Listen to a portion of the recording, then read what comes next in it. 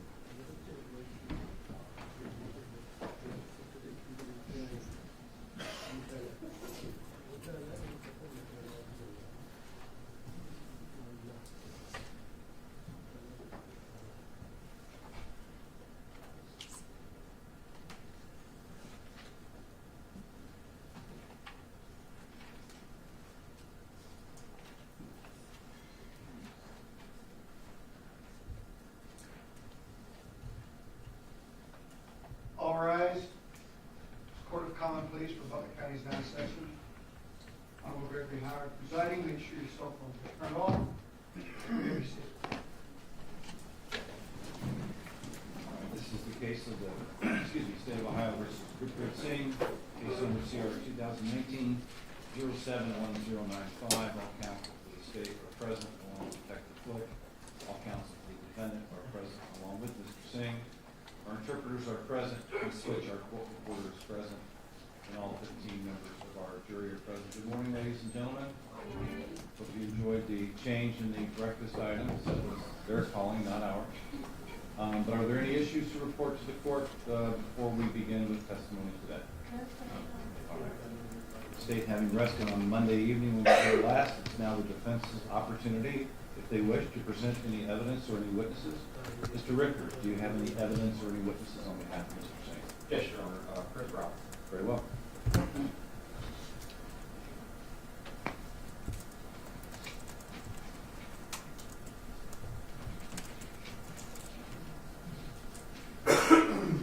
Raise your right hand, please. You solemnly swear to tell the truth, the whole truth, and nothing but the truth, so help you God? I do. Have a seat. Make sure you keep your voice up. Sir, do you have any objection to being photographed or videotaped during your testimony? No, sir, Your Honor. Very well. Thank you very much. Mr. Rickard, you may inquire. Thanks, Judge. Chris, it's the acoustics in here a little difficult, so if you could speak slowly for Ms. Finch, but also keep your voice volume high if you could. Yes, sir. Even higher. Okay. Can you tell us your full name and where you work? My name is Christopher Nelson Robinson. I work for my own company, Chris Robinson Forensics, as a forensic consultant. And can you tell us some background, training, education that you have? Yes, sir. I received my Bachelor of Science degree in Chemistry from Berry College in Rome, Georgia, in May of 1995. I began my career in the forensic field at the Georgia Bureau of Investigation in July of 1998, and I held that position for 10 years. I then became the director of the crime lab for the City of Atlanta Police Department and worked there for 2.5 years. I now own my own company, Chris Robinson Forensics, for the past 12 years. During my 24-year career, I've logged approximately 15,000 hours in a comparison microscope and performed over 100,000 forensic examinations. I've been to 8 armors courses, I've been to 8 manufacturing plants, and I've currently worked over 12,000 actual cases. And thank you for highlighting some of that. Can you highlight some of your certification, specifically in bloodstain pattern analysis? Yes, sir. I'm certified in the areas of firearms and ballistics, blood spatter analysis, gunshot residue analysis, and crime scene reconstruction. Approximately how many times have you testified as an expert in blood spatter and gunshot residue analysis related to crime scene investigation? I would say around 400 to 450 times. And how many total times have you testified in your career? 765 today. How many times for police departments or prosecutors' offices for the government? 520. And approximately how many different states have you testified? I believe it's 26 states today, sir. Are you compensated for your time helping me consult, understand the science of this case and for your testimony? Yes, sir. How many times, and you might have answered this question, but how many times have you been qualified as an expert in the field of crime scene investigation, specifically in blood spatter and gunshot residue? I think it's about 400 to 450 times overall in relation to firearms, ballistics, or stabbings, and that nature. Yes, sir. And in state and federal courts? Yes, sir. Your Honor, at this time I'd like to qualify Chris Robinson as an expert in the field of crime scene investigation, specifically blood spatter analysis and gunshot residue. Any objection?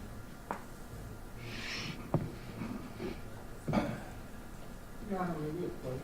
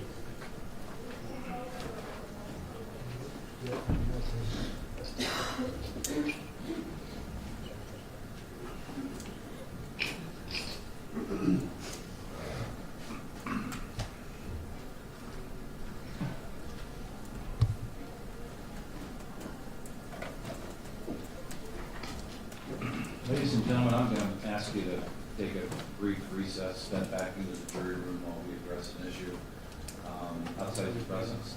Hopefully it won't take too long. Get you back in here just as soon as we can.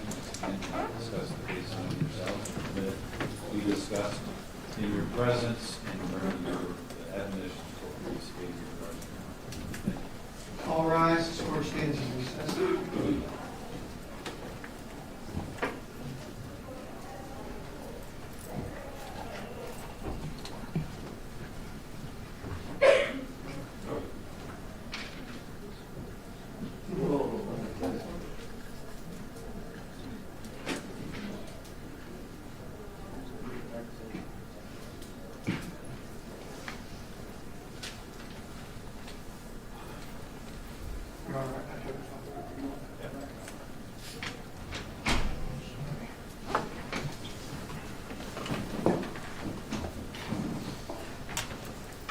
All right, we're back on the record outside the presence of the jury based upon the discussion that was held at the sidebar report.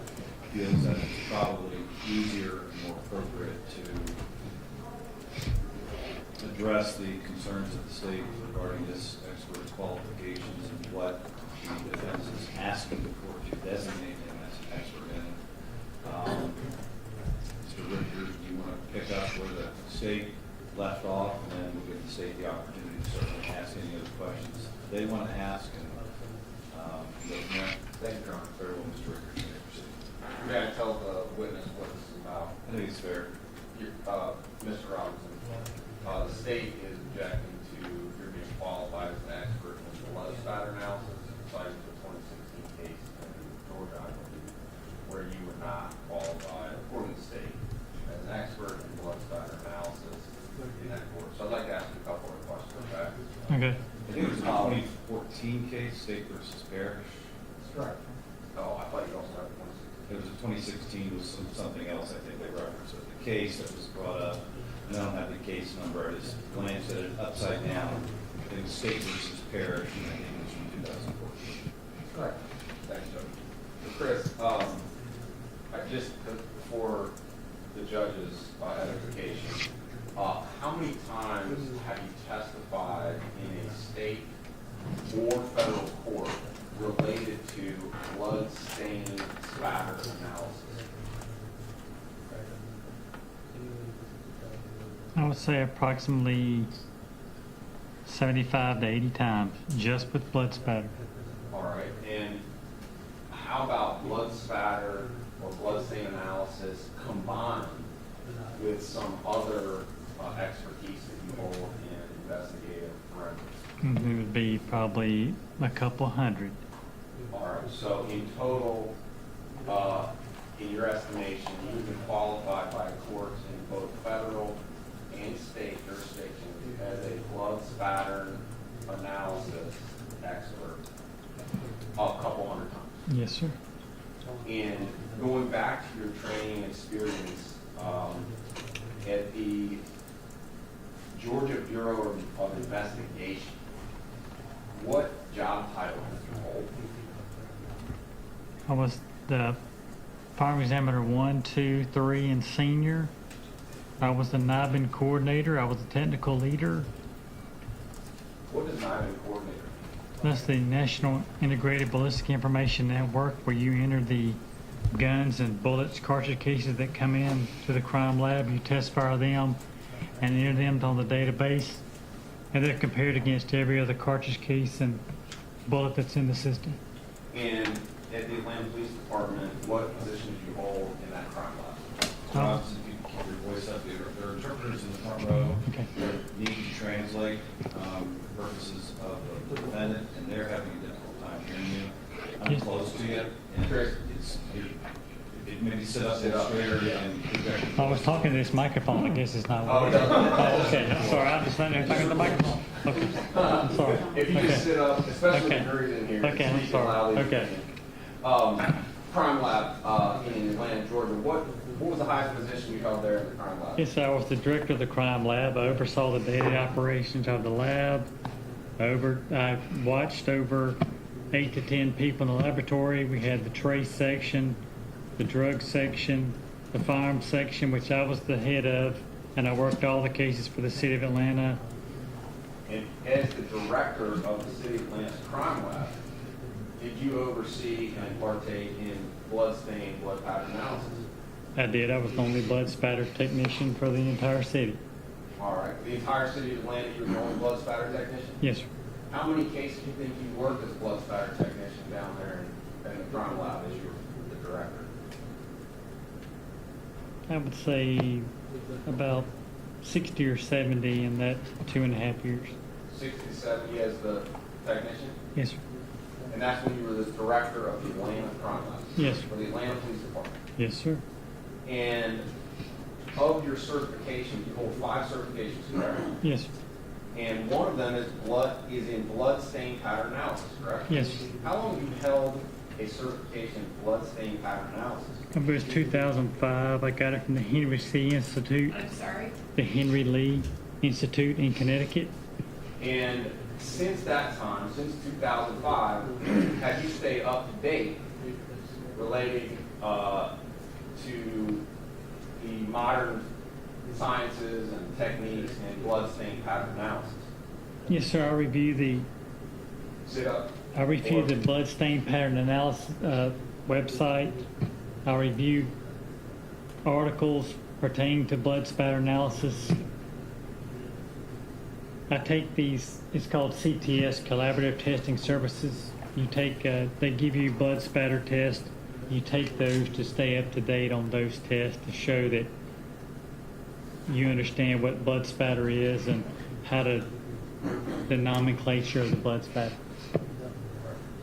Fair to say you've had significant training and experience in blood stain pattern analysis over the past 2 decades, Yes, sir. and stayed up to date as recently as the past several months. Yes, sir.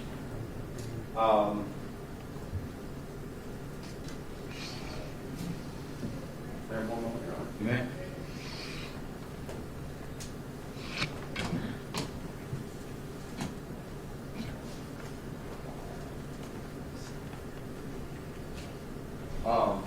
Chris, when the jury's in here and when the prosecutor's talking to you, I think it might help your volume if you sit straight up Okay. and speak as loudly as you can. All right. And look up. It might help the volume carry back to the interpreters.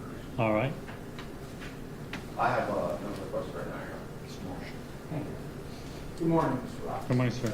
And just so that you're clear, and I know I said this at the sidebar, I don't think anyone questions your training and experience in the field of firearm and tool mark examination. My questions will be limited really just towards blood spatter analysis, okay? Yes, sir. I'm looking at your resume, and you list your technical and specialized training on that resume, is that correct? Yes, sir. You list a training course in forensic firearm and tool mark examination with the Georgia Bureau of Investigation in July of '99. Yes, sir. The NIBIN system training course at the ATF in 1999. Yes, sir. The resident training course in gunshot residue analysis at the Georgia Bureau of Investigation, April 2002. Yes, sir. The Smith and Wesson Police Armorers course up at, I suppose that's their factory in 1999. Yes, sir. The Glock Armorers course, likewise, that was in Georgia. Is that at their factory as well? Yes, sir. Okay. The Heckler and Coach Police Armorers course, another firearms course. Yes, sir. The SIG Arms, is that for Sig Sauer, Yes, sir. which is another firearm manufacturer. Yes, sir. The Beretta Police Armorers course, yet another firearm manufacturer. Yes, sir. That was in 2000, as well as the Heckler and Coach was in 2000, is that correct? Yes, sir. And then a basic crime scene training evidence recognition, documentation, and collection you list as being at the Henry Lee Institute in 2004. Is that correct? Yes, sir. Did you attend that in person, or was that where you received the materials from? It was in person. Likewise, you list in January and February of 05, March of 05, May of 05, and June of 05, additional courses at that Henry Lee Institute. Yes, sir. Were all of those in person as well? Yes, sir. So you basically spent from January until May up in West Haven, Connecticut? Yes, sir. Out of all of those courses at the Henry Lee Institute back in 2005, only one of them was about blood pattern analysis. Is that correct? No, sir. I'm looking at your resume. Yes, sir. That's the only course that you list that indicates blood pattern analysis information. No, sir, I do not. I say basic crime scene, and crime scenes involve blood, Okay. and crime scenes involve ballistics. Crime scenes involve trace fibers. So we covered all that in basic, and intermediate is more in depth. Advanced is more in depth, followed by the blood spatter course to give us tests and make us identify different blood spatters, going to crime scenes and solve them at the institute. Those tests that you indicated, where did you take those tests? At the Henry Lee Institute. Who graded those tests? That was the proprietor, and I think his name was Paul Metzger. And the Henry Lee Institute, do they have any oversight powers or responsibilities over any state crime lab that you're aware of? No, sir. It's just an independent training course? Yes, sir. Do you know how many people passed that test? I With think everybody? there were 25 in the class, and I think that 20 passed the test. But beyond that training in 2005, you don't list on your resume any additional crime scene training or blood pattern training after 2005 on your resume. That's correct. Likewise, do you recall testifying in the case of the state of Georgia versus Emory William Parish in Fulton County, Georgia? Yes, sir, I believe so. Do you recall in that particular case the court did not find you to be a blood spatter expert? To my knowledge, sir, I've been certified every time I've testified, so I was not aware of that, sir. Likewise, do you recall the state of Georgia versus Wiggins in, and I'll probably mispronounce this, Muskogee County in 2016? No, sir, but tell me what the case was about. I can't remember the case. I'm sorry, sir. I've worked so many cases. I'm sorry. My understanding is this was a case involving a shooting, involving a balcony, where an individual, I believe you offered some testimony about the angle at which the wound was inflicted. Yes, sir. And in that case, the court did not find you to be an expert in wounds or gunshot wounds. Do you recall that? No, sir. So it's your testimony here today that the court did not specifically find that you were not an expert on wound analysis in the case of Georgia versus Wiggins back in August of 2016. No, sir, I'm not aware. You're not aware, or you're saying it didn't happen? I don't, to my knowledge, I testified on every case that I've ever testified in. Understanding that you testified, I'm asking you if the court specifically found you to be an expert in gunshot wound analysis in that Wiggins case. To my knowledge, I've testified in every area that I'm certified in, at every court that I've been in where I've been asked those questions, sir. That blood spatter course that you took was $695, is that correct? Yes, sir. Now I had, did you get the subpoena that I sent you? I may have, sir. Yeah. Just note, I'm assuming not properly served, but. Well, I'm just going to get into that. May I approach the witness, Your Honor? You may. For the record, it's an unmarked copy of a prosecutor subpoena, Ducis Tecum, that was sent to Mr. Chris Robinson. Have you ever seen that before? Your Honor, I don't know what this has to do with qualifications. question? Is this what I asked him specifically to provide a list of all cases in which he testified as an expert on behalf of a prosecution as it relates to his field. I was never provided with that. I'm asking him why. Wasn't a properly served subpoena, I don't know if it was or not. and we're not in a civil case where the state gets to ask interrogatory or deposition. I mean, the question is, do you recall getting the subpoena as a subpoena to the state? So depending on what his answer is, I don't know if it was properly served or not. I have no idea. I can represent the court, I think the government will agree it's not, correct? Well, my understanding is he lives in the state of Georgia. It was sent to him via certified mail, and we, soon after sending it, received a phone call from Mr. Shewitt asking us to clarify what materials we were requesting. So the answer is it was not properly served. They sent it by mail to you. Not sure the significance of service. Well, I mean, in order to argue someone who complies with the subpoena has to be properly served, with the same objection that the state made when we tried to subpoena Clifton Rodriguez before this case started.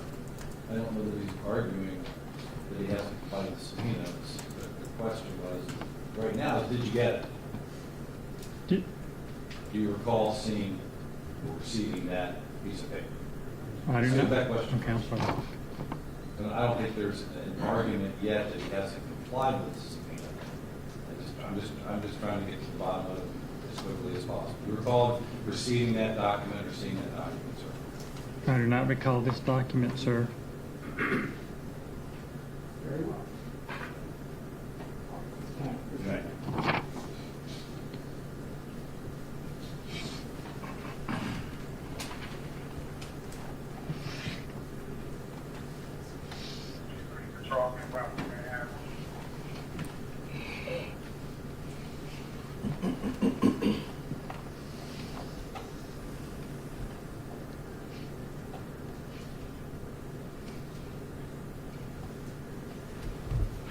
The certifications that you referred to, sir, as it relates to blood spatter analysis, those are the only ones from the Henry Lee Institute, is that correct? That's correct, sir. You're not certified by any other entity as it relates to blood spatter analysis? I am not.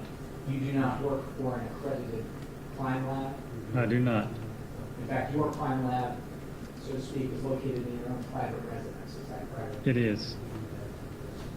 And that training, just so we're clear, that you referenced was back in 2005. And since that time, you have no formal further training in blood spatter analysis. I agree, sir. You rely on self-study. Yes, sir. I have nothing further. A couple follow-ups, Your Honor. You're the director down there in Atlanta Police Department. That was a certified crime lab, right? Yes, sir. And as your time in that certified crime lab, how many times do you think you testified for guys like this, prosecutors, as blood spatter, blood stain analysis expert? Probably say 35 times. And since that time, have you been called in your private practice by prosecutors around the country when they have difficult crimes to solve? Yes, sir. That would be an additional probably Speak up. 35 to 40 times. In private practice by the government. Yes, sir. And when we say that you have you do crime scene forensics, I think you mentioned to the prosecutor when he was cross-examining you about basic, moderate, and advanced training. Yes, sir. So the title on your resume is basic crime scene forensics, Yes, sir. moderate crime scene forensics, Yes, sir. advanced crime scene forensics. Yes, sir. When we see the term crime scene forensics littered throughout your resume, that includes blood pattern and stain analysis, correct? Yes, sir. And that's because most crime scenes, certainly violent ones or homicides, involve blood pattern and blood stains, correct? Yes, sir. And just to reiterate, you've in state and federal courts testified in some respects, sometimes it's combined with other analysis, whether it be GSR ballistics, but in some respects, blood stain and blood pattern analysis several hundred times. Yes, sir. I have no other questions, John. Nothing further. Rule 702 is the rule that encompasses testimony by experts, which states that a witness may testify as an expert if all the following apply: gave the witness's testimony either relates to matters beyond the knowledge or experience possessed by laypersons or dispels a misconception common among laypersons. B, the witness is qualified as an expert by specialized knowledge, skill, experience, training, or education regarding the subject matter of the testimony, and that the witness's testimony is based on reliable scientific, technical, or other specialized information. And there are some other things under subsection C regarding that reliability of testimony. 702B, as I said, provides that the witness may qualify as an expert by reason of his or her knowledge, skill, experience, training, or education. Special education or certification is not necessary for expert status upon witness. Relative weaknesses in the expert's body of expertise may be exposed on cross-examination in an effort to affect the weight the trier of fact will accord to the expert's testimony. And the determination of whether an individual qualifies as an expert goes back to 104. A, which is preliminary questions concerning the qualification of a person to be a witness shall be determined by the court. Also cite the court to the case of Schaefer versus Ward, 1985, 17 Ohio State 3rd, 79, where a trial court and an appeals court disallowed testimony from an expert on the issue of point of impact in a head-on motor vehicle collision. The Supreme Court reversed the decision of the trial court and appellate court,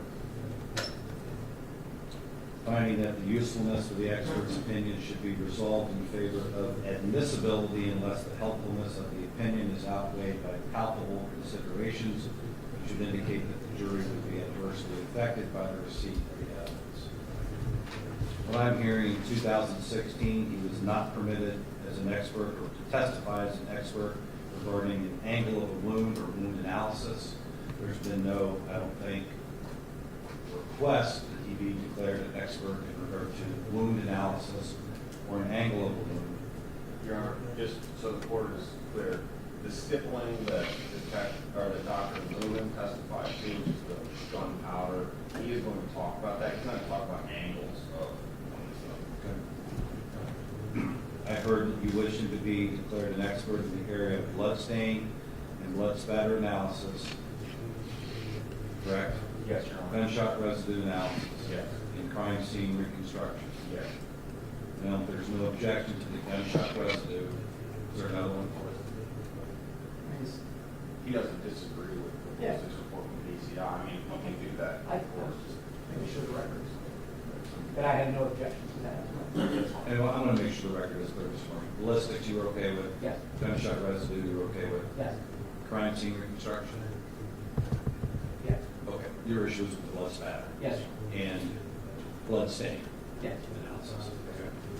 I mean, I don't think I'm giving anything away here. I think that based on his report, what his testimony is going to be is that the blood stain and pattern in this case, it would you expect, based on what Dr. Lindley testified to, with 2 of the 4 victims being shot at very close range, the shooter had the DNA all over them because of accident. He's not going to talk about directionality of shots or anything like that.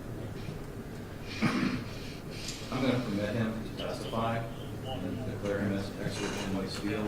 Once again, the questions that had been asked during this lecture process, the state will be permitted to ask once again in front of this jury for purposes of cross-examination, because I think as I pointed out, that relative weaknesses in the expert's body of expertise may be exposed on cross-examination. So we do have wide open cross in Ohio. Qualify him as an expert in those areas of blood spatter, blood stain analysis, gunshot residue, ballistics, construction. The defense questioned him on direct and certainly give the defense or the state latitude during their cross-examination to contest his knowledge and expertise. Thank you. Very well. That's your time. Chris, sit up. You do. You got to be loud. You I do. There you go. 3 months convictions on your shoulder. Correct. Okay.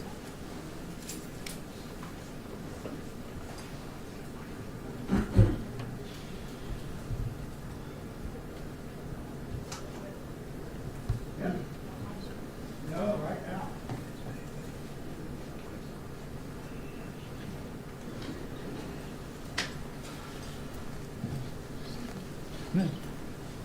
No, I'm just looking down, just thinking about the answers. That's fine.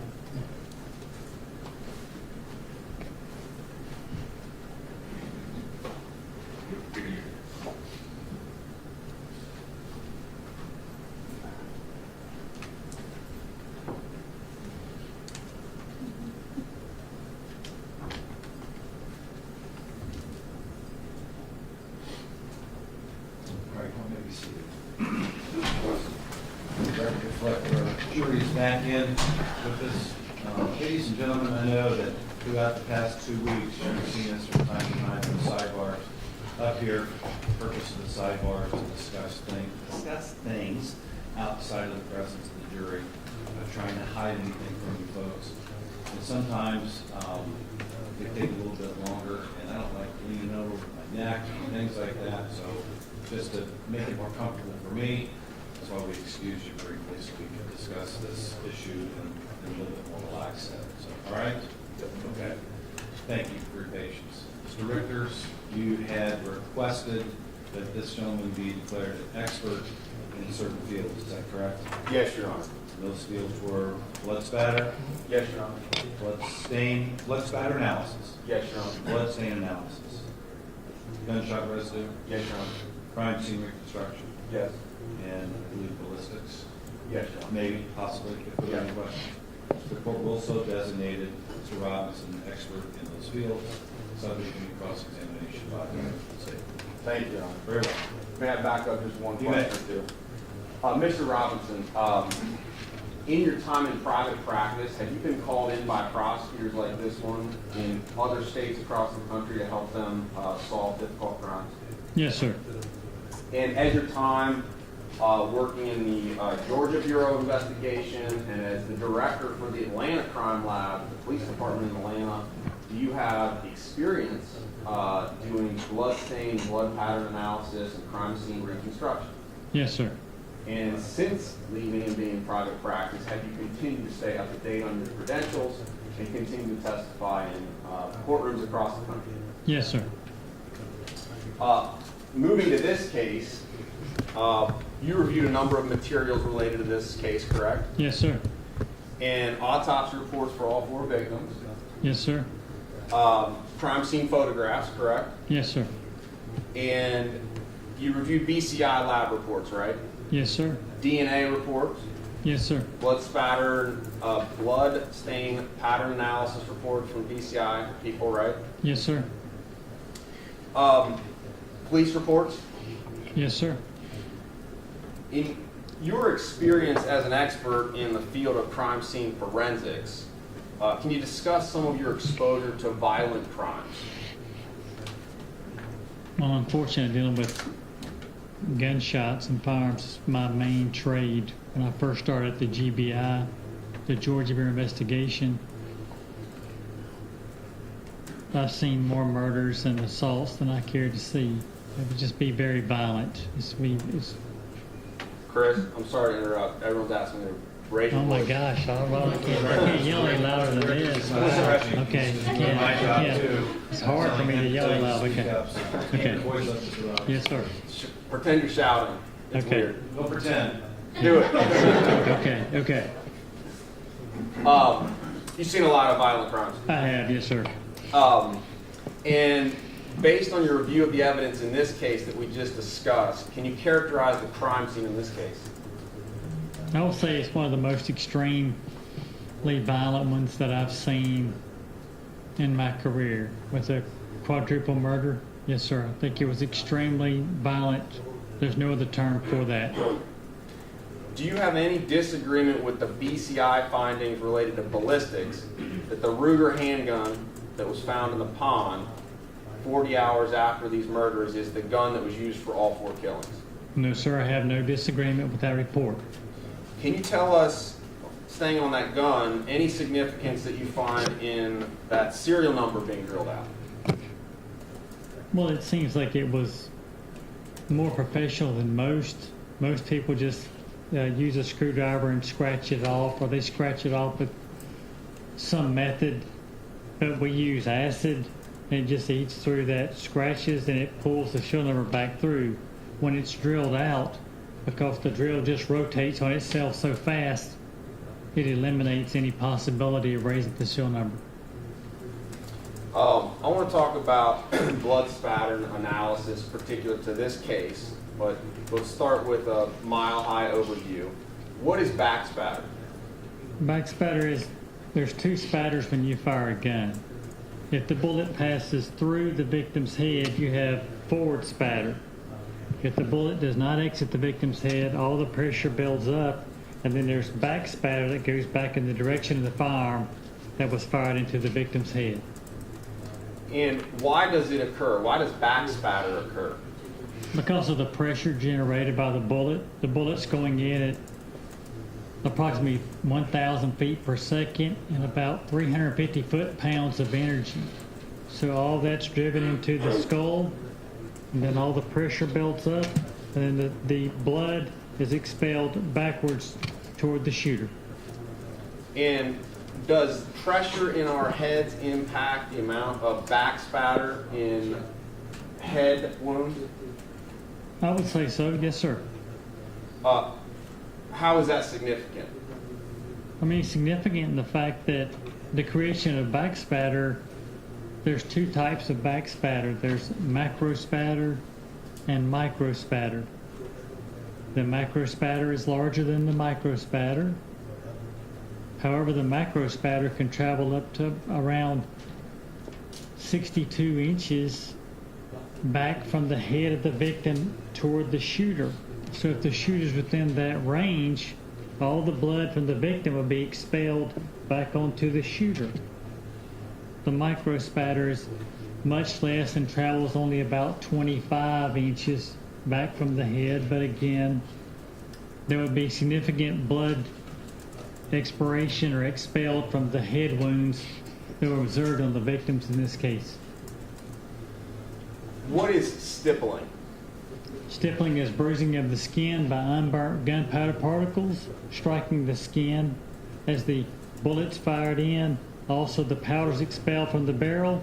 The powder strikes the skin and then bounces off the skin, leaves bruising on the skin. What can stippling tell us about the distance of a gunshot? The closer the stippling, the tighter the stippling pattern, the closer the shot was to the victims at the time of the shooting. We heard testimony from government's coroner, Dr. Lumen, that at least two of the victims, Hakikat and Parmjit, had stippling patterns on their body. Did you review that in the autopsy? Yes, sir. Can you talk to us about the significance of the stippling patterns that the state's coroner found on Parmjit and on Hakikat? Okay, on Parmjit, I believe the shot was to the back of the hand, and the pattern was 2.5 inches by 3 inches. That tells me the shot was around 3 inches away, so that means the muzzle of the gun was 3 inches away from her hand. Your hand is unique in that it bleeds real easily. Anybody that's cut their hand, and Lord knows I've done it too many times, so my hand bleeds real easy. So when I'm shot through the hand, you're going to swing your hand around because it's hurting really bad. So you're going to have cast off from that hand. Cast off is when you have a blood source and then you swing it around like that, you're creating cast off from that particular wound. So that's quite significant. The wound to Hakikat was, I believe, 4 inches by 5 inches. So again, the gunshot wound was between 4 and 5 inches away. The muzzle was 4 to 5 inches away into the head of Hakikat. Again, all the pressure builds up, as evident on the crime scene photos. There was blood and tissue expelled along the bed, out toward the dresser, and again, that would be on the shooter in this case. How does hair impact stippling patterns? hair can impact stipple patterns as well as vaporous lead because it creates a boundary between your skin and the powder or the projectiles going into your head. So it causes a barrier so the powder gets caught up. The thicker the hair, the more it can create a boundary, not allowing the powder to impact the skin as it would if it was just straight skin on somebody's face. What, if any, significance do you draw from the fact that Hakikat's DNA was found on the murder weapon, which had been submerged in the pond for 40 hours? I think that to me indicates that there was a significant amount of DNA that was on the gun that allowed the crime lab to still find the DNA on the weapon after it had been submerged for some time. That again indicates that there was a significant amount of spatter that was created by the wound itself, and I would have expected to have that spatter on the arm of the shooter, possibly even back to the chest of the shooter at this range. And I'm going to show you what, with the court's permission, what's been previously marked as State's Exhibit 89 and displayed for the jury. It's a graphic photograph of Hakikat. Your Honor, with permission, may I display that? Yeah. Move the lights on, Mr. Rick. Yes, please. Thank you.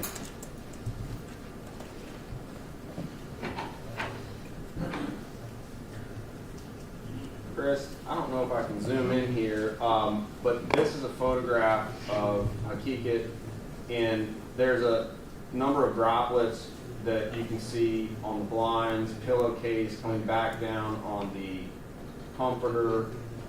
How is that significant to you?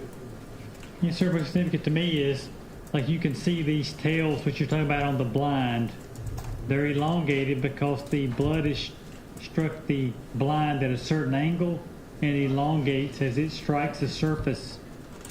There's a blood drop below the wallet there that's on the dresser. There should be a stylus up there. Okay, I'm sorry, sir. Okay. You can use that to draw and mark it. I believe there's also, I can't tell, there's something here and something here. But the main thing, sir, is that you see the blood emanating as it spreads out. You see the blood drops above his head. You see the blood drops coming out here on the pillowcase. So what I'm saying to you is there's a significant amount of blood spatter that's observed from a headshot that's from between 4 and 5 inches away with the bullet that's just traveling 1,000 feet per second. Thank you. On Parmjit, who was near the front door, another, she's not in this photograph, but I'm warning everyone it's a graphic picture. This is State's Exhibit 57, Your Honor. It's already been, I'm sorry, State's Exhibit 173, which has already been admitted. Permission to display, Your Honor. You may. Chris, this is State's Exhibit 173. It depicts can you tell us what that depicts? Well, this depicts just a blood spatter. Now, some of these appear to be washed out, which means there could be saliva involved here because you get saliva mixed with blood. You can see the yellow behind the red, so that matters to me. Over here, finally, you do see some tails now coming out with the satellite spatter. So this could be from expirated blood. It could be from the wound itself if she's shot while she's on the floor, which was most likely. It could be from the cast off from the hand if she's trying to block herself and then swings her hand around. So yes, sir, this could be from any number of blood spatter types. And I'm going to show you also, with court's permission, what's marked as State's Exhibit 57. Thank you. I don't know if I can zoom in on this. I'll try, Chris, but this is State's Exhibit 57. What we were just looking at in the prior exhibit, a shoe rack. Can you see that in this picture? Yes, sir. It's down here. All right. And this is where Parmjit was found. Can you point out blood spatter patterns that you can see in this photograph. This is a transfer stain where someone's hand that has blood on it has smeared across the frame that's broken off the door. How about the wall? Yes, sir. I don't know if I can zoom in on this. You can see how the spatter goes up the wall with blood and possibly tissue that's found on the wall. Yes, sir. And I believe you mentioned this. How far back can blood travel towards a shooter in back spatter? At the greatest distance would be approximately 62 inches away. At the 25 inches, you have both micro and macro. But up to 62, you're just having macro, the larger spatter particles. Thank you, Mr. Blanchard. And are you aware of body matter in this crime scene being found on the ceiling? Yes, sir. I believe it was the wife of Gurpreet Shalinderjit's. The tissue was found on the scene. Did you review the BCI report related to the DNA blood analysis on Gurpreet's clothing? Yes, sir. And what was significant to you about that? They found it on his jeans, and they found some on his shirt, and the blood was his wife Shalinderjit's blood. He was holding her to himself, so to me it looks like his transfer stains that were on his shirt, jeans, and he had some spatter that was on his boots. But if you're holding someone who's been shot and the blood continues to drip out of their wounds and the blood drips into a pool that's already there, then you could have extra spatter that's being created because blood's dropping in itself, creating its own spatter. What is, we've heard a little bit about touch DNA or wear DNA. What is that? Touch DNA is when you touch anything, you leave part of your skin cells on this surface. Now, my DNA's on this skin surface. I just used the stylus. My DNA's on the stylus. Wear DNA can be found on your clothes. For example, you hug your children in the morning, and your children's DNA's on you because you hugged your children. Now, it may be a small amount of DNA, but see, you could find DNA from, I give the judge a hug. The judge hugs me, and that'll have the judge's DNA on me. He didn't mean to. You just can't help it. It's just the way it happens. What, if any, conclusion or significance is there that in that BCI DNA report, Parmjit, Amarjit, and Hakikat's DNA was not found on Gurpreet or his clothing? Well, again, sir, I just told you with respect to Parmjit and Hakikat, mainly those shots were from very close range. So I think it would be impossible for a shooter to make those shots without having some blood spatter back on them as well. Again, with Amarjit, she shot multiple times. So again, you're going to have spatter. The first time you shoot, it creates a hole and it starts to bleed. The second shot, now you're starting to shoot into a pool of blood that creates more spatter back. So again, in my opinion, I think it'd be impossible for a shooter to come in here and shoot 4 people and only have one person's DNA, and that can be accounted for by him holding his wife because he found her.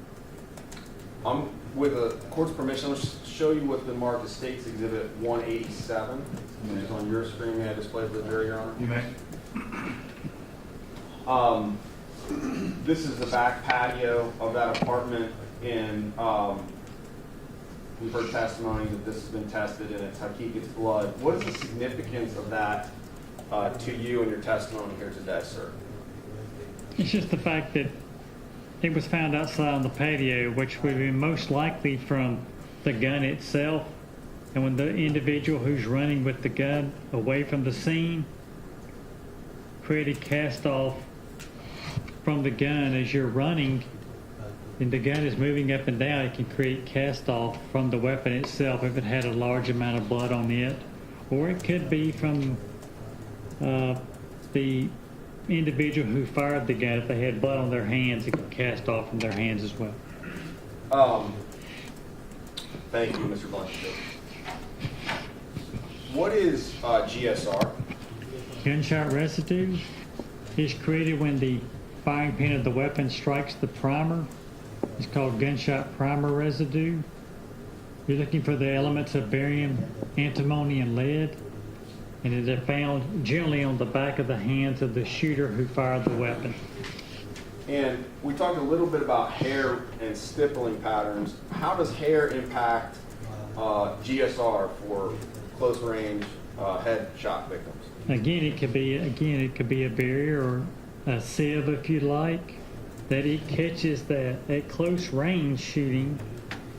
When I fire a gun, as the slide opens up to eject the cartridge case, the GSR is emitted from the top of the gun. It comes out like this, makes a cloud, and it starts to settle on the objects around or close to the weapon. If it was in somebody's hair that's really thick, then it's going to hold on to that GSR, and it would kind of just create a barrier, if you will, to hold on to that GSR. And what is secondary transfer? Secondary transfer, again, would be is if someone was shot, or if I fired a gun and the GSR is on my hand now, I shake your hand, you get the GSR off my hand onto your hands, that's transfer. Likewise, if somebody has GSR on their body from being shot, and you were to come up and hold that person because you love that person and you care for that person and you force it to yourself, you could grit on your hands from holding the person that has GSR on them.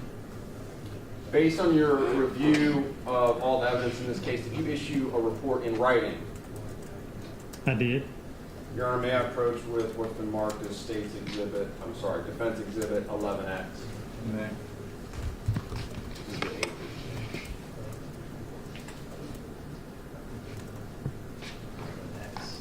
X or S? X and then X.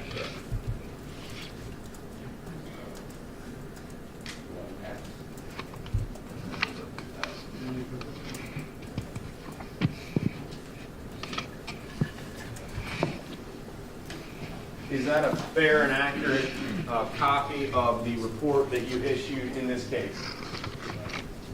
Yes, sir. And what was your ultimate conclusion in this case? That, in my opinion, I would see that there's no evidence to conclude that Gurpreet Singh was the shooter of these victims, especially again with respect to the multiple shots that were fired into each of the victims. Hakikat, close range, Parmjit, close range, and then again just the multiple shots in the individuals. I don't see any way possible that Gurpreet Singh could have committed these murders without having any blood spatter on his body except for that of his wife, which could be attributed to him holding his wife after she's been shot. Did you write 2 final copies of your report? I did, sir. And I gave you the earlier copy, but there was a later one as well. Can you tell us why? Yes, sir. The initial copy was, Which is what you're looking at. yes, sir, that I had changed my findings to indicate that it appeared that the blood was only on one of the GSR was only on one of the hands, but it came to find out that I was correct in my initial statement. My initial report said there was GSR found on both hands, but I ended up changing because as I reviewed the materials of the worksheets that go along with the GSR report, it appeared to me like there was only GSR on one hand. So I was incorrect with that. It was a little bit confusing, sir. Are you aware that since this time, BCI has changed the way in which they print out that data analysis because there's internal confusion with BCI and how they do that blood pattern, or how they do that GSR analysis printout? Yes, sir, I am aware.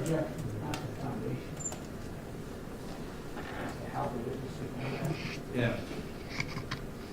Yes, he was aware. How was he aware? I mean, I told him because we had conversations about this, so. Why don't you ask me if that's correct? All right, is that correct, Mr. Robinson? That's correct, yes, sir. In your experience doing a crime scene analysis, what would your expectation be for whether or not fingerprints, latent prints, would at least be attempted to be lifted off of the magazine or clip or firearm used in these killings? I would say in every state I've been in, the fingerprints are done on the firearms that are used in incidents, yes, sir.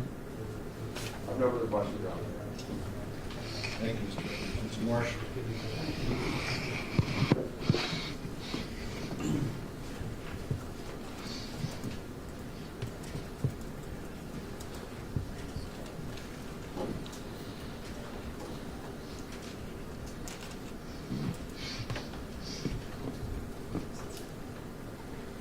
Yeah, just one moment for text support.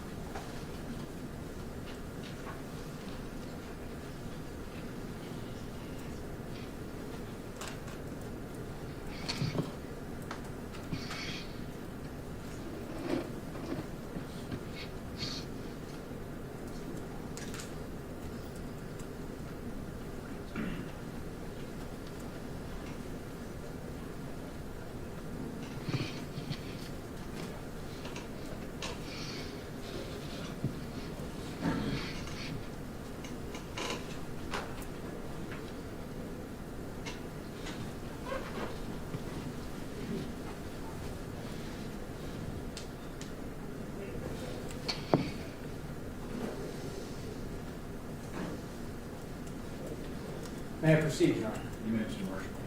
Good morning, Mr. Robinson. Good morning, sir.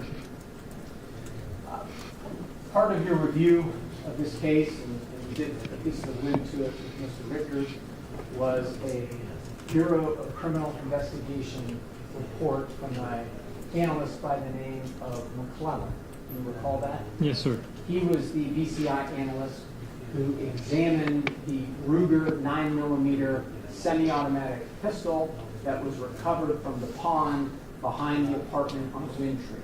Is that correct? Yes, sir. You had the opportunity to review his report and his findings. Yes, sir.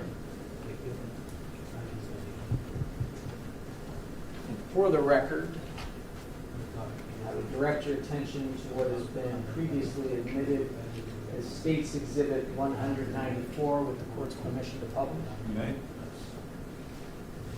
You see that picture in front of you, sir? Yes, sir. Do you recognize that to be the Ruger 9mm firearm that Mr. McClellan analyzed in this case? Yes, sir. He determined, after comparing this firearm to the 16 spent shell casings that were recovered inside the apartment, that this was the firearm that, I guess, fired those shell casings, for lack of a better term. Correct.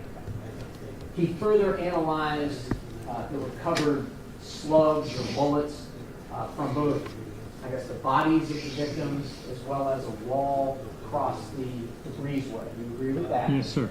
You agree with his conclusions that those slugs or bullets came from this gun? Absolutely.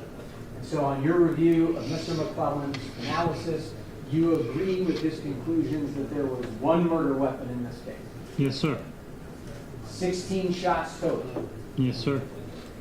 And you'd also agree with me, and I think you testified to your experience in Georgia as a firearms and tool mark examiner for the Georgia Bureau of Investigation, that this semi-automatic pistol has an ejection port on the right side.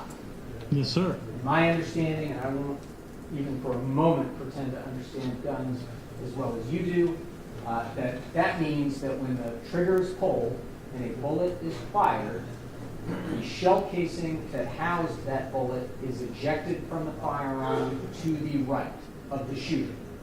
To the right and rear of the shooter. Yes, sir.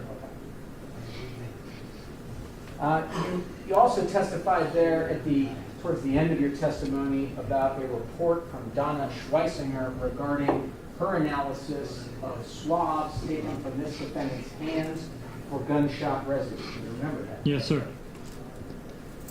In your experience, the testing for gunshot residue has drastically improved over the last, I'd say, decade. Is that fair to say? I would say it's improved in the last 15 years. Okay. Because before, and you've recognized this, I think, in some of your addresses, there used to be a concern about false positives.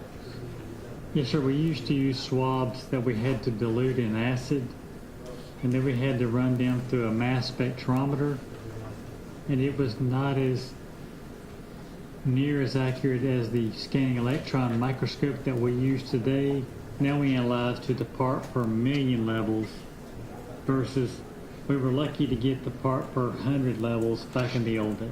In fact, you, I think, now own one of those microscopes, do you not? I don't have a scanning electron microscope. That's $750,000. I wish I owned one. I don't have that, sir. Very I'm well. sorry.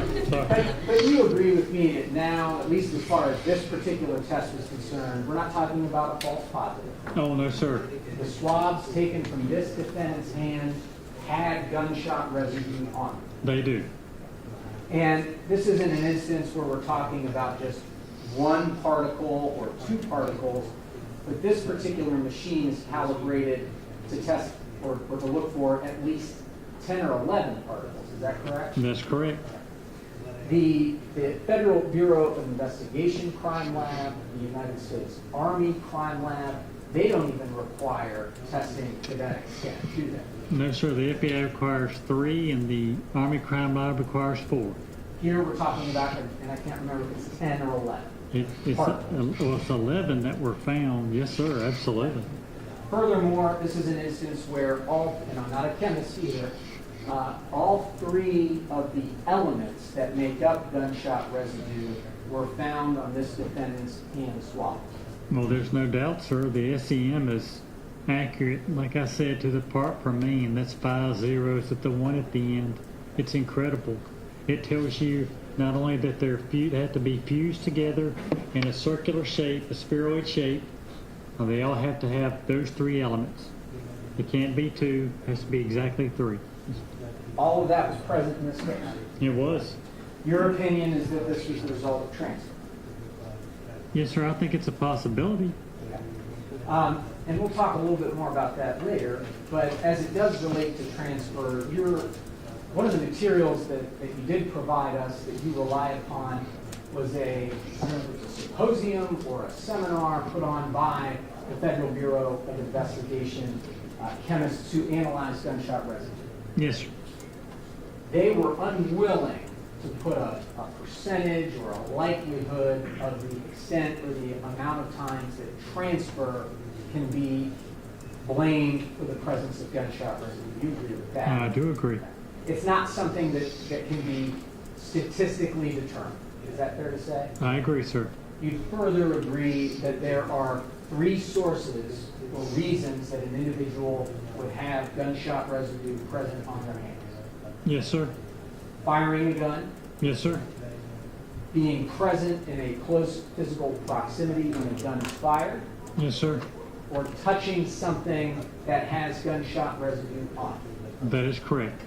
Now there is, I suppose, a little bit of disagreement in the field as to how long or for how long gunshot residue will remain detectable on an individual's hands. Is that fair to say? I agree. Some places, some people say 5 to 6 hours. Others say up to 12 hours is a fair amount of time. Is that correct? The GBS, we said 3 hours is what our threshold was to get the best results. But yes, sir, I have seen that. Absolutely. 12 hours was the Mayo, so yes, sir, absolutely. Very well. You would also agree with me, though, that if an individual washes their hands, that would negatively impact the ability to detect gunshot residue on this area. Yes, sir. Another thing that I take it you're familiar with is ammunition for guns such as this Ruger 9mm. Yes, sir. Again, I've learned a lot in this job. Specifically in this trial, we've all learned about the difference between hollow point ammunition and full metal jackets. Are you familiar with that distinction? Yes, sir. What is that distinction? What is that difference? A full metal jacket, a bullet consists of a lead core with a copper jacket that surrounds the lead core. On a full metal jacket, the jacket goes all the way around the core. On the hollow point, it has a jacket that comes to the top on both sides, but in the nose of the bullet, it's got a hole in the side of it, so it's called a hollow point. So when it hits the target, it's designed to expand upon impact. Generally, it's between 1.5 to 2 times it expands itself. So if the bullet's a 9mm, which would be .355, it could go up to 1.5 inches wide when it expands. And you would agree with me that you're of the opinion that hollow point ammunition demonstrates a desire or an intent to kill, right? I agree. The firearm that we're looking at in case 194, you see this area in the center of the picture? Yes, sir. It's my understanding that is where the serial number would have been on this particular model of gun. Yes, sir. It was actually imprinted upon a plate that was then pressed into the molding of the firearm. Is that fair to say? Correct. Okay. Now, I want to make sure we all understand. You're not telling us that that plate was fixed into the gun with actual screws, are you? Oh, no, it can be. Yes, sir. On the Okay. sides there, that. Well, yes. would you be surprised if Mr. McClellan from the Bureau of Criminal Identification here in Ohio said that there are no screws in this particular gun for a plate, but it's instead pushed or pressed Into the the fire. molded. Okay. Yes, sir. I understand. And so you would agree with me then, looking at this photograph, that we're seeing pry marks where that serial number was pried out of the mold. I agree. No drill or power tool necessary to do that. I'm not sure, sir. I see circular marks going all the way across there. 1, 2, 3, 4, possibly 5. So it looks like there are drill marks that go down into the frame of the gun. To But me, we also sir. see pry marks around the outside of where that serial number plate would be. I agree. You also are then aware that this gun was recovered from a pond. It was in water Yes, sir. for about 40 hours, Yes, sir. give or take. You agree then that when a gun has moisture like that on it, the best protocol or procedure is to keep that gun in water until it can be analyzed. Absolutely. That helps reduce oxidation or rusting. That's right.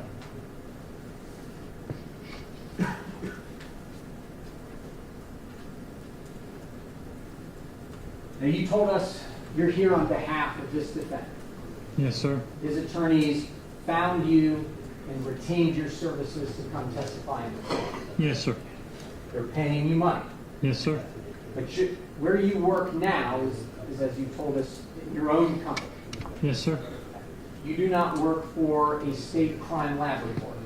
I do not. You do not currently work for a federal crime laboratory. I do not.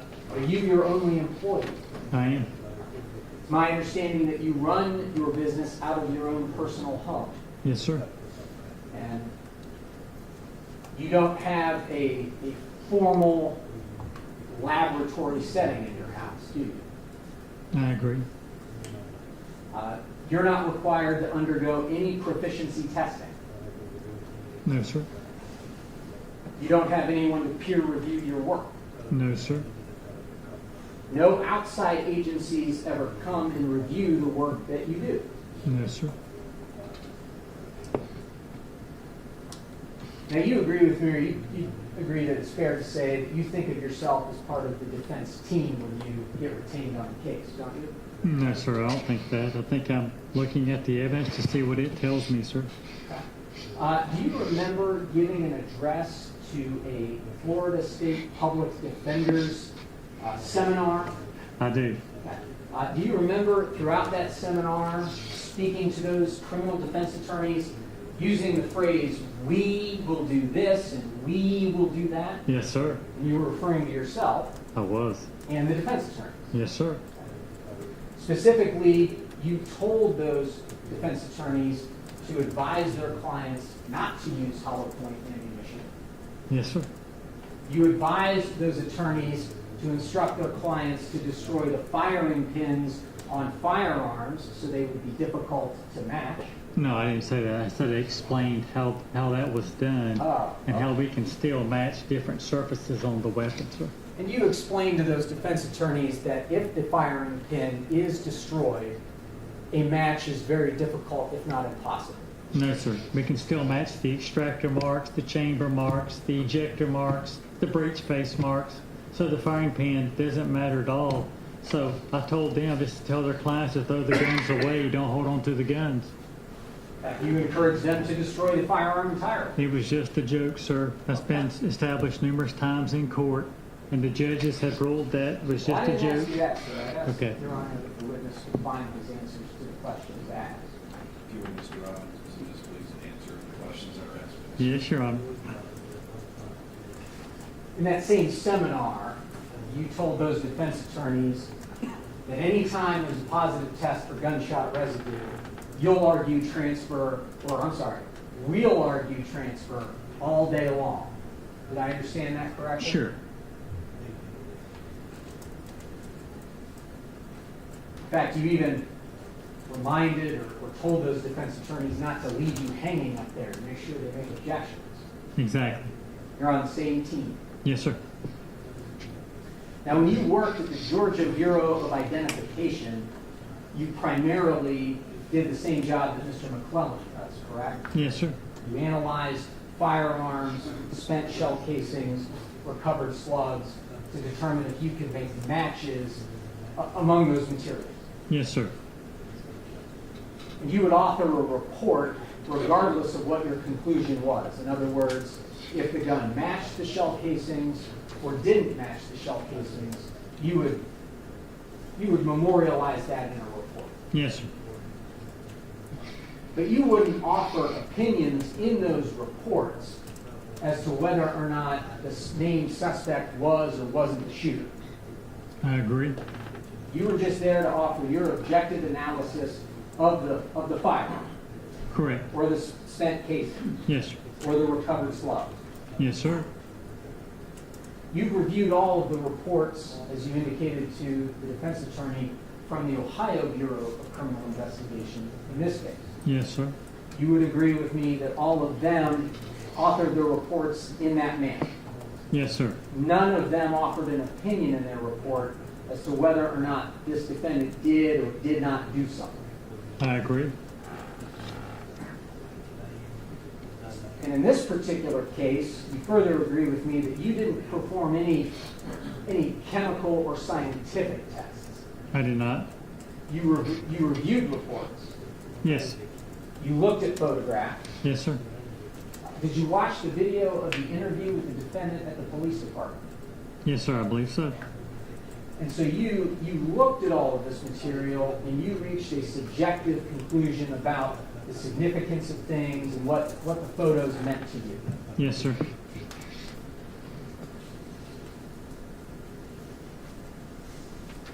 As you told your attorney, you authored actually 2 reports in this particular case. Yes, sir. You authored one report on August 15th, 2022, Yes, sir. a second report on September 30th, 2022. Yes, sir. And then you've also told us that change in reports was the result of your conversations with the defense attorney. Well, no, sir. Just me looking at the materials on the GSR. You had to go all the way to the last page to see where they actually tested the other hand. So, yes, sir, it was my confusion. The last page. Yes, sir. Or second to last page, just toward the end of that, their notes on that, sir. May I approach the witness? For the record, I'm going to hand the witness know it's been previously submitted into evidence as Ms. Schreier's DCI reports relating to gunshot residue. Weston, I'm sorry. May I approach? For the record, I'm handing the witness that report. Sir, if you could please look at that document and tell me if you recognize what it is. Yes, sir. This is the GSR analysis of the stubs from the GSR. You reviewed this report in preparation of testifying here today. Yes, sir.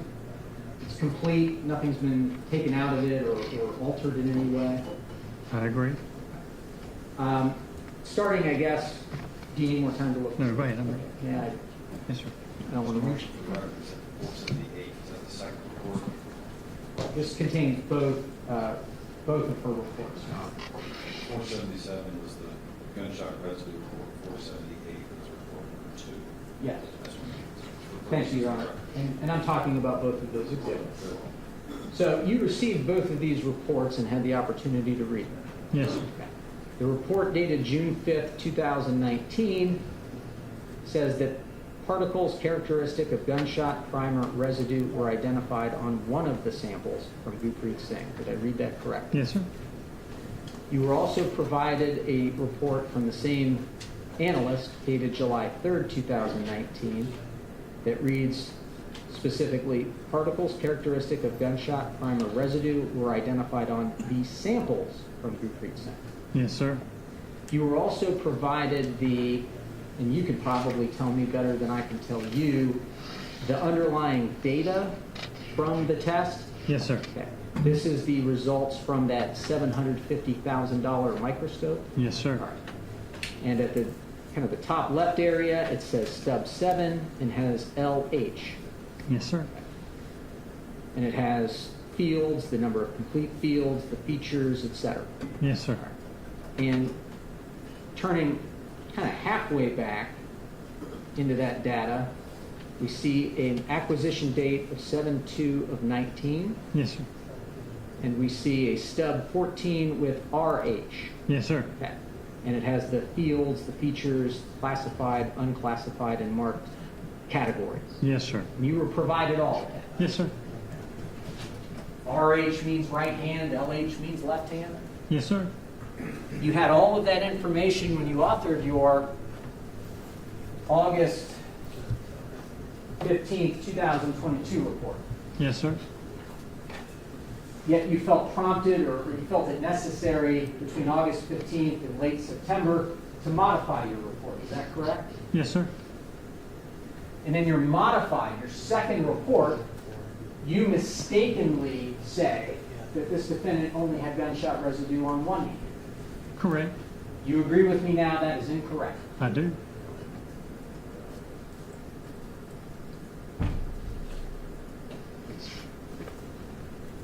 On your report, I guess the two of them combined, you made some other changes between the August 30th or August 15th and September 30th reports. You agree with me there? Yes, sir. Specifically, in the conclusion section on line 4, you removed the word fingerprints from the original. Yes, sir. That's because no such fingerprinting was conducted in this case. You agree with me there? I had assumed that fingerprints were done. Yes, sir. I made a mistake. I'm sorry, you assumed they were done. Yeah, I assumed that they would be done on a homicide such as this. Yes, sir. You would agree with me, though, in scientific analysis, making an assumption without verifying is probably a dangerous practice. I agree. Okay. In fact, you've done that in the past, haven't you? Yes, sir. Okay. Specifically, when you were working at the Georgia Bureau of Investigation, you were tasked with authoring a report related to a distance to target analysis. Is that correct? Yes, sir. You authored that report and offered specific conclusions and findings about that distance to target analysis before the autopsy had even been completed. That's correct. As a result of that autopsy being completed, you had to go back and change your report because it was incorrect. I did. It's the first case I ever worked. Yes, sir. In the conclusion section on line 7, you obviously changed that to DSR was found on the left hand as opposed to the both hands in your original report. That's correct, isn't it? Yes, sir. On section 3 of your report, line 3, you remarked in that report that you find it significant that the lab did not find fingerprints on the weapon. Yes, sir. That's another assumption, right? You can't Yes, sir. find fingerprints you don't dust for. Yes, sir. So the source of your belief that the fingerprint was dusted for prints was just your own assumption. Yes, sir. On section 3, line 6 of your report, of the September report, you state that brain matter of Hakikat was found on the gun and in the barrel. Do you see that? Yes, sir. What's the source of that statement? They found a white STR that Hakikat cannot be eliminated from, but however the other people were eliminated from. So it indicates that his DNA was found on the gun. So I just assumed it would be DNA, tissue, or brain matter due to the range of fire of the gun. You just assumed it would be brain matter. I think the brain matter was on the gun, but it was in the pond for 40 hours, so it may have washed off the DNA or the tissue that was on the gun. Yes, sir. So you're just speculating. Well, no, sir. I think it's quite possible due to the being in the pond for 40 hours could wash off DNA. Absolutely. Okay, we're getting into coulds and mights and maybes. I'm asking you, is there a report from a scientist who concluded to a reasonable degree of scientific certainty that there was brain matter on the barrel of this gun? No, sir. Okay. Another assumption by you. Yes, sir. You also indicate in that same section that it was found in the barrel of the gun. You see that? Yes, sir. Once again, is there a report from any scientist who offers an opinion to a reasonable degree of scientific certainty that any such material was found inside the barrel of the gun? Yes, they swabbed the barrel of the weapon. The YSTR DNA was found of Hakikat inside the barrel of the weapon when they swabbed the barrel of the weapon. Inside the barrel or They on said the they outside swabbed the of barrel. You swab the inside of the barrel because when you fire a gun, it gets really hot, and when it cools off, it causes a suction and wants to pull things back into the barrel at close range fire. Were you present for Hallie Dreyer's testimony? I was not. Mr. Rickers fill you in on what she said? No, sir. So she came into this court and conclusively stated that no such swabbings or DNA was found inside the barrel of the gun. You would have no reason to disagree with that. They just swabbed the outside of the barrel then because it says the swab of the barrel. So, Yes. Okay. If that's what she told this jury. So you made another assumption. Yes, sir. In section 4, line 6 of your report, you state that there was a gunshot wound to the right temple of Hakikat at approximately 5 inches. Do you see that? Yes, sir. That's a very specific estimate. Yes, sir. You've read through Dr. Lohman's autopsy report for Hakikat. Yes, sir. She lists one wound as being intermediate. You would agree with me there? I agree with the report. Okay. And you would agree with me that there are different classifications of gunshot wound distances. Is that fair to say? For the medical examiners, yes, sir. Okay. And those would be contact wounds. That's a kind of distance analysis for a gunshot wound, correct? Yes, sir. That means that the actual end or barrel end of the gun is placed in contact with the target. Yes, sir. Then there's a slight degradation from that. I believe it's called a close contact wound. Yes, sir. That means just removed from the surface of that target. Yes, sir. Then we get into intermediate wounds. You would agree with me there? Yes, sir. Okay. Intermediate wounds are typically defined as being anywhere from 3 inches to 3 feet. You would agree with that, wouldn't you? That's their statement. I don't agree with that. No, I don't agree with that. I think if you shot me from 5 inches, I think that's real close. Wow. So I don't think it's intermediate at all. I think it's close, but I understand what their reports say. Yes, sir.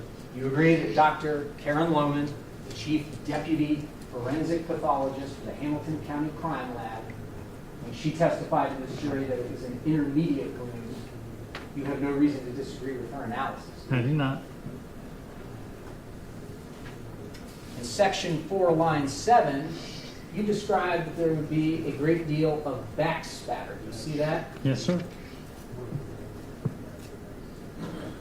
And I'm going to direct your attention to a photo you were previously shown, States Exhibit 89. Do you see that? Yes, sir. You described for us a number of spatter markings or spots, so to speak, up here on the wall, Yes, sir. on the blinds. Is that correct? Yes, sir. You agree with me, though, we don't see any spatter down in this direction, do we? We do not. Okay. It's the risk of stating the obvious. It's not your conclusion that the shooter was standing up here on top of the dresser, are you? No, sir. But that's where the spatter is. But the spatter could be right here. Could be. But it is. It is there. It's there. It's there. So if you put the gun 5 inches from his face, you're going to have spatter on you and on the gun itself when you pull that trigger. So it has to be 5 inches. It is 5 inches. And a doctor who disagrees with you, she's wrong. A doctor doesn't know anything about shooting guns. They look at bodies. They can only talk about what they know. I talk about guns because I've shot guns for 24 years and most of my life. So we shoot into targets to reproduce patterns that we see. We use 4mm plastic to reproduce the stipple patterns observed on the body. So I can tell you 100% it's 5 inches when this shot was made. On conclusion section line 4, you state that you would expect to find biological material from the defendant on the gun. If he was the one that fired the weapon, yes. When I see biological material written, I think of blood, I think of semen, I think of saliva. Think of DNA. Oh, so why not just say DNA? I just think of any biological materials. Touch DNA, maybe his sweat, anything could have been on the gun, sir. Now, you agree with me from your review of all these autopsies, there's no, I suppose other than the gunshot wound to Parmjit's hand and arm, there really are no defensive wounds on any of these individuals. I agree. There's no indication from their fingernails or any examination of them that they were able to scrape or claw at their killer. I agree.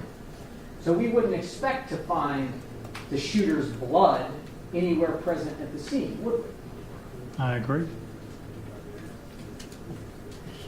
You also indicated, or explained, I suppose, to Mr. Rickers about the DNA that was found on the firearm itself. Yes, sir. Ms. Dreyer performed the male-specific YSTR testing on that gun. Are you familiar with that? Yes, sir. She did find an additional profile, didn't she? She did. Okay. So there was a Hakikat profile Yes, sir. and a profile that was not of sufficient suitability for comparison. Do you agree with that? I agree. So there is someone else's DNA on the gun. We just don't know who. That's correct. On conclusion section line 15, you state, and I'm quoting you, that someone was shot in the head at close range. Do you see that? Yes, sir. And again, kind of going back through our previous discussion about distance analysis or wound analysis, there is no close range category, is there? At least not formally. There is in the firearms field, but not the medical examiner's field. And I've read through one of the textbooks that you I guess, studied for a number of years by Mr. DeMeo. Is that familiar to you? Yes, sir. I looked through that entire book. I looked through the index. I couldn't find anything about close range wounds. It has a near contact, a close contact, and it has a third category that was called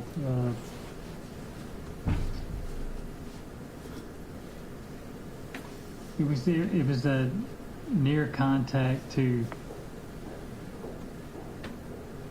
I guess it was possibly, it's another term that I can't think of, and it was distant, but he says something besides intermediate. He has another terminology, but yes, sir, I agree. He's a pathologist, so yes, sir, I agree.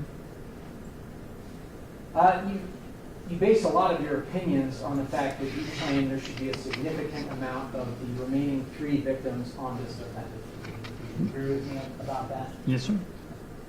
Are you aware that the defendant told the police on April 28, 2019 that he held his mom in his lap? That's an inaccurate testimony. Held his mom in his lap. No. My recollection, Your Honor, is either the 911 call or his initial conversations with the officers on scene, he explicitly states that he held his mom in his lap. That's not true.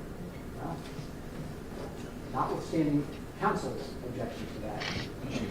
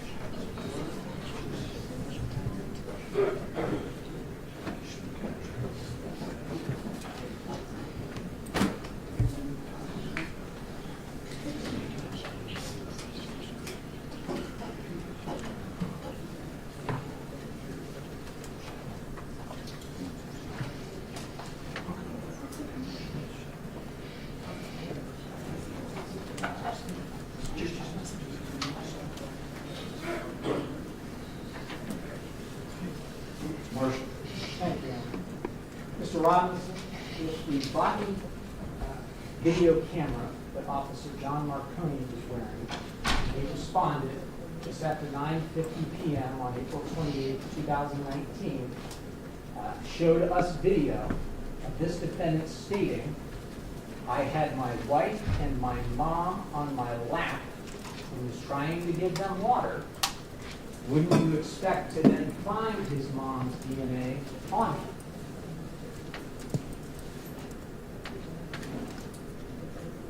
Yes, sir, I believe so.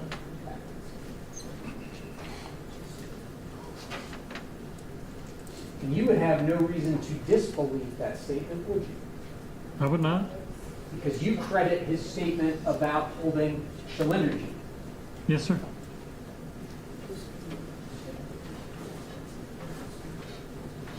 In the field of blood spatter analysis, are you familiar with pattern analysis? Yes, sir. You didn't perform any blood pattern analysis in this particular case, did you? I did not. You also stated on direct examination, as it related to spatter on the defendant's boots, that you think that that spatter was caused by drip. It's one way, yes, sir. But you agree with me that spatter is different than drip. Well, if the blood drips into itself, no. Drip is gravitational spatter. If you have spatter that has a secondary source acting on it, then it becomes blood spatter, but there's different types. So you have initial spatter, gravitational, you have secondary spatter, and then you have spatter acting on it from an outside source. But, so yes, sir, this could be a drip pattern of blood dripping into blood, yes, sir.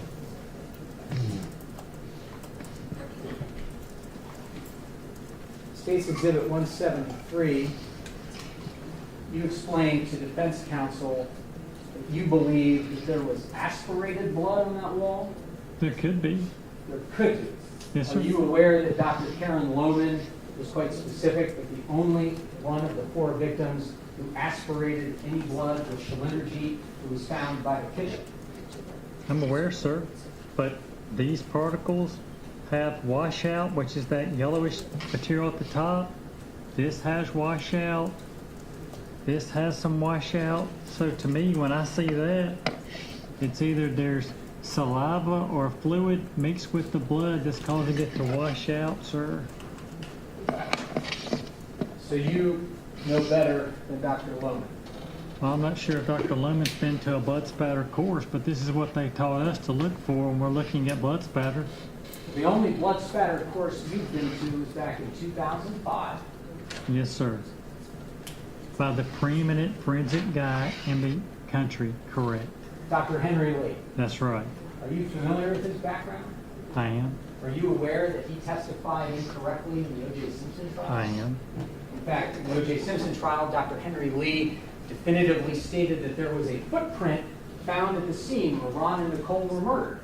Correct. Of course, an FBI agent clearly proved in that trial that that footprint that Dr. Henry Lee thought was in blood was actually in concrete left when the sidewalk was poured. Correct. Pretty big mistake. It is. Speaking of mistakes, on December 2nd, 2010, the Georgia Bureau of Identification sent a letter to all prosecutors in the state of Georgia informing them of discrepancies that had been identified in some of your casework reports. Absolute. You They know why had to that? reanalyze, I just asked Go you if you're ahead. aware of that. Go ahead. They had to reanalyze your work. Well, they did. Yes, sir. Other analysts couldn't replicate your work. That's exactly right. Isn't that the underlying foundation of the scientific method, that someone else can replicate what one scientist does? No, sir. I'm a chemist by trade in college, so I'm really good at being on the microscope. I can match bullets for cold cases, so I'm on a TV show. My work was peer reviewed by a 50-year veteran, by the man that trained me, and he matched all the bullets that I matched. They sent it back to a bunch of kids at the GBI, and they can't match Glock bullets. Glocks have smooth rifling in the barrel, so when you fire a bullet from a Glock, it's very difficult to match, but I was able to match the bullets. So it's quite easy, sir. Not that I was wrong. Well, they It was found just discrepancies. Yeah. Well, Mr. Robinson, the Georgia Bureau of Identification found that 3 of your cases were not accurate. So discrepancies, they couldn't do what I did, sir. There was a time where you received at the Georgia Bureau of Identification several reprimands. Absolutely. One time you were testing a gun and you shot yourself in the hand. Yes, sir. You were reprimanded for an incorrect opinion regarding, as we discussed earlier, that muzzle-to-target determination that you made before the autopsy report was conducted. Yes, sir. There, you rushed the results to get an answer quickly. I did. You also told us that you were the director of the Atlanta Police Department Crime Lab from May of 2008 until September of 2010. Yes, sir. Well, let's tell the jury the full story. Sure. You were fired as the director. I was. I purchased software that 2 systems talk to each other. I had the signature of my major. Well, I'm And not when the asking bill you came yet. in- Ask for the full story, Your Honor, and I'd like the witness to be able to speak. Aaron? Right. When the bill came in for $37,000, they determined I didn't have authorization to purchase the software. It was for the laboratory now, not myself. So I was fired for administrative reasons. Well, let's talk about the full story. They questioned your ethics. Yes, sir. They indicated that you lacked maturity and the skill set necessary to lead the crime line. That's what they said. They had concerns about your actions and your poor decision-making, which they believed would compromise the integrity of the lab. That's what they said. They made allegations that you lied to your superiors.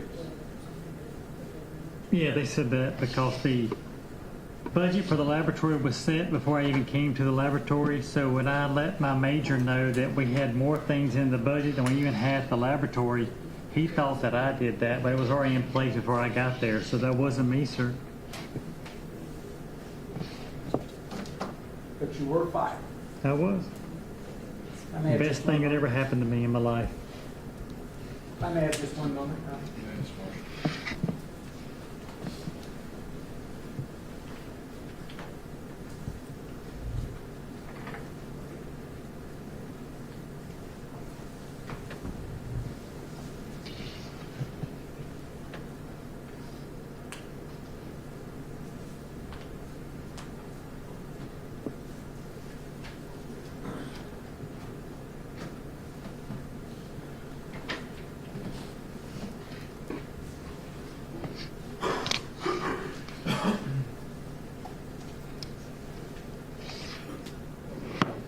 I apologize, Aaron. I thought I said I had no further questions. Maybe I said it. Thank you.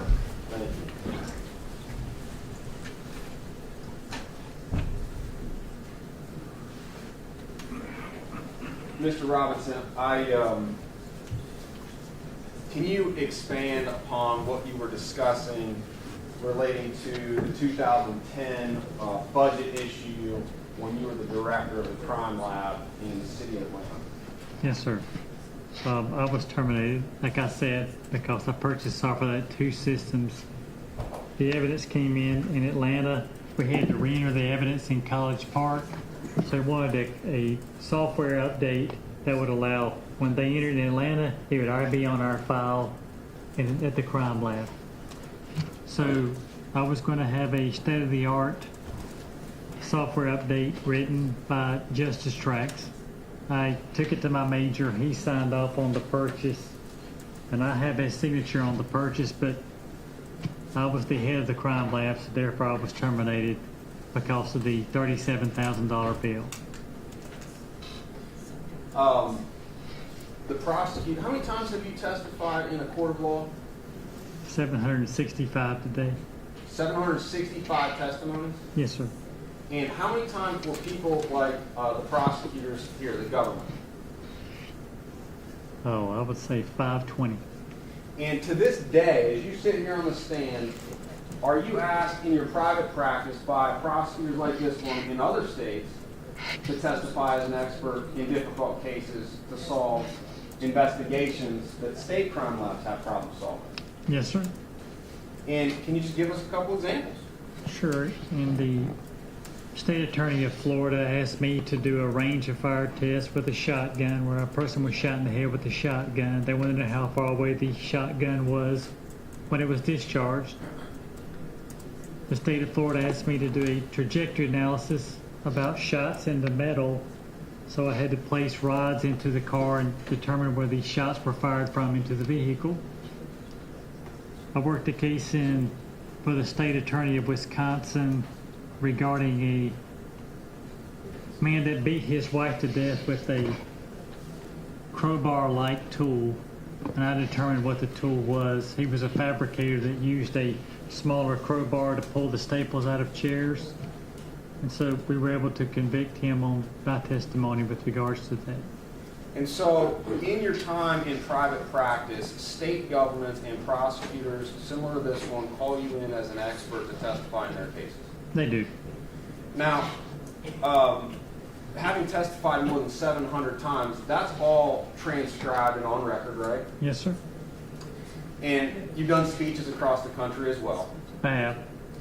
And we heard about a joke that you made to the Florida State Public Defenders. Yes, sir. And if that wasn't a joke, are you aware you could actually be prosecuted for that statement if anyone watched that video and thought you were serious? Absolutely.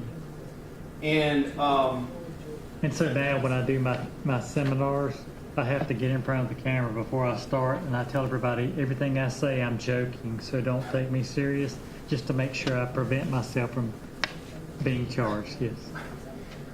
in you and the prosecutor talking about intermediate range, which was Dr. Lumen, and what is the distance for intermediate? Like he said, I'm having 3 inches and 2 feet. And so when your ability to use your expert analysis and determine 4 to 5 inch gunshot wound for Hakikat, for example, that is not in contradiction with Dr. Lumen's intermediate range, correct? It is not. Same with when you said Parmjit was shot with, how far away was the gunshot for Parmjit? 3 inches. And that would also be consistent with Dr. Lumen's statement that it's intermediate, correct? Correct. In the prosecutor mentioned a statement that they claimed the priest said about holding his mother in his lap. Do you recall that? Yes, sir. And you reviewed evidence in this case, some audio. English is a second language. Possibly said he helped his mom, and they might have misinterpreted it and thought he said, "I held my mom." Did you know that? Yes, sir. That's possible. See. Yes, sir. You talked about GSR and the secondary transfer. Yes, sir. And the report that we talked about from the BCI person, previously marked as State's Exhibit 477, I want to show this to you, and ladies and gentlemen of the jury. If I can.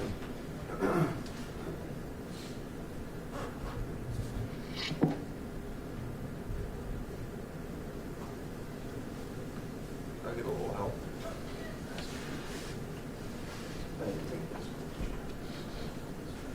You're asking me, you're asking me. All right.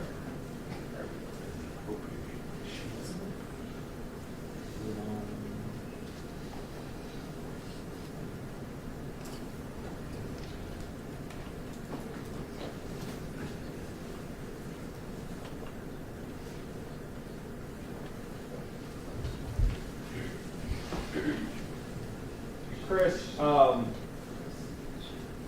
this was marked as State's Exhibit 477, and the BCI GSR person came in and testified to this.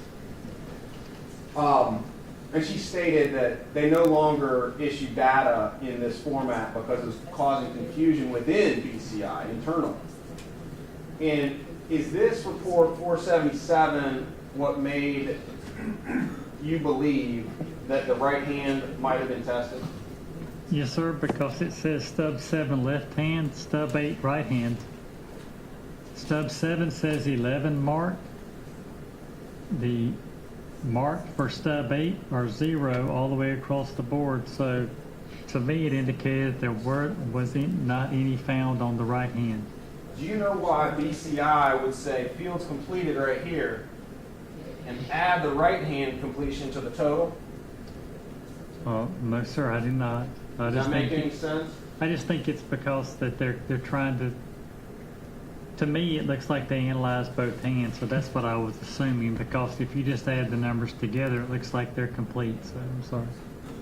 And this is the exhibit that the prosecutor showed you that indicated that the right hand was not tested. It is, yes, sir. Would it surprise you that BCI no longer issues data like this?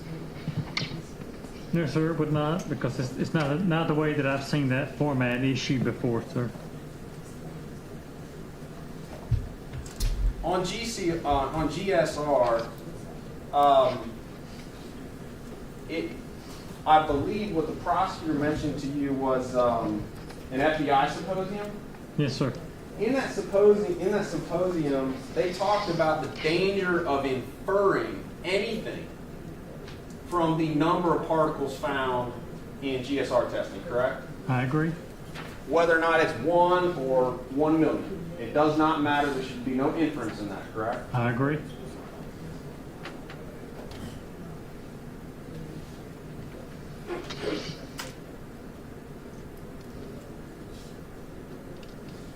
Sources of GSR in terms of secondary transfer in this case would include Shalinder and her hair and body, correct? Yes, sir.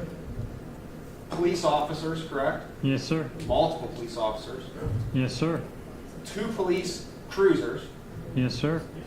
Is that why in some situations suspects' hands are bagged before they do those testings and before they start being handled by police? Correct.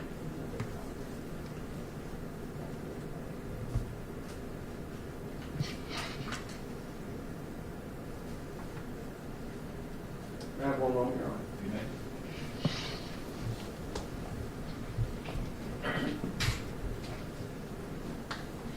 I've never been questioned. Thank you, Mr. Rickard.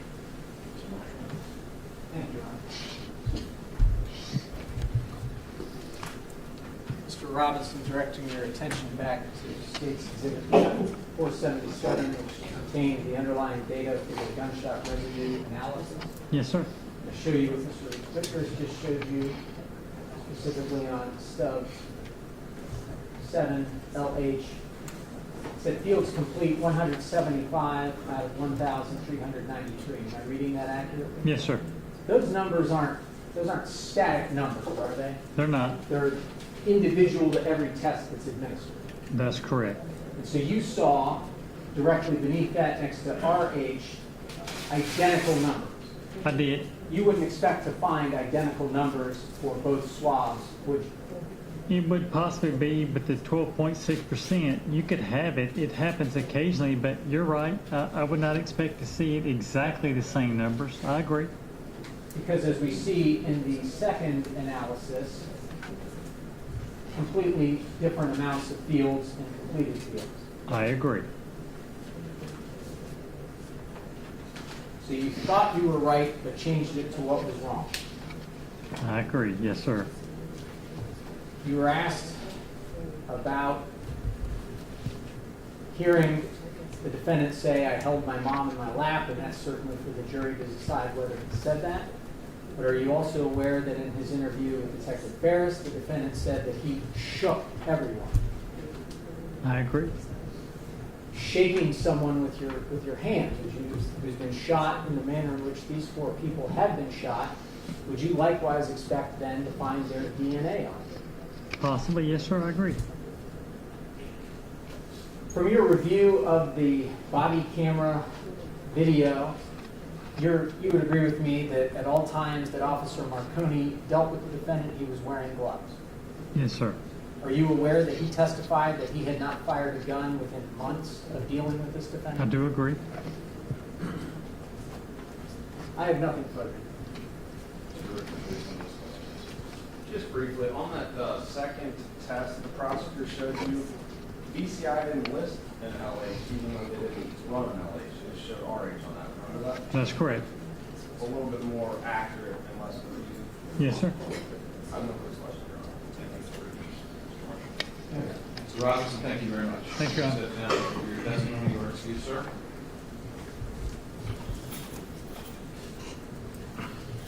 Mr. Rickard, any additional witnesses on behalf of the defendant? No, Your Honor. Defense arrest, subject to the admission of their exhibits. Yes. All right. Does the state have any rebuttal evidence? No, Your Honor.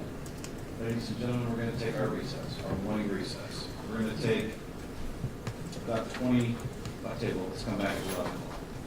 We have to arrange the courtroom because the next step in the process is the closing arguments of counsel. So I'm going to give counsel a little bit of time to use the bathroom, collect their thoughts, rearrange the courtroom for those closing arguments. So we'll take an extended break after 11 o'clock. It's my intention to do the closing arguments in the instruction of law. We may take comfort breaks in between, but we're not going to take a lunch break. Because it's not the way to do it, all right? Is everyone okay with that? We have some food. You guys haven't touched the fruit part of the peaches. thought somebody might think it's a little apples on the bottom of the pie or something. Had a snack or something like that, and if you're here during deliberations at dinner time, we'll bring dinner in for you this evening, all right? So grab a snack for now, because it's my intention, as long as it's okay with you all, to not take a lunch break today. Send you out, all right? That's in recess from the previous admonition of the court, as far as your conduct and discussion with this matter. All rise, court is recessed.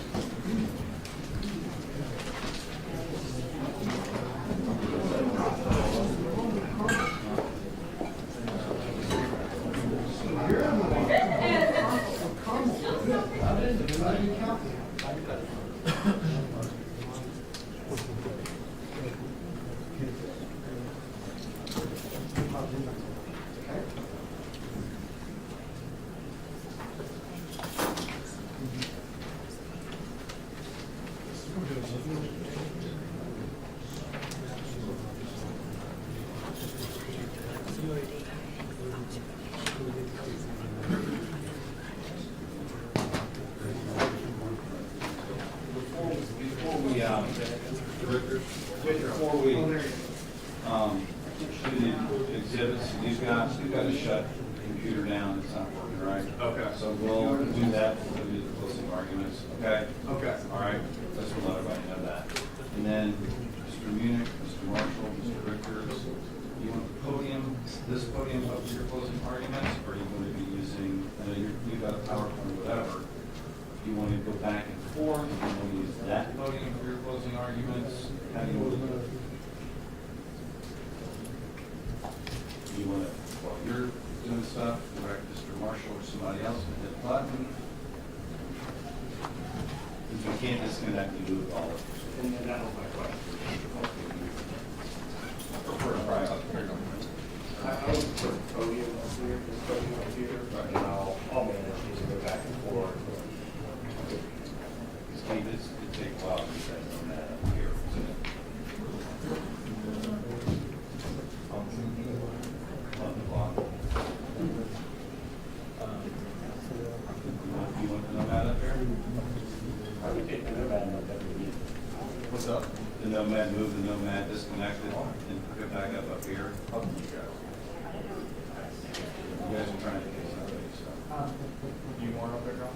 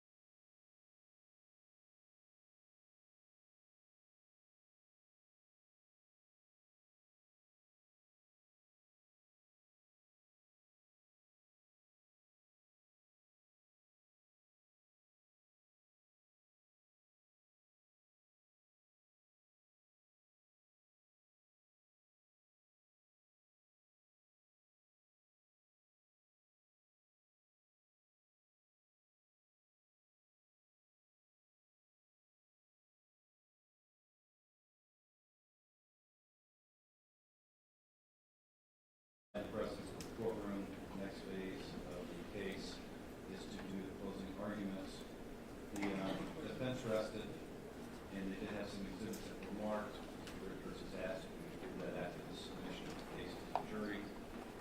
As long as there's not going to be any reference to any of the exhibits that would be objected to, I think most of them are the same exhibits that have been introduced and admitted by the state. The only thing that is not is obviously Mr. Robinson's report. But I think most of them are photographs. The only thing I know that there was an objection to coming into evidence was the email from the job scene to Detective Ferris, Detective Mize.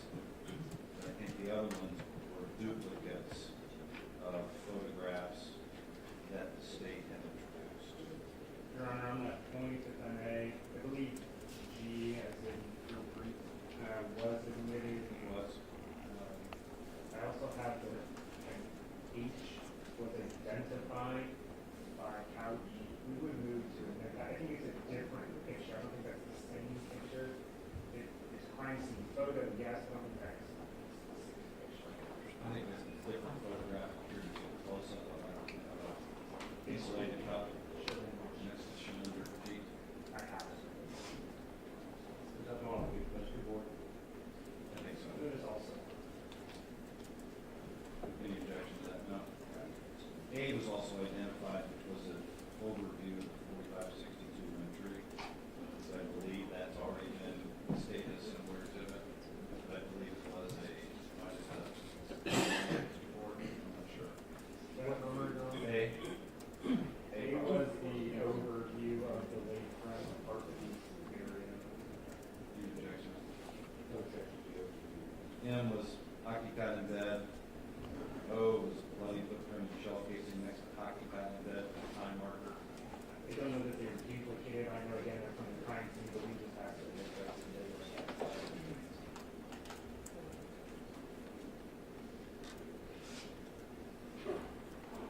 Any objection to M and O? I showed 2G, which is the vertical measurement of the blood spatter on the patio sliding ruler. Similar photograph as your visiting example. Be admitted. The next one that I have is 7K, which was Cancellation. cancellation. As shown, identified by Officer Couch was the cancellation package without What number is that? 7K. It's all 3 pages. It's just all 3 pages in one.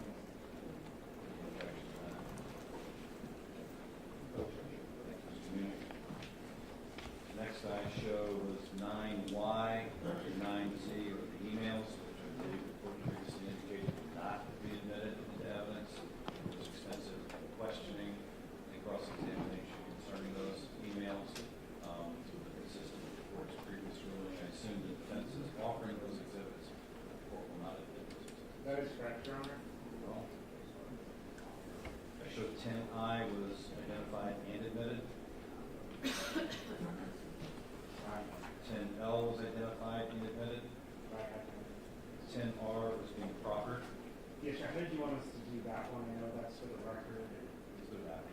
Understood. I showed 10S, 10T, and 10U were identified and admitted. That is correct.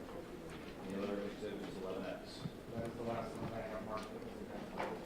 Any objection to that? The report, Mr. Roberts. Okay. It'll be admitted. That notes all of the ones that I have that we have identified or offered. Let's make sure we don't forget the problem, Mr. Chairman. Understood, Your Honor. I have circled this. Thank you. All right. I sent counsel yesterday afternoon and the interpreters in the court reporter the jury instructions in the verdict forms. Late in the evening, this Canon email on a typo that the court had made and a request to change on the verdict, one of the verdict forms as it dealt with the firearm specification, as well as some additional language which is consistent with the statute concerning the aggravating circumstance in the verdict form on that. It's my understanding that the defense had no objection to making those corrections or additions. That is correct, Your Honor. I did make those corrections and additions to the verdict form.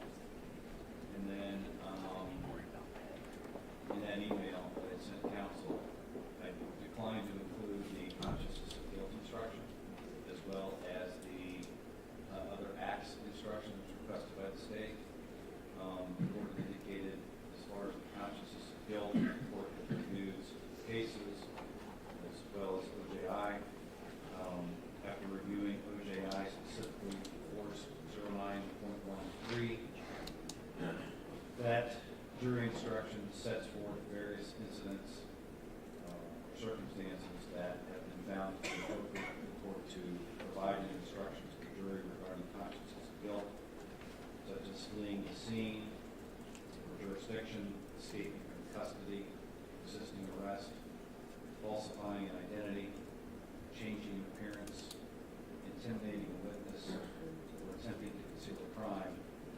There is then another parentheses that says, describe other conduct that may be appropriate.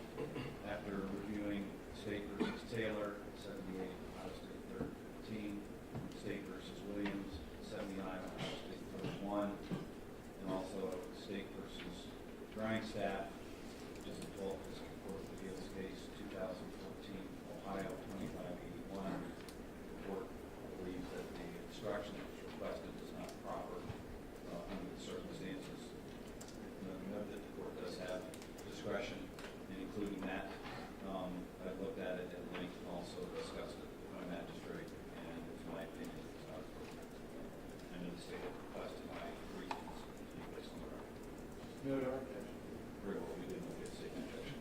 And Mr. Marshall, you had one other thing. I did, Your Honor. I suppose I would categorize it as a full motion to eliminate the purposes of closing arguments. And included maybe any argument about material that I would characterize as having been cooperated with the statement, specifically as it relates to 3 masked intruders with baseball bats. The defendant saw the beginning of what happened. Now that the court has heard all of the evidence, testimony in this matter, there is no evidence or testimony to that extent. It's no closed statement. It's asked to prohibit them from making that specific argument. Your Honor, I'm in that vein. As long as it applies to both sides, in the prosecution, my concern based on some of the redirect questions from Monday, that in closing argument, and I really don't like interrupting counsel, that when I'm closing, but beyond that, it would be highly improper for the government in any way to suggest or expressly state anything related to a burden that the defense has to subpoena witnesses in court. With the defense saying something like, oh, well, the defense should have brought a person in here, the defense has subpoena power, that's suggesting the defense carries some burden in this case. And I don't think I need to say this, but for on record, obviously, anything related to the fact that the defendant did not get on the stand himself and state what I said under the statement, I don't think I have to worry about that. But in terms of the subpoena power and things like that, that is extremely suggestive, and it indicates that we have a burden to bring people into court for this jury as a problem. As far as Mr. Marshall's initial argument on masked men entering the apartment, baseball bats, there has been no evidence presented in regard to this matter. The court will not permit there to be any argument regarding a theory of masked intruders entering the apartment with baseball bats and Mr. Singh running away, since there has been absolutely zero testimony and evidence presented in this trial right now.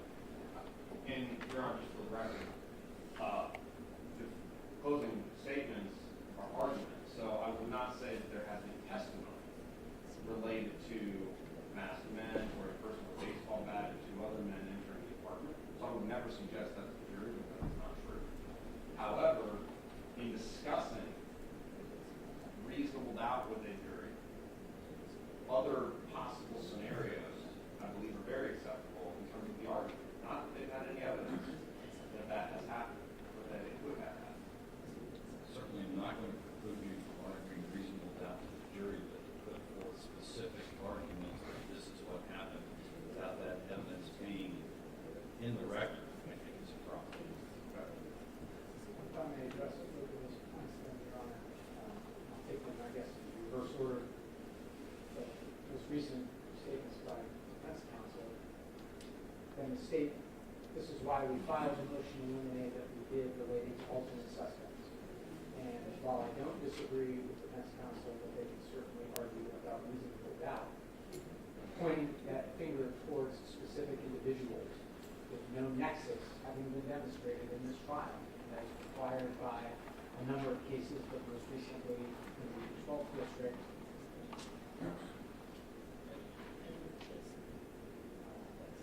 Had it?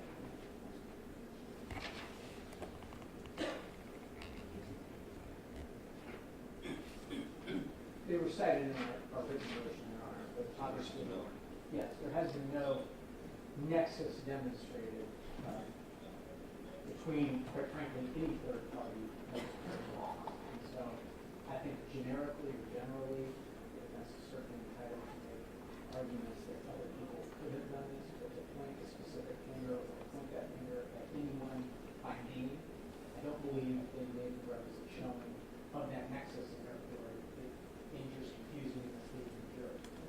Second point raised by defense counsel as it relates to subpoena power, that comes straight from the Sixth Amendment to the United States Constitution.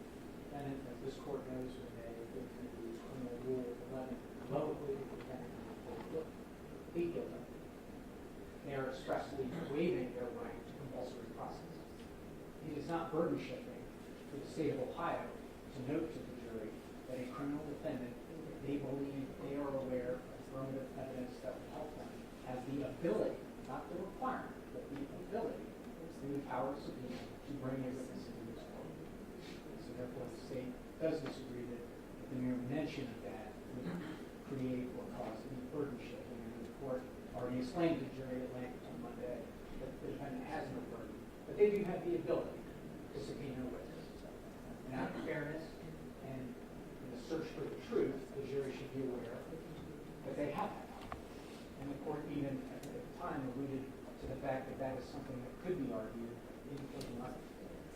Your Honor, I think it depends on how it's argued. And, again, I guess I can reject if I believe it's improper to argue or suggestive of the fact that there is an implication that he or his defense team should have subpoenaed witnesses to come in here to speak before this jury. So I guess we can deal with that when the time comes. On the... Let's make this up right now so I don't... Yeah. I agree with both of you. I think it's improper to make any comment the fact that Mr. Singh did not take the stand. I think it's improper to comment that the state didn't put on any other witnesses or didn't do anything. I think it is permissible for the state to comment on the ability, because each defendant has a right to compulsory process and to subpoena witnesses to come forward. Other than that, no, there cannot be any burden shifting. I think I made it pretty clear on Monday that the state has to work. If you feel that there is an objection that needs to be made, no attorney likes to object during anybody's closing argument. I know that. If you feel that there's a transgression of the rules, this will bring court's attention. Having said all this, I don't believe it's going to be an issue. And, Your Honor, on the alternative suspect, multiple state witnesses indicated that they saw someone in long sleeves running down the hallway. Multiple witnesses talked about a person with black sweatshirt running. We have identified and admitted exhibits with Amarjit Kaur's name and Shalinderjit name on them as being threatening toward a man named Josh Feet through the power of attorney. The state themselves actually introduced an ICE immigration document which Shalinderjit's photograph on it. So I do plan to talk about the fact that it was not free to kill these four victims. As far as reasonable doubt, witnesses, statements, black hooded sweatshirt, those things are in evidence. They are in evidence, and they can comment on what witnesses testify to and what is in evidence. My concern about Kuldeep and Shabazz is that nexus that was referred to, and this is still very fresh in my mind from the State versus Miller that I was involved in Judge Freehand's discussion of that nexus between the evidence that was being offered by the defense as to a person who was more likely to have killed Mr. Brown in that case. It's been shown by the court believes that the witnesses were not in the country. It was in Canada, I believe. I will not indicate that they personally work here in the United States. I don't, tell me what the nexus is between these witnesses. I just want to talk about the lack of investigation of Shalinderjit and Amarjit Kaur.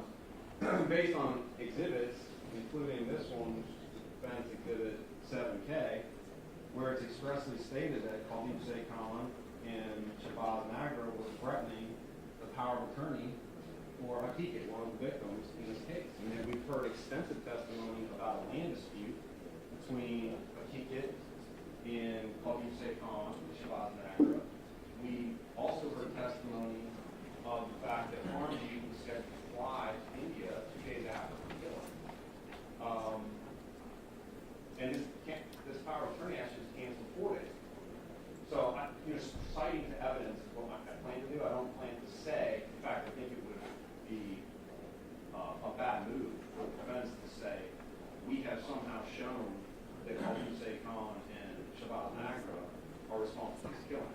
never want to put that burden on our shoulders, so I'm not going to say that. But I do want to point to certain pieces of evidence that we did.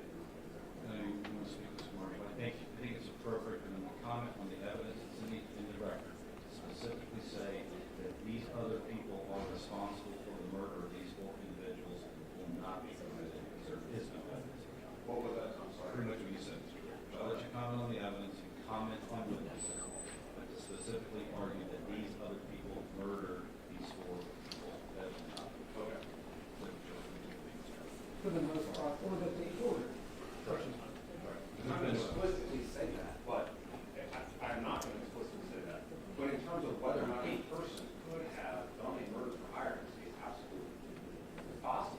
And we talked, they called police a constant children to stand in their case in chief, who said that they'd never heard of lane locking until on cross. And they said, oh yeah, I've heard of lane locking. They investigated them. Just be careful. There's no nexus of any other specific suspects to have committed these murders. There's no evidence of that. I will certainly let you comment on the investigation and things that the police department gleaned in that investigation, but may not have been done to follow up. Okay? But there's no nexus between any other specific individual to show that those people committed these murders. Thank you. Okay? I think we agree.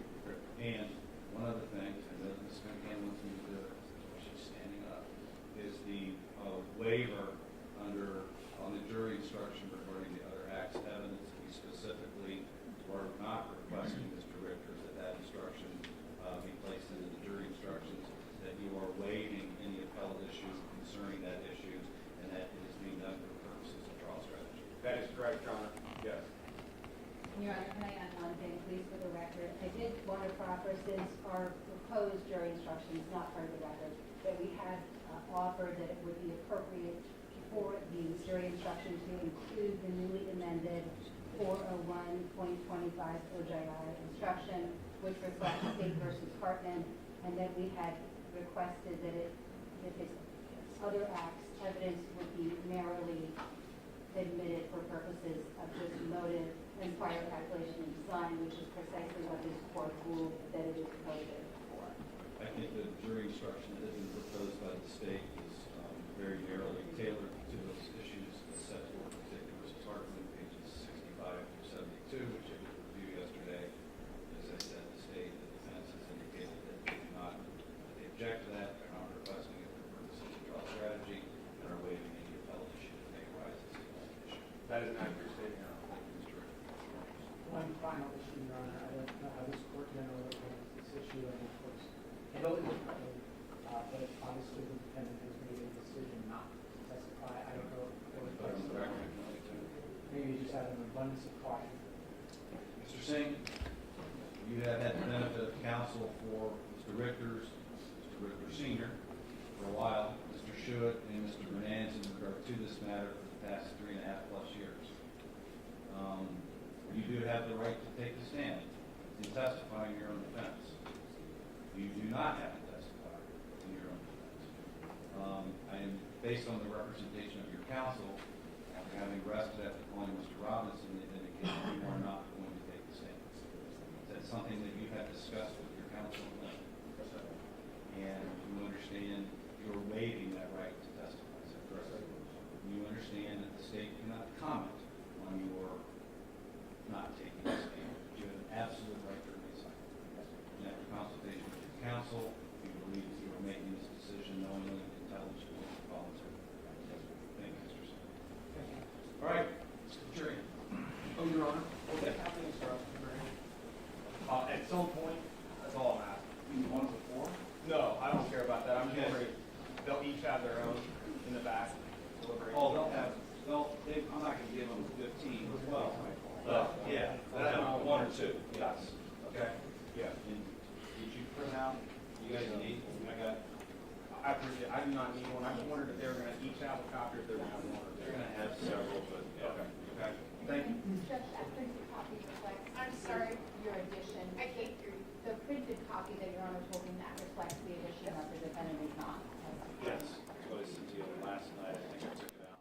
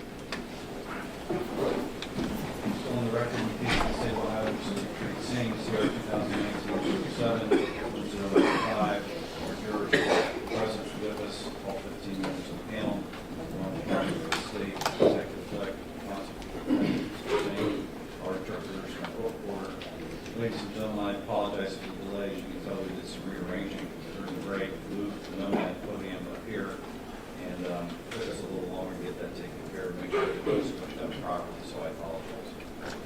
Ladies and gentlemen, the next phase of the trial are the final arguments or closing arguments of counsel.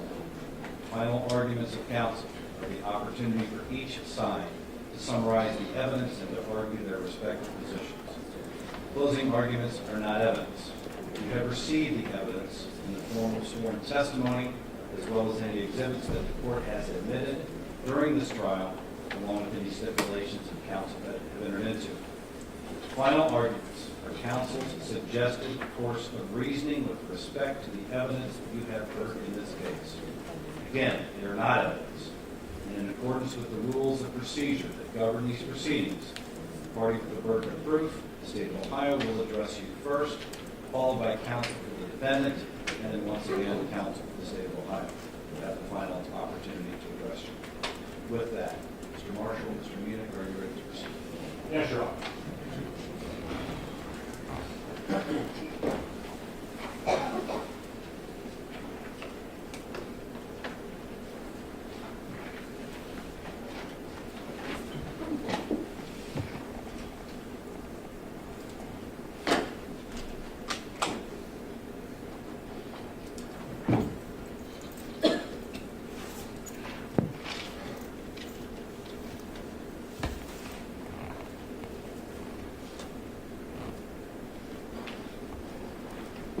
Money, sex, murder. This case has it all. This defendant, on Sunday, April 28, 2019, murdered his entire family in their house. You have all the evidence in this case at this time. There's no more mystery in terms of what the facts are. Judge Howard is going to instruct you on what the law is in this case. He'll provide you a written set of instructions. And he'll provide the elements of what the crime of aggravated murder are. As has been already indicated to you, there's 4 counts of aggravated murder. And that this defendant, on or about April 28, 2019, at that 4562 Wyndtree Drive, apartment 154, did purposely, with prior calculation and design, cause the death of each one of these families. Hakikat Singh, Parmjit Kaur, Amarjit Kaur, and Shalinderjit Kaur. Those elements, as you may deduce, many of them are probably not going to be in dispute in this trial. You've all seen the photos. You've all seen the scene. There is no doubt that those 4 victims met a horrible, violent end. That they were all murdered in their own home, that they were shot repeatedly in the head. There is no doubt that this defendant wanted his family members dead.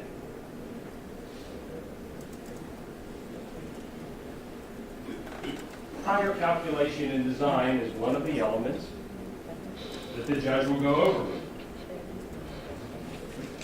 And part of the definition that will be read is to constitute prior calculation, there must have been a sufficient time and opportunity for the planning of the act of homicide. And under the circumstances surrounding the homicide, they must show a scheme designed to carry out the calculated decision to cause death. No definite period of time must elapse, and no particular amount of consideration must be given. But acting on the spur of the moment, or after momentary consideration, with a purpose to cause death is not sufficient. Let's talk a little bit about the fact that this is a premeditated murder. Common sense tells us that people that engage in the act of premeditated murder rarely announce their plans to the world. Due to the careful thought and consideration that goes in to committing these horrendous acts, the killers select the time, the place, the location, the method that will be employed. And in this case, that's exactly what happens. This defendant picked Sunday, April 28, 2019. He picked the location to catch all 4 of his family members together. Not just one, not just 2, not just 3, but all 4 victims together at once in their own home. He decided to do it at night, like many people that would commit premeditated murder would do. To use darkness to aid in the cover of committing the crime. That's what this defendant did. He called off work the day before, citing back problems. We'll come back to that. He arranged to have his kids away from the house with his cousin and made sure that the children would not be home by calling his cousin, Parmjit, and telling her, don't drop the kids off. Bring them home with you. I'll pick them up when I come by. Ms. Jackson, this statement testimony, she called her. He selected the weapon to use, the handgun that you've seen, with a capacity of 17 plus 1 rounds of ammunition that can be loaded into it. The handgun he selected was also selected with purpose, as you've now seen. The serial number. The handgun selected was a handgun that could be easily altered or defaced to pry that serial number off so that law enforcement could not find or trace that firearm. He also made it fit for purpose, arguably by coloring on it with that black Sharpie to try to prevent the transfer of fingerprints or DNA perhaps. He picked the ammunition for the job. Several witnesses have said jacketed hollow point ammunition is the ammunition you use when you want to kill someone. It's the type of ammunition that expands upon impact to make a larger wound cavity in the target, and that demonstrates your intention to cause death. Not only did he select that ammunition, but he then took the time to load that ammunition one by one into the magazine of this firearm. Loaded the firearm, wrapped around into a chamber. That's how you make that weapon ready to fire. Those are the steps that are required. He arrived home that evening, and he started with the person he liked least. And he worked his way that evening from family member to family member,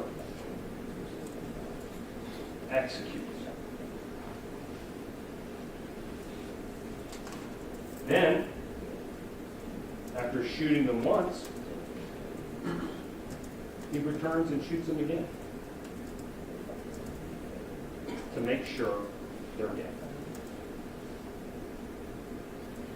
There's no doubt that the evidence in this case shows this was not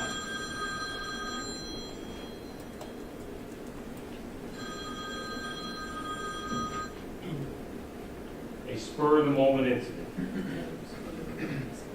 The defendant put some thought into how he would carry out his crimes that evening. At most.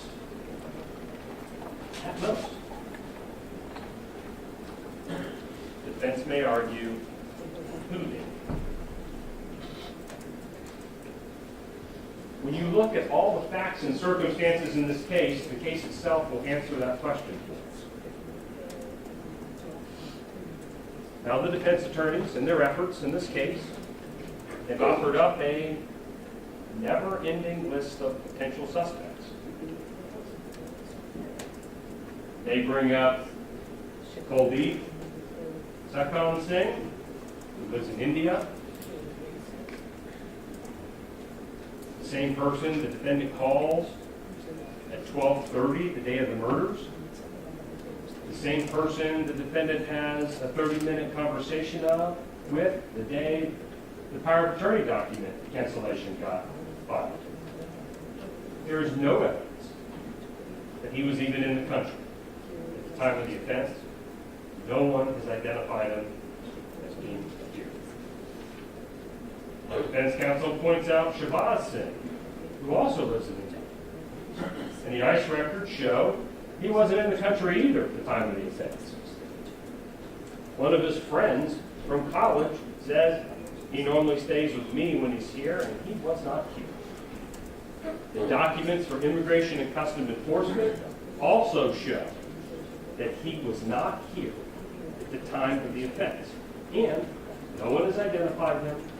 No one has seen him. Defense counsel also brought up a 2017 assault with two other individuals. Maybe they're possible suspects. You've heard about them. Armando Multani, you've seen the still shots. He was at a casino in Michigan at the time of the murders. Unless he can teleport from Michigan to Westchester, he cannot be involved. Also, no one sees him. No one identifies him at the scene. In addition, the other individual in that assault, Amarjit Singh, same thing. He resides in Canada. He sent a bill at the time that shows he was making purchases in Canada at the time of the murders. No one has seen him here. No one identifies him as being involved. He is not involved either. Maninder. Defense counsel offers up Maninder, who was with the defendant's children at the time of the offense. You've seen the video surveillance and video stills from UDF that shows Maninder with the defendant's kids shortly before 9 o'clock that evening with his sister, Parmjit, where they get ice cream and then head out of that same UDF. The video from UDF, the video from the officer's body camera, the video from the interview of Maninder, he's wearing the same clothes. You've even seen the clothes. There's no blood evidence. There's nothing on those clothes that indicate that Maninder was involved in any way. Then, after ruling out those individuals, I guess when all else fails, it must be the Indian land mafia. That's who did it. Well, maybe a murder for hire.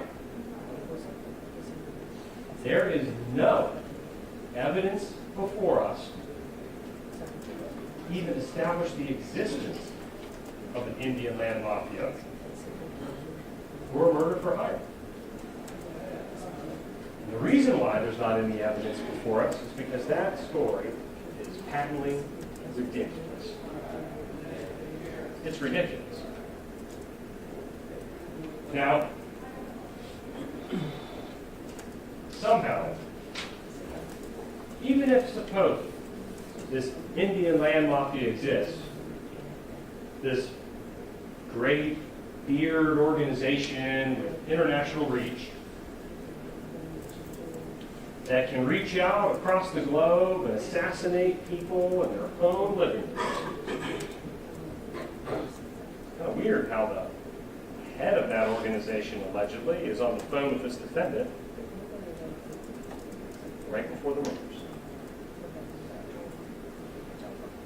And this organization is so fearful, so ferocious, that a 62-year-old woman is going to get on a plane by herself and fly to India and take care of a land deal on her own. Why wouldn't they just wait for Parmjit to come to India? Tell me. Surely that would be easier if he existed. That's because there's no evidence to support this story on the defense.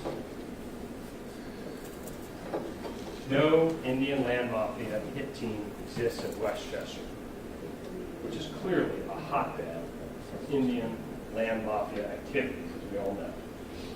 It's ridiculous. Now,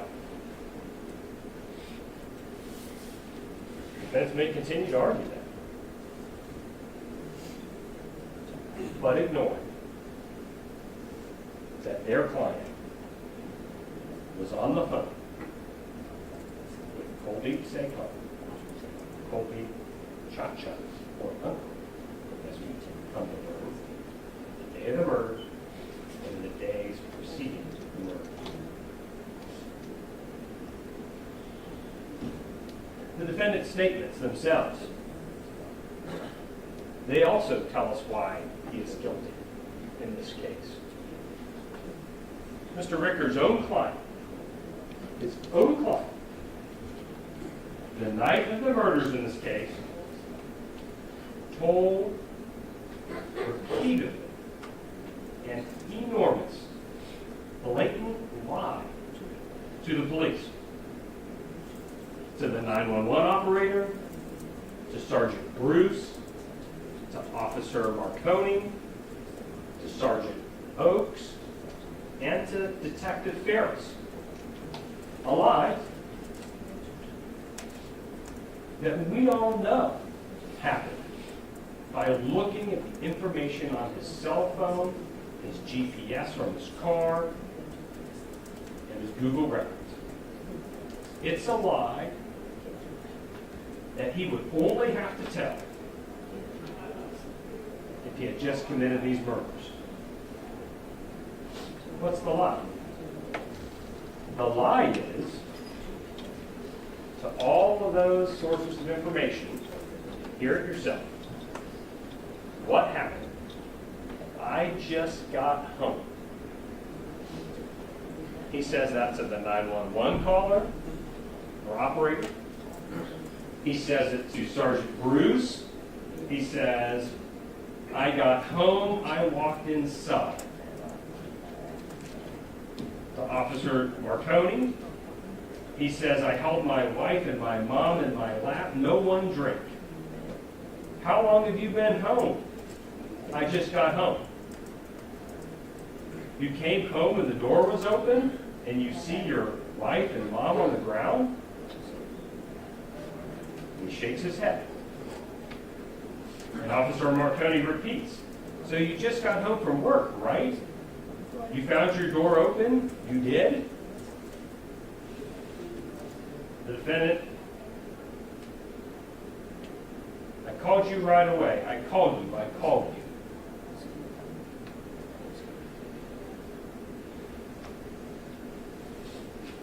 With Detective Randy Ferris, he lies about everything. He lies about important things, like when I just got home, which we know is not true. But he also lies about things he doesn't even have to lie about. He tells Detective Ferris, you've seen the interview. He says, who could do something like this? I don't know. Do you have any marital problems? No. You or your spouse ever cheated on each other? No. In Gunshot culture, we would separate, and that would be it. There would be no cheating. We know that's not true. Do you have any financial difficulties? No. No. We know that's not true. Are there any problems between you and your father-in-law? No. Great relationship. We know that's not true.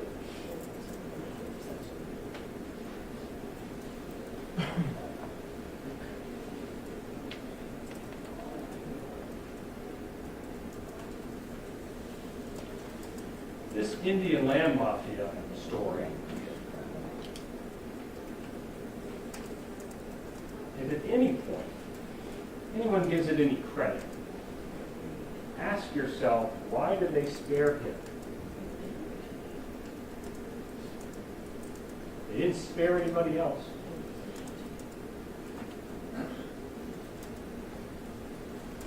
It's because it never happened. This defense is what happens when a defendant is faced with unassailable evidence. And the only way to get out of it is to create a preposterous story to try to incorporate the evidence in your story. The circumstances of this case show how preposterous the story is. What is the likelihood, in common sense, that someone would want to kill these 4 family members? And not just any family members, all 4 in such a savage and brutal way.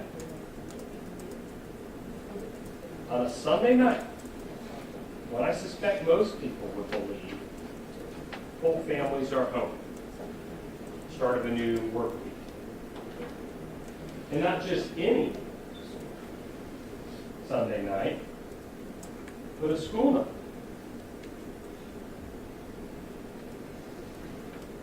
The scene shows the killers did not take a thing from the scene.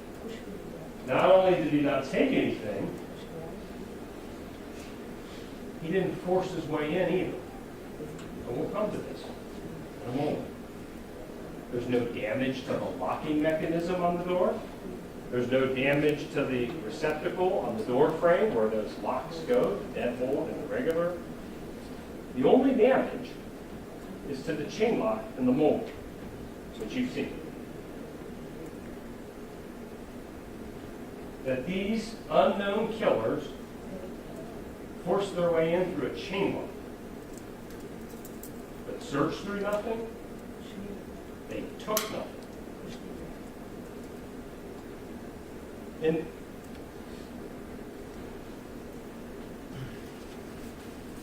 I've been doing this too long, but I've seen a lot of people that have been shot, stabbed, killed in my career.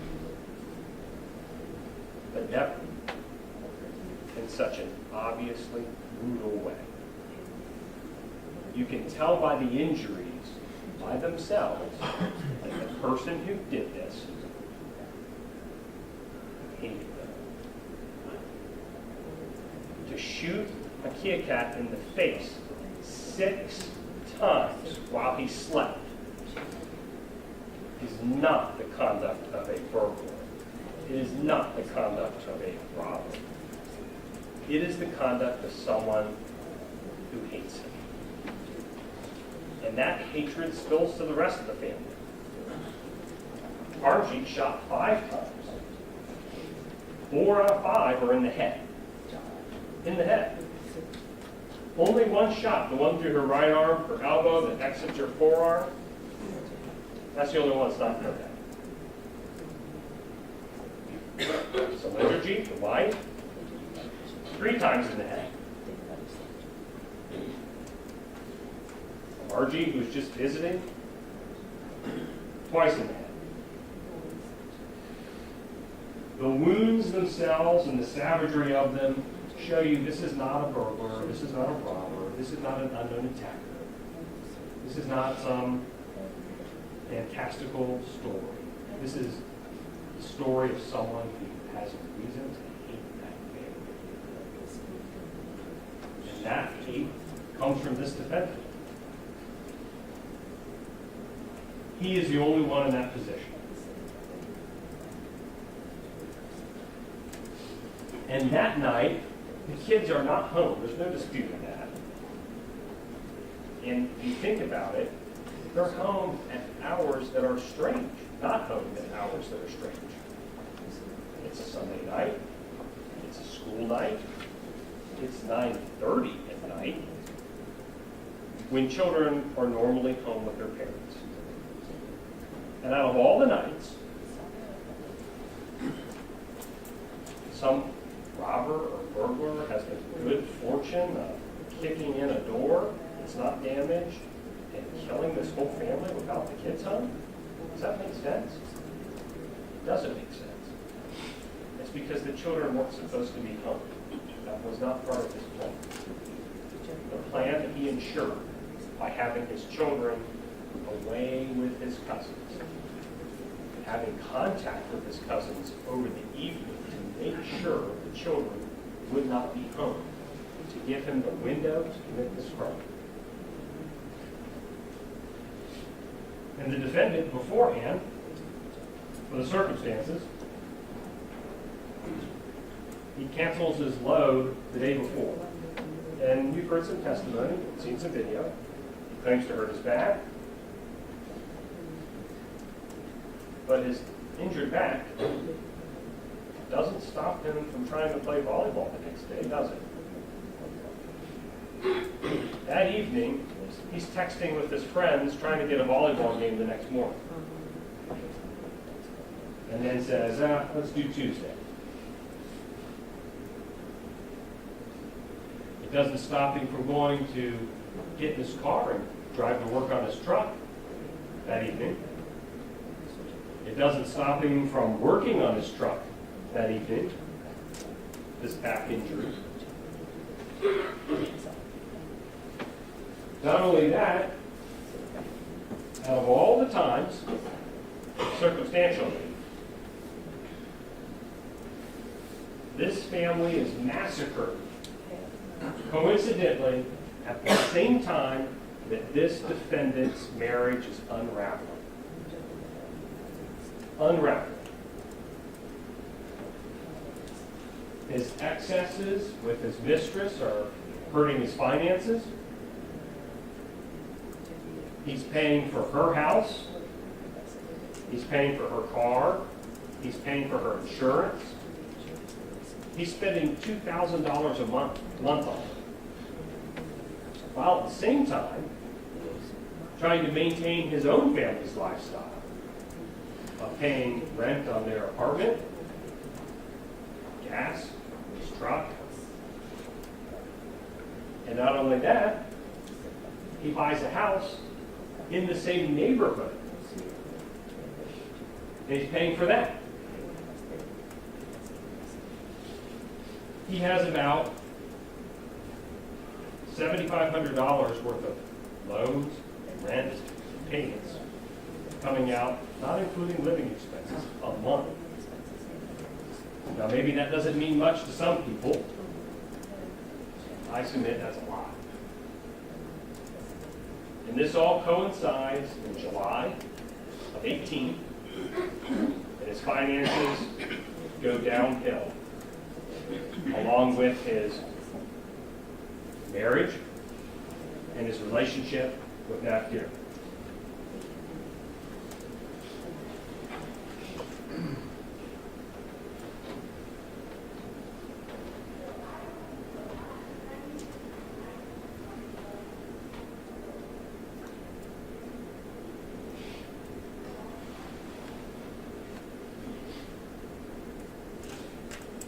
Spend some time thinking about the difference between his relationship with Nat Kieran and the difference with his relationship with his wife.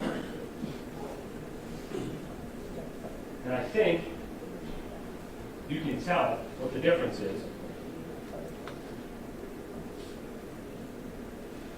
when you look at this exhibit. This 2011 Audi Q5. You look at it, it's new, it's nice, it's exciting.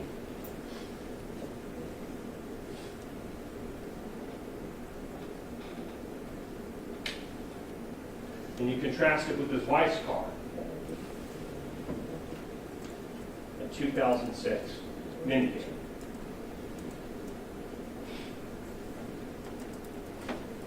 Kid seats in the back. That's how he treats his wife, and that's how he treats his mistress.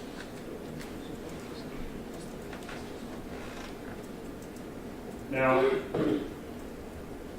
it also happens to be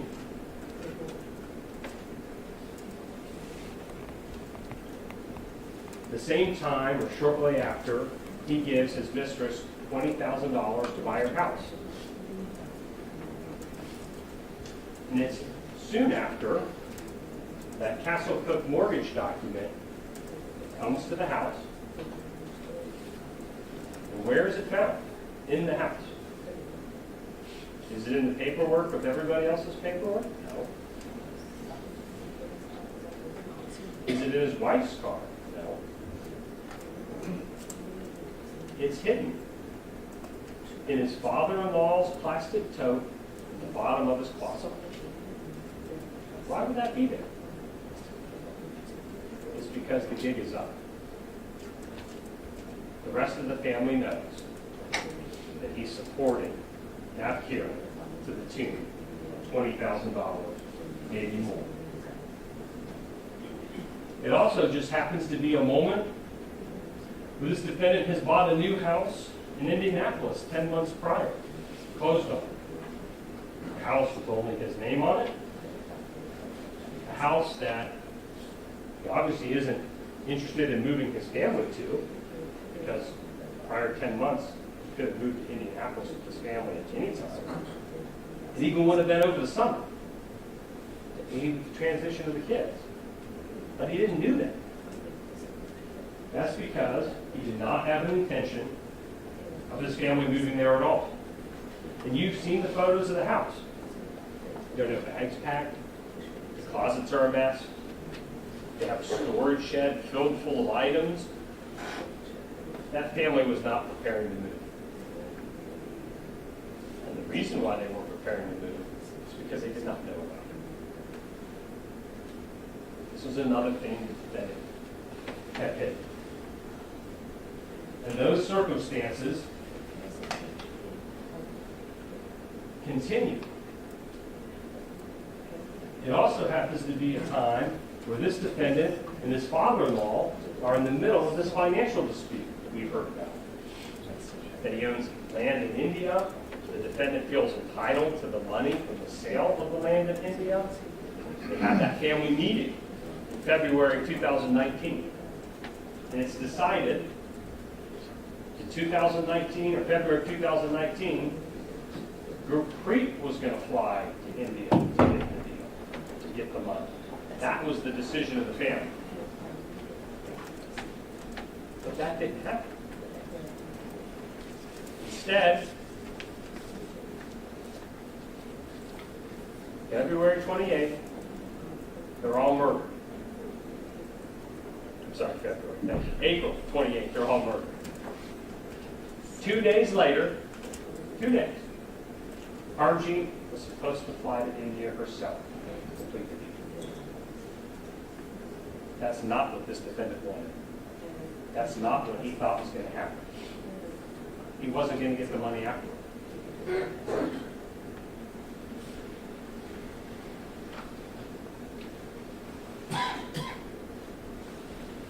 And you have the photos of the house. There's nothing taken. Nothing. Not a television. Nothing's gone through and searched. The computers aren't taken. The cell phones on the couches aren't taken. The tablets aren't taken. The $11,000 in cash in the house are not taken. And the reason why none of these things are not taken, is because it's not a burglary. It's not a robbery. All the circumstances, just those alone, tell you that this defendant is responsible. But it's not just the circumstances. The crime scene itself tells us the same. Now, the defense counsel, throughout the trial, has made impassioned pleas, arguing what the police could have done, or should have done, his opinion, should have done. And I suspect when I'm done, he'll stand up and he'll probably argue similar things. Argue that the police are deficient. And while the defense has no burden of proof, they do not have to prove anything in this case, the person that held the keys to that kingdom that night, this defense, was this defendant, and he said nothing to the police that night. Not a word. At any point in time, this defendant could have told this fantasy of unknown attackers and helped direct the police what to collect, but he didn't. He said nothing about the things that this lawyer now claims. In essence, to believe the defense, you have to believe that it's reasonable that a man in Mr. Singh's position would help unknown assailants escape. That he would say nothing, do nothing. At the time of this offense, with the lives and blood of his family members spilling out on the floor, and say nothing to the police about it. You'd have to believe it makes sense for an innocent man with information about unknown attackers that he would lie to the police. I guess hoping the police would accidentally discover evidence that exonerates him? That doesn't make any sense.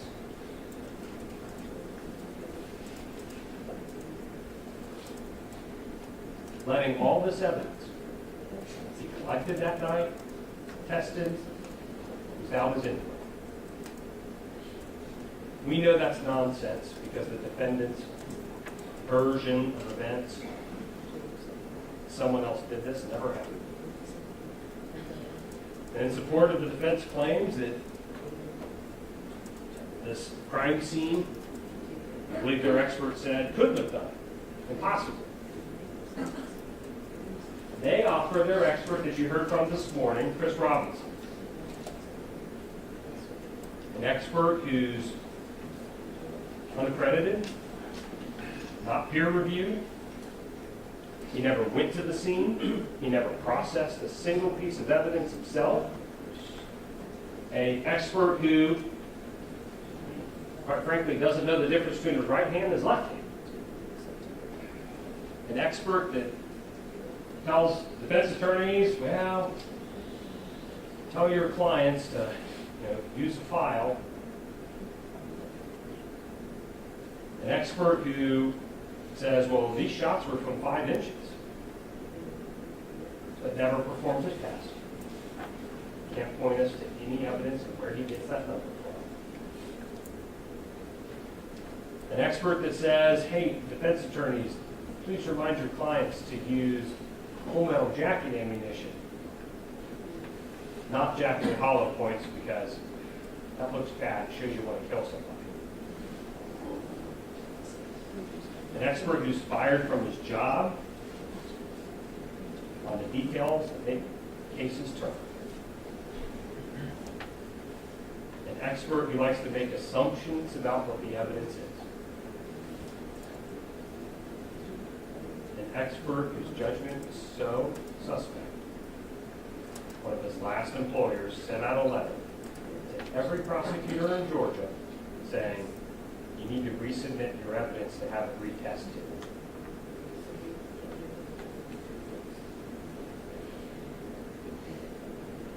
Defense counsels argued with several witnesses that, oh geez, the police aren't fair and impartial. Now, I'm not even sure what that means. The police aren't fair and impartial. But what are police officers supposed to do? Should they collect evidence and then pretend, well, it points to someone else? Or do we expect police officers to collect evidence, analyze the evidence, and then follow it to its conclusion?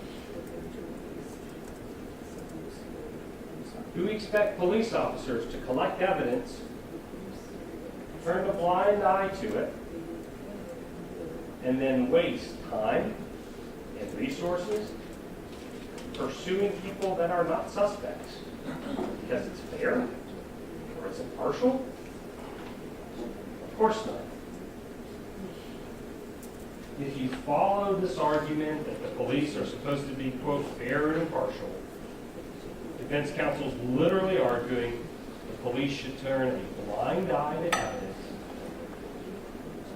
to solve the case, because evidence that shows who did this crime or any crime isn't fair and impartial. Evidence of someone's guilt is supposed to be highly prejudicial. It's bad for the person accused. It should be. That's how this works. And the evidence in this case proves this defendant's guilt beyond a doubt. Well, let's just look at some of the pieces of evidence in this case, the different parts. We'll start just with the front door. And the front door in this case, as I've already mentioned, you have pictures of the front of the door. There's no kick marks on the front of the door. There's no dents on the front of the door. The locking mechanism, deadbolt, and the handle lock are not damaged. The door frame receptacles are not damaged. The only thing that's damaged is that piece of trim piece, chain lock.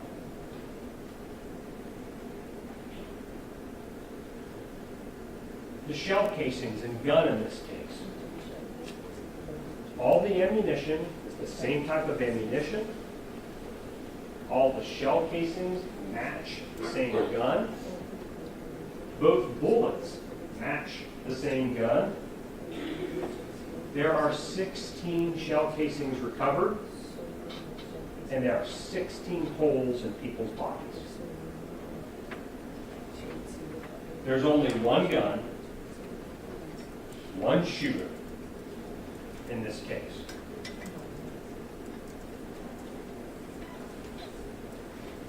That's it. This crime starts with a K attack. And he is asleep in bed.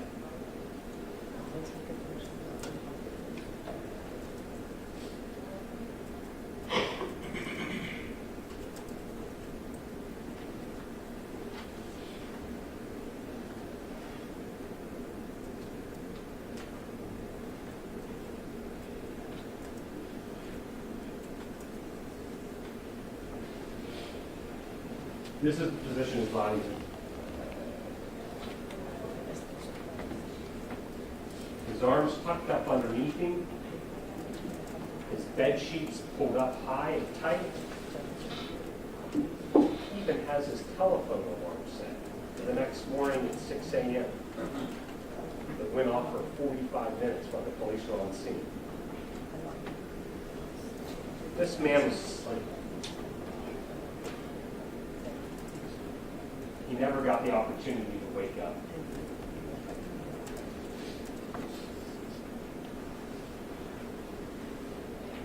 There's no drugs or alcohol in his system.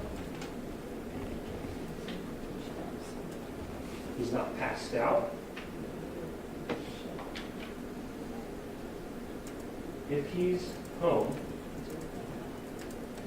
and a home invader who's unknown comes in the house by kicking open that front door, he would be awake. If strange men or a strange man forced their way in with those three women, they would raise their voices. They would cry out. The noise of the violence of the entry would wake him up. The reason why he is still in this position is because he was asleep.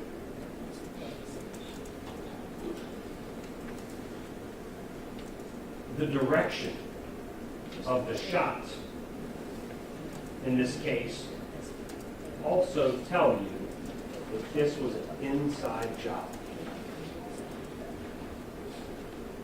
The 2 bullets that were recovered from the neighbor's wall, they fly from inside the apartment to outside the apartment, across that breezeway, and they lodge in the neighbor's wall. So the shooter is shooting from inside to outside. And the reason why that's important is because of this fantasy that it's some unknown person.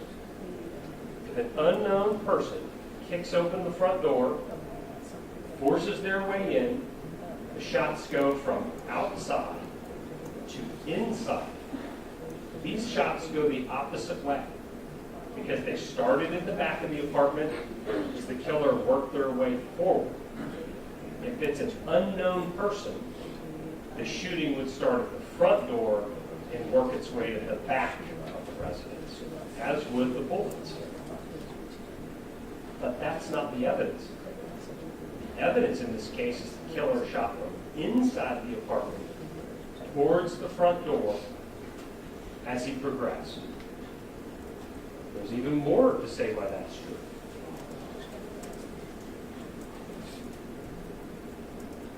He shot from behind.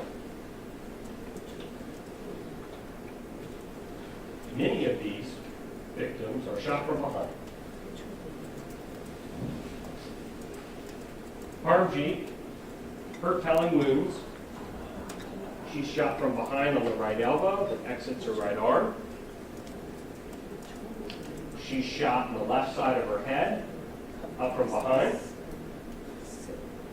She's shot again on the left side of the head, from behind.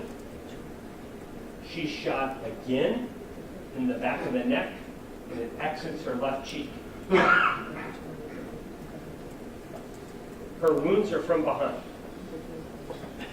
except for one, to the side of her head.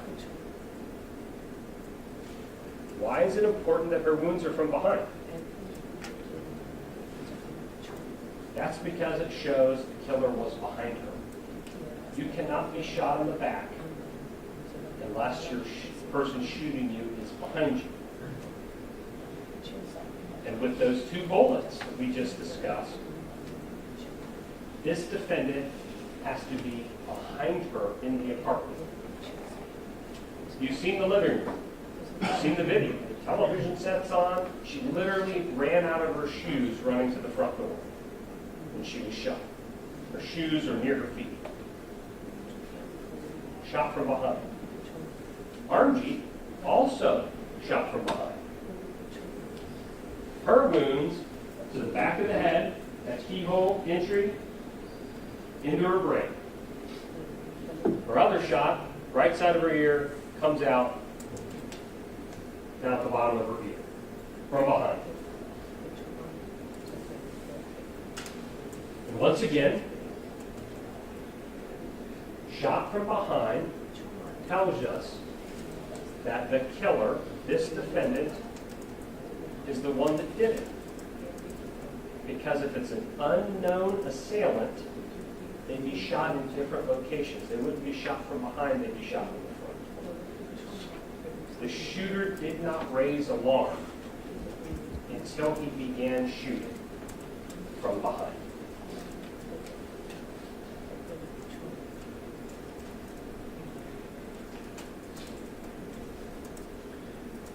Now, several witnesses testified there's like a pause or a break in some of the shooting and the sound, the hammering or the shooting, depending on what it is. In Parmjit, as I mentioned, has one gunshot wound almost to the temple. And she's got the stippling on her pinky.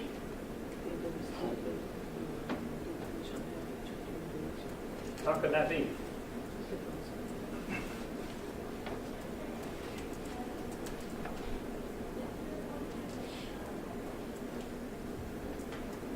Left hand, left side of the head.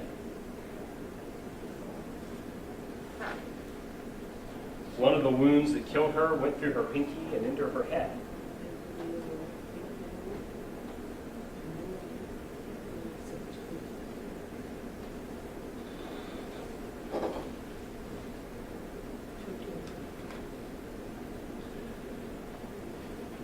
She is shot laying by that front door again.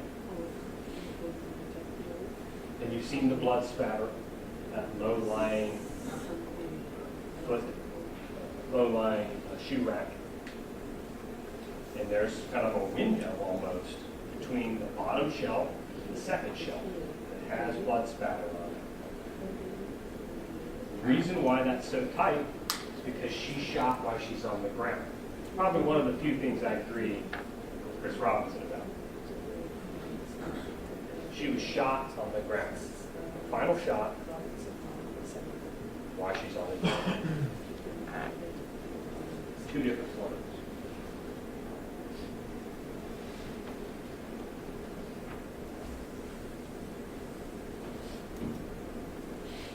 Same thing with Amarjit.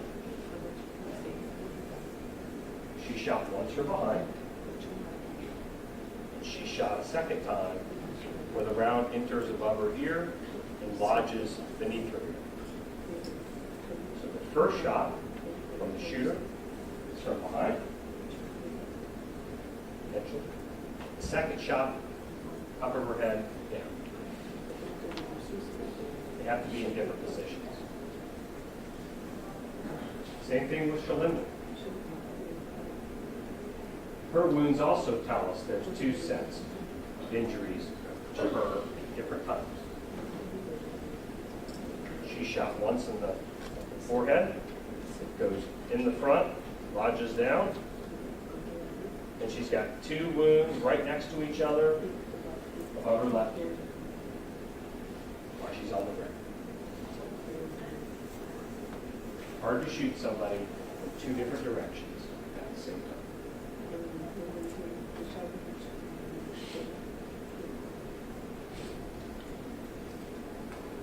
And these shell casings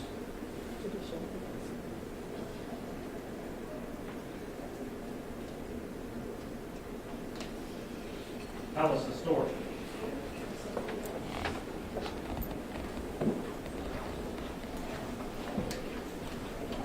This is a cave expert, where he is on the bed. The shell casings are all to the right of the shooter. So the person that's shooting him has to be standing in this area, shooting him in the face. because these semi-automatic handguns eject spent casings to the right of the weapon. All of the shell casings are to the right of where the shooter has to be standing. I submit if one of the other women were shot first, he would have woken up. Anybody shot a handgun before, it's a loud and death. But he doesn't wake up because the shooting starts with him. He's shot in the face some number of times. Maybe once, maybe more than once. This defendant, after shooting Hakikat in the face, exits the bedroom and heads into that little hallway that we see.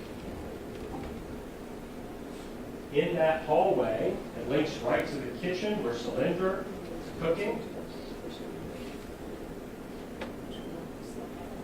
Perhaps she hears the noise and comes towards the noise to investigate.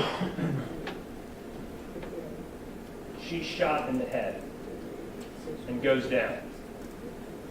The shell casings from that shooting are to the right of the shooter. That's how the gun works. The shell casings are to her right.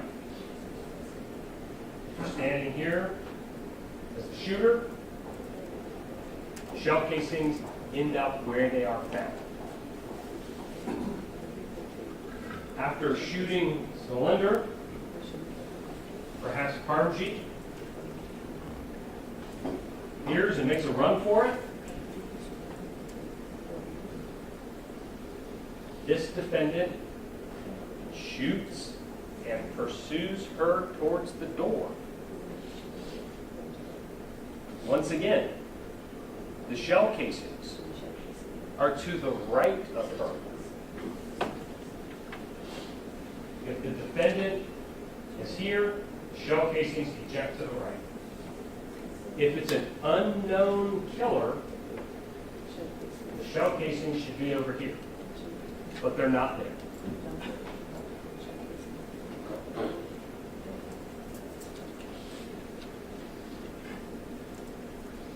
After shooting her, he then turns to Amarjit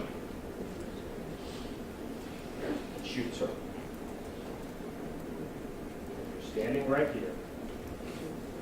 Shell casings eject to the right here. The position of the shell casings also tell us it is an inside job. This is not an unknown home invader. This is not an unknown burglar or robber. This is the defendant because he would not raise the alarm before he started shooting.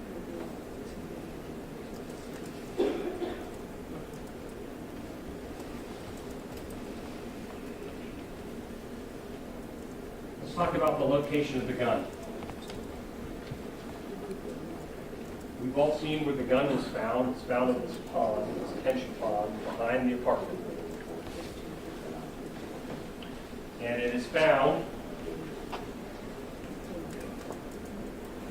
at 35 feet from the back patio in the water.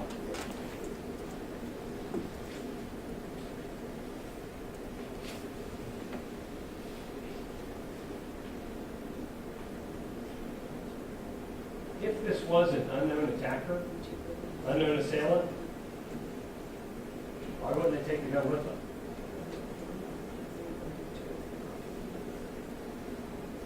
Why risk disposing of the gun in this manner? You had such a clean getaway,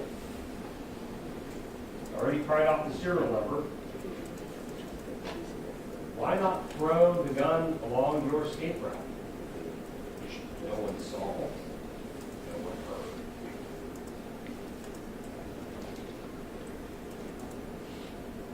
heard. Doesn't make sense because the person that threw this gun knew they were still going to be in the scene.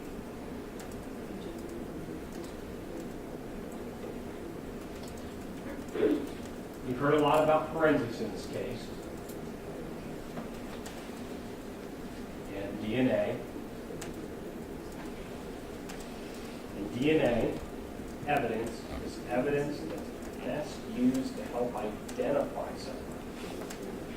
determine if they've left their DNA at the scene or who may be the individual responsible. And you've heard that DCI works together with law enforcement to craft a plan on what items to test, how many items they will take to try to accomplish their goal of identifying individual or individuals involved in the case. It's not like you see it on television. Not every item can be tested, but cases are not investigated in a vacuum. They are guided by the experience of law enforcement officers and the experience of lab technicians who prioritize what is most likely to produce the best result when tested. In this case, items were identified to try to ferret out who the killer was. And those items are common sense. A gun, shell casing, clothing, blood outside the home.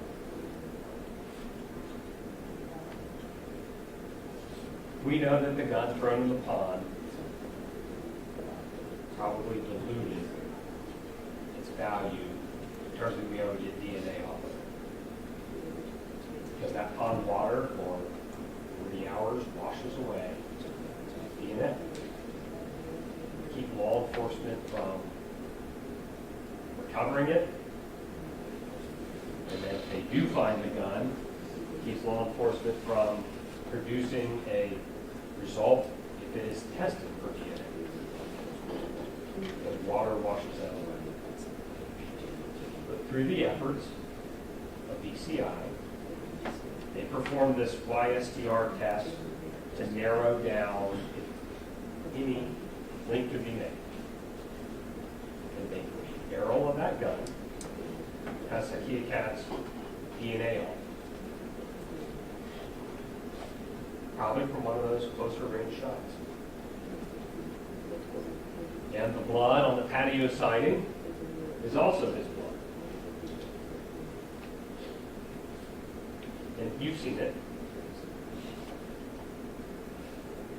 Even the defense expert agrees, well, there's could be cast iron. That's where that blood came from. It's not transferred from an unknown individual. It's coming from the defendant who threw the gun in the hall.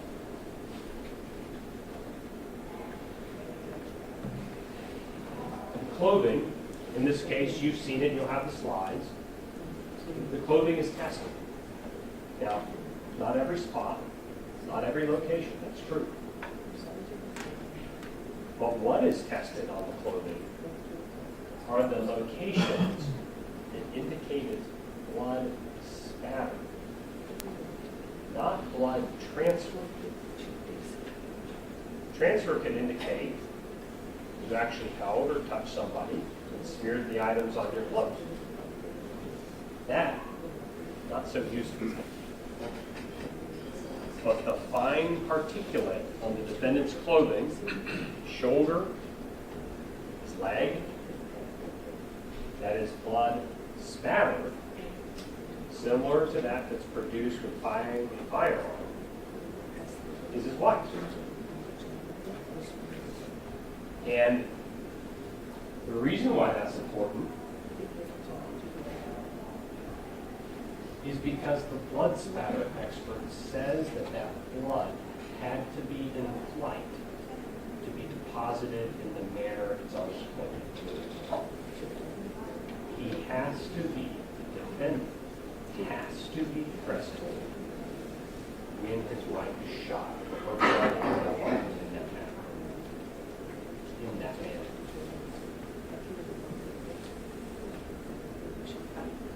But the defendant at various times has told different stories about who he shook, who he tried to help that evening. He might have their DNA on his hands, that transfer, that touch DNA.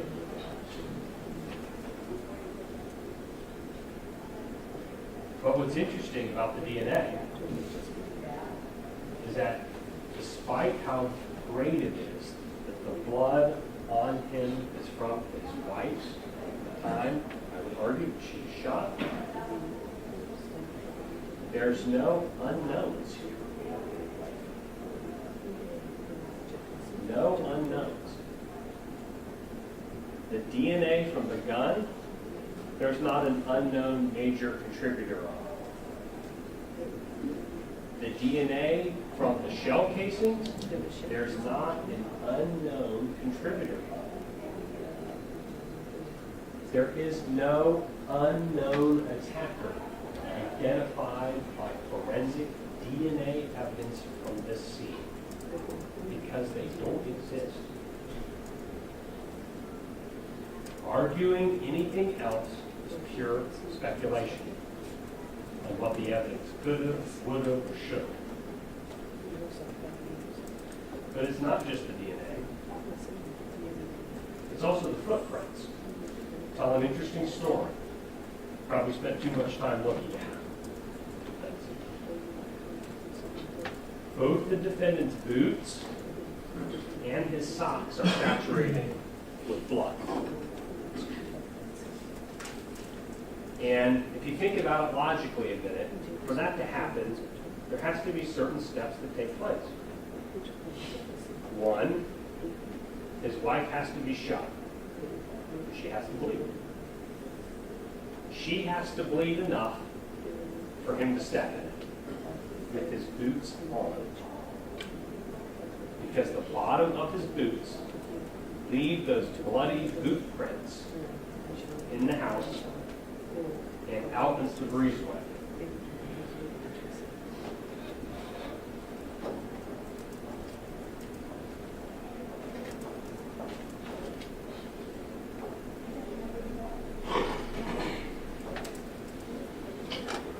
When he's later found, his socks are saturated with blood on the bottoms, kind of rolling up the sides.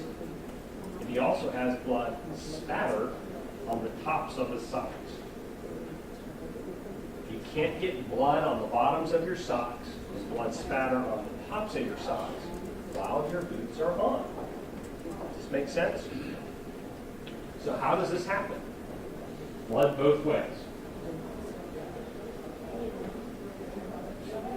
Those boots are his. The defendant tells multiple officers the boots are his truck boots. And the blood that's tested on the boots and on the socks is his wife's blood. They come from the same source. These prints tell a tale. You can follow the trail.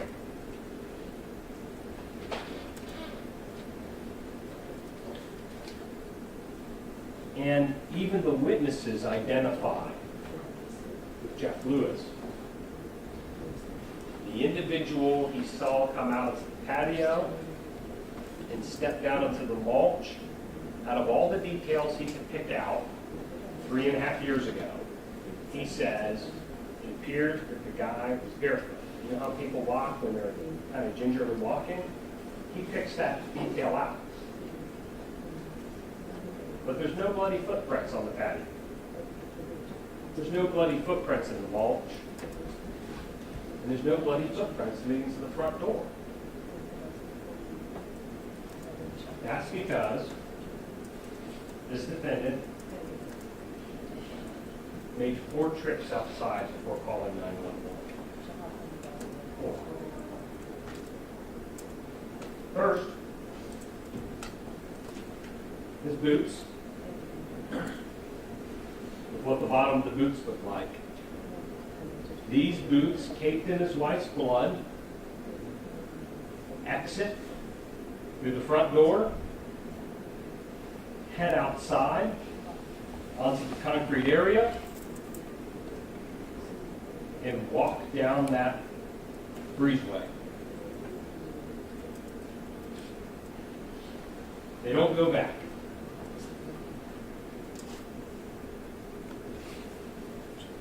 He then either takes them off and carries them back in without his boots on. perhaps to get rid of the gun. When he gets back inside, without his boots on, or takes them off when he enters, he gets the gun so as to not leave a trail of bloody boot prints to where he disposes of the gun.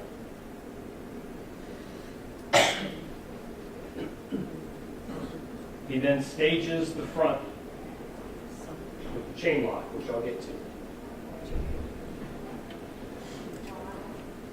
Goes outside without blood on the bottom of his socks. Perhaps on his way out, he realizes, because Shalinderjit has blood in her lungs, that she was still breathing.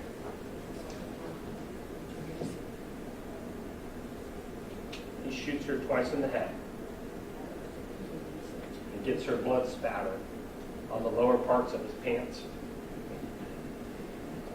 Then shoots Parmjit to make sure she's dead. Then maybe goes in and empties the rest of the magazine in the Hakikat to make sure he's dead. And then goes outside to get rid of the gun.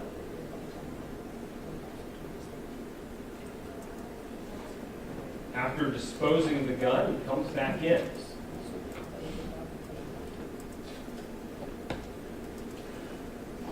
When he comes back in, he realizes he's covered in blood. The spatter that's found on his knees, the spatter that's found on his shirt.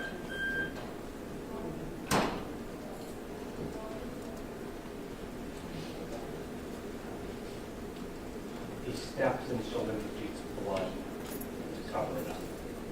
And we'll talk about that in a minute. He has to saturate, not just a little, but a lot of her blood on his socks to leave the bloody footprints he does inside and outside.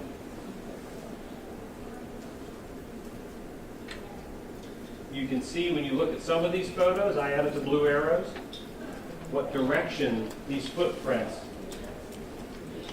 on the frame and going inside, what direction they go. He goes outside with bloody footprints. He goes back inside with bloody footprints. There's number 3. And you can see, maybe if the light's on, the direction of these footprints going back into the house.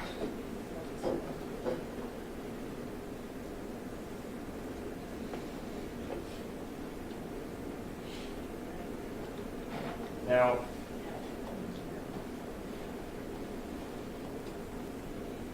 when he calls 911, you can see on the officer's body camera, he exits the front door and walks down the breezeway, leaving the bloody footprints as he goes. Now, we don't have to prove the exact order of which footprint is which or where it came from necessarily. But the reason why the footprints tell us what happened and why this defendant is guilty, you should just ask yourself one question. Why didn't he call the police the first time he went out with the boots on?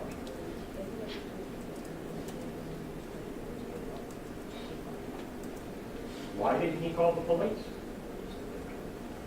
Before his boots came off, before he stepped in his wife's blood, before he walked to every room except the back. Why didn't he call the police the first time he walked out wearing his boots, leaving the trail of boot prints outside? And the reason why he didn't call the police is because he didn't want their help. He was checking to see if the police were on their way or if the neighbors had heard.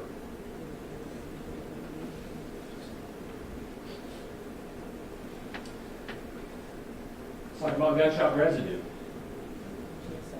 It's that forensic particulate that you get on you when you fire a gun, when you're in the vicinity of a gun that's fired, or if you handle an object that's been shot. Now, certainly it's possible that he handled an item that had been shot, depending on which time you listen to the defendant's story, with his wife, with his mom, with his dad. But gunshot residue comes from shooting a gun. Kind of conditioned precedent, and he's covered it. But the gunshot residue is only part of why it's interesting. The reason why the gunshot residue is interesting is that you all saw the same video of the interview with Detective Ferris.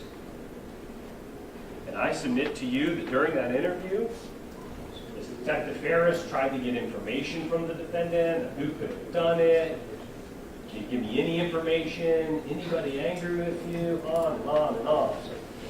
And the defendant repeatedly, emphatically stated, I don't know anything, you'll be the first person I tell if I come across any information on this case. It all changes. And it all changes the moment that Detective Ferris says to this defendant, we want to do a GSR kit on you to see if you've been firing any guns lately. As soon as Detective Ferris says, that's what we want to do, what happens? No. I want to go home. I want my kids. I'm leaving. No. Am I under arrest? I'm leaving. That's because this defendant knew what the results would be when his hands were tested.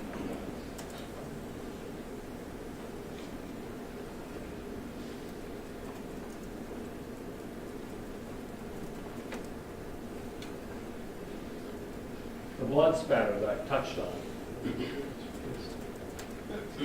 And you've heard that there's kind of two kinds of stains, right? There's drip stains, actually three kinds. Drip stains, spatter stains, and transfer stains. Drip stains are those stains from gravity as it pulls on the blood and it drips onto an object or a surface or a person. Spatter stains are staining that indicates that great force was used to get the blood airborne. And transfer stains are like if you rub up against something, touch something with your hands, you transfer it from one to the other.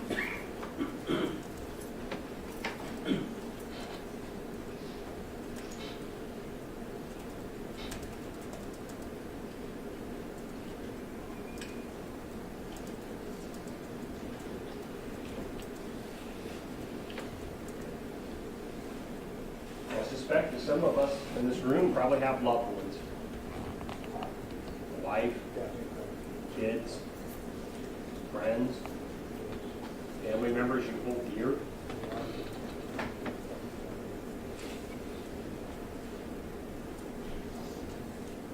If you hold a loved one that's been shot 3 times in the head, near and dear to your heart,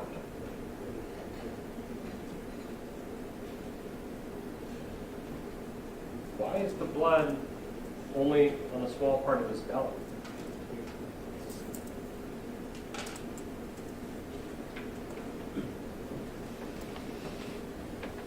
Why is the blood only on his shins?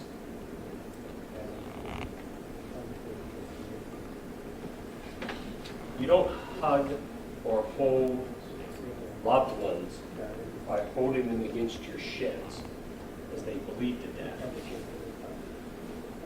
And the reason why the blood is in these locations is because he never did. When people embrace they hold each other close. The blood from a head wound runs all over. He does not have blood that shows that he was holding his wife that night.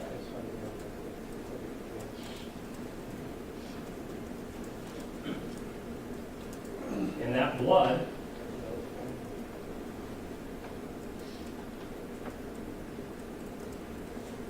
that's on him,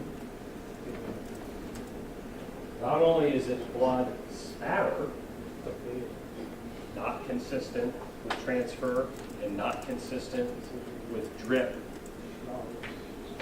but according to Agent Fortner, those white spots, cerebral spinal fluid.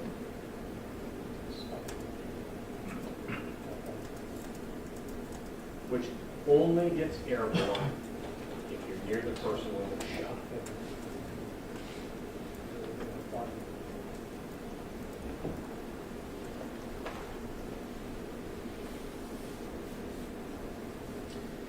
In addition to these types of forensic pieces of evidence,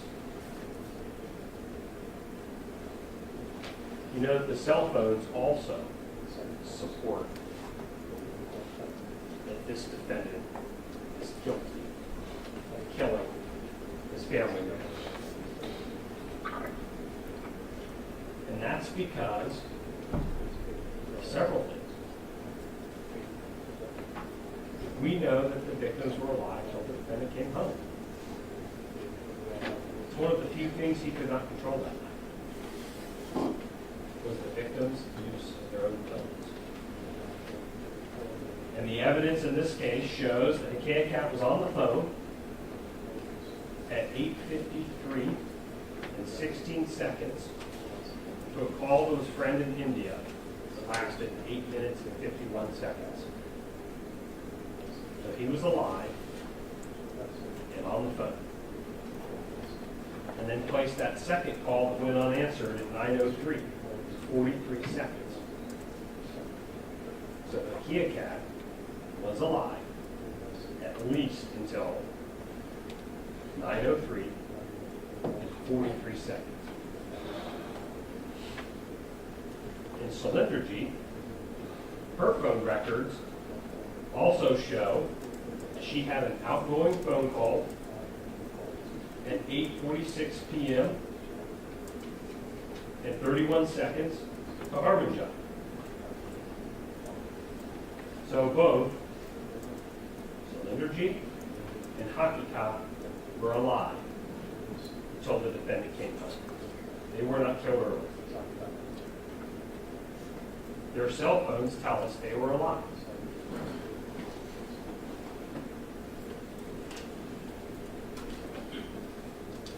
You've also heard a lot of this GPS information that's out there on us. And I suspect that most of us probably didn't have an idea prior to trial that you were kept such a careful track of by your cell phone, by Google, by your own vehicle. And that undeniable GPS information tells us that the defendant lied when he spoke to these officers that night. That he did not just get home. He is in the parking lot outside of his apartment at 9:09 and 40 seconds is when that car turns off. 9:09 and 40 seconds. He then walks from his parking spot straight inside to his house, and his cell phone with Google coordinates puts him inside his house. Not in the parking lot, not in his car, not someplace else visiting a friend, but inside his house at 9:11 p.m. he does not call 911 until 9:40. He is in that house 29 minutes at a minimum. 29 minutes.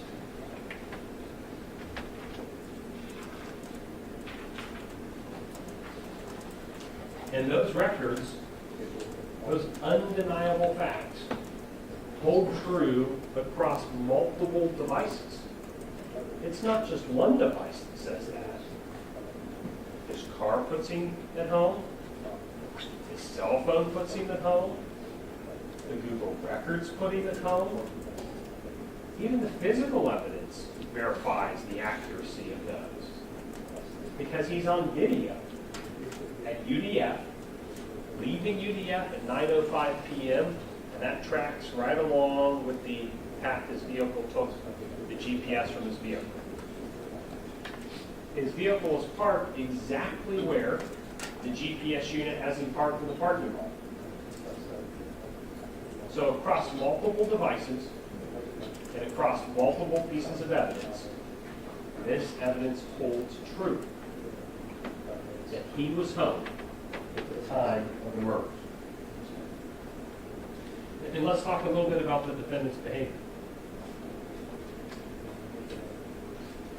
While motive is not something that we have to prove in this case, and the judge will not instruct you on that, it's something that you may reasonably infer from the evidence that's presented to you. This defendant's carrying on an affair with a woman in Indianapolis, but not just any affair, a long-standing affair that he provides significant material support to the tune of almost $45,000. Not only is he carrying on an affair, but he's purchased a house in his name, not just anywhere, in the same neighborhood, half a dozen houses down from hers. He didn't pick this home site by accident. He has a house big enough for him, his kids, his parents. He's having a financial dispute with his father-in-law over wanting his money from the land sale that we talked about. And she's going to fly to India to collect the money that he was supposed to. And he's speaking at the same time with his uncle Colby as these events transpire. Any one of those, or a combination of those, they give you reason for motive.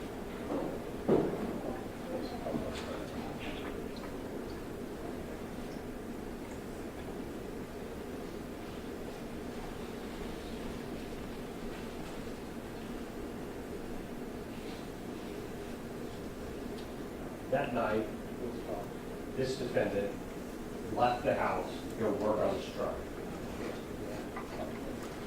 And he was quick to point that out to the police. He was quick to tell the police that he was just at UDF and put $20 of gas in his car. But tells the police they were shot.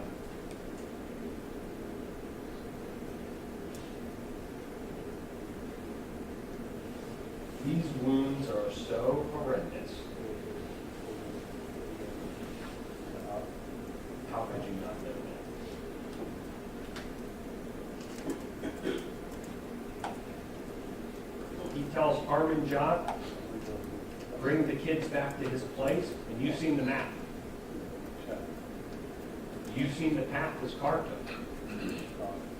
He literally drove right by his children, passed them by, to go home to his house that night because he knew what he was going to do was have a window to get it done.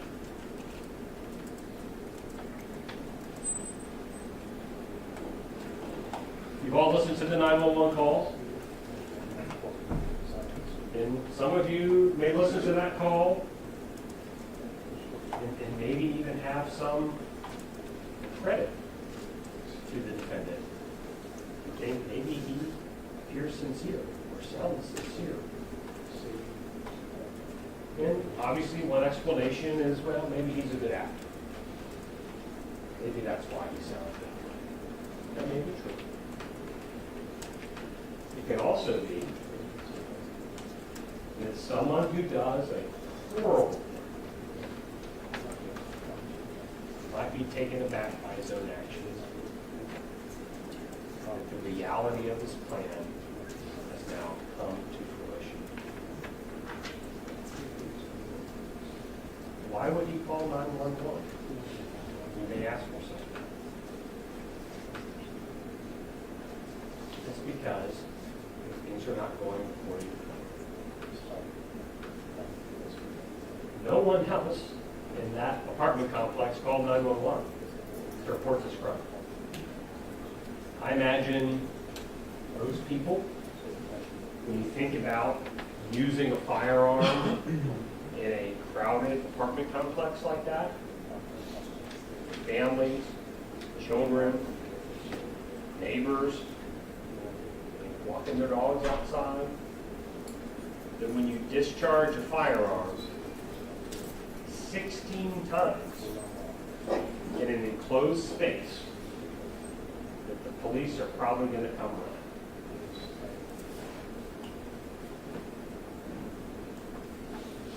But that did not happen. And despite the defendant's well-laid plans,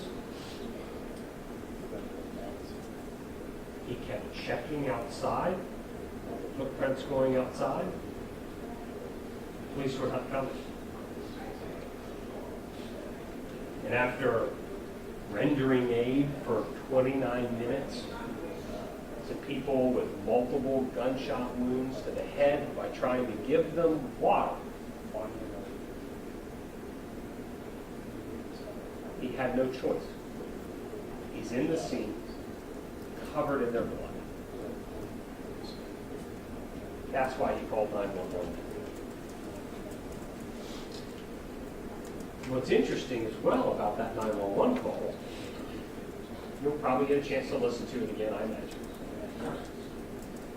is when you listen to the 911 call, you know what you do not hear in the background? You don't hear the smoke alarm.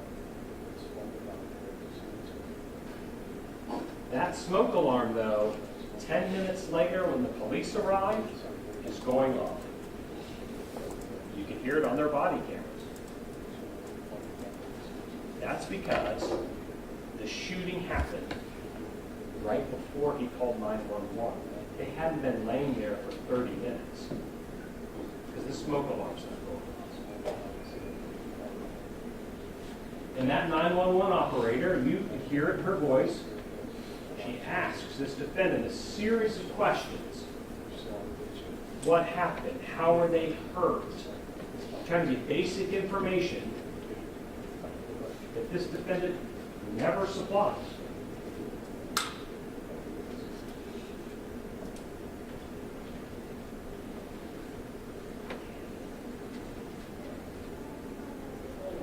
The operator asks this defendant,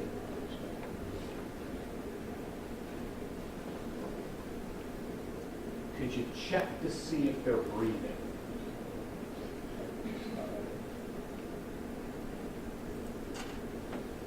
And this defendant replies, I cannot. Who treats loved ones like that? Who wouldn't check to see if they're even breathing?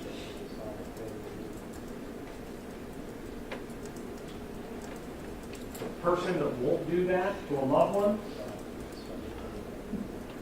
someone that doesn't care if his family members live or die.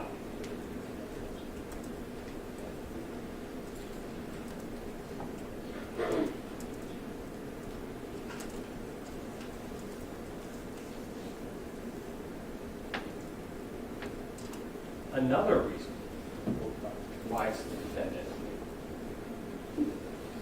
is the Beretta handgun located in his house. It is not the murder weapon. But once again, if rational people come home and find their family members murdered by unknown attackers, besides checking on your family's well-being, which I submit is more than trying to give them water, more than checking to see if they're breathing, which this defendant would not, would be to arm yourself with a readily available gun. You don't know if they're coming back. You don't know if they're still there. Heck, if you thought your kids were going to come home, you would arm yourself. This defendant does none of those things because he's not concerned about a threat that evening, because he is the threat.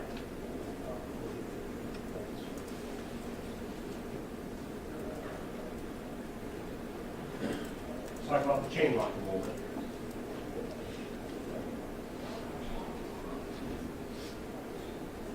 It also tells us what happened. And it's one of these logic games. Can an unknown attacker enter the apartment with the chain lock engaged? No, you can't. The door either has to be open or you have to force the door open. You're not going to squeeze through the chain lock space. If the chain lock's bolted and these unknown attackers show up, clearly they have to force open the door to get inside, breaking that trim piece off. But that never happened because the K-Cap slept.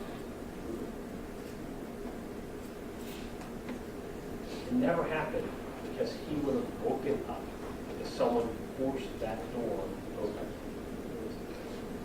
That never happened because the women in the house wouldn't have been shot from behind.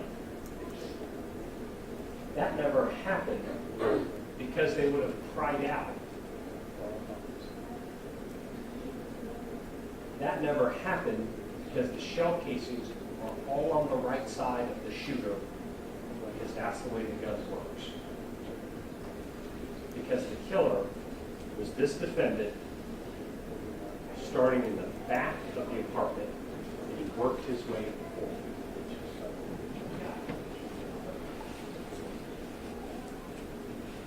And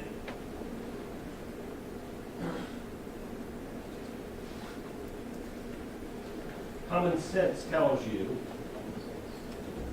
that this was a unknown attacker. Truly,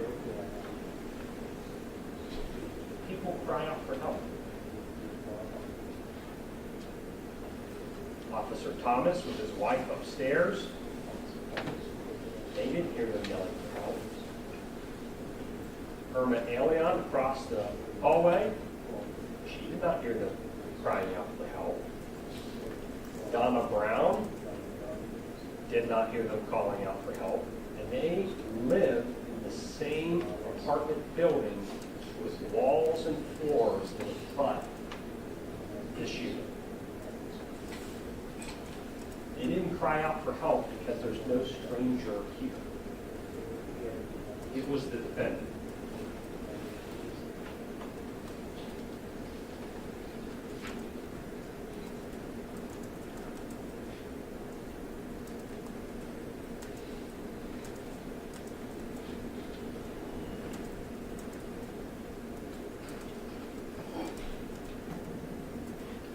Let's talk a minute about the witnesses in the case.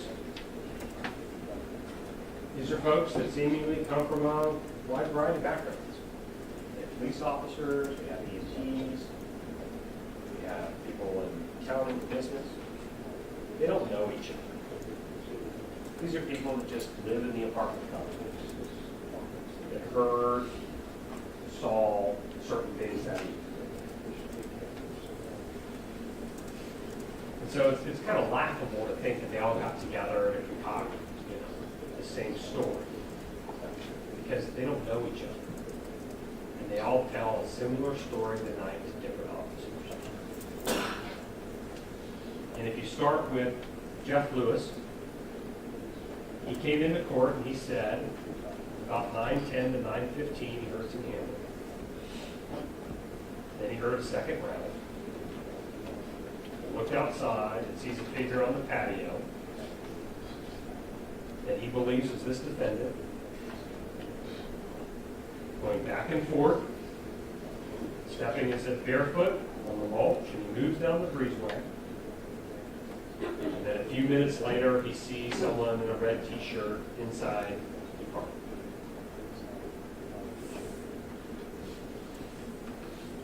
Donald Brown says, I heard a noise at about 9:30, maybe 12 shots. And then 6 to 7 minutes later, I hear someone knocking on the doors, calling for help. Brianna Studd, at about 9:30, she hears banging. She's outside smoking her cigarette. She hears more banging. Looks out and sees an individual walk out of the patio door. A man, maybe had long sleeves, walking back and forth. Miranda Weller says about 9:20. She hears the start of the bangs, multiple bangs, and a period of quiet, and then more bangs. She looks outside and sees an individual on the patio moving back and forth, who eventually heads down the breezeway. She has a hard time seeing as well and says the individual is a male, dark clothing. It appears like he's in long sleeves. But she says the person she saw on the patio is the same person that she saw knocking on the doors asking for help. So one person. Toya Wheeler, our dog walker, says that she walks her dog religiously 9:30 to 10 o'clock at night. She hears gunshots about that time. A pause, and more bangs, and a splash, and she goes inside.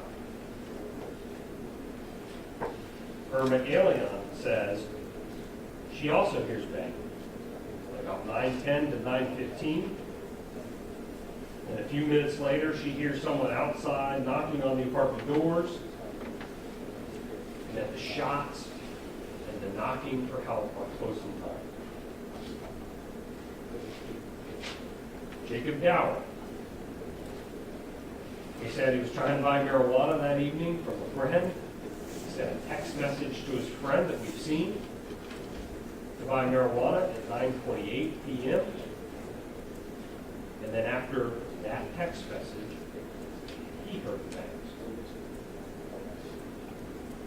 Officer Christopher Thomas, who lived upstairs, said at first, 9:15 to 9:20, he heard the hammering and he was upset that they might be doing work downstairs. Takes a shower, shaves, and then maybe hears more banging up until about 9:35 p.m. His wife, Ashley Thomas, tells a similar story that she heard hammering initially at 9:15 to 9:20, then more shots at 9:30 to 9:35, and then about 10 minutes later, heard the sirens. These witnesses firmly and clearly show the defendant was home, inside the apartment, when these murders took place. None of them heard anything remotely like what defense counsel alleged in opening statement.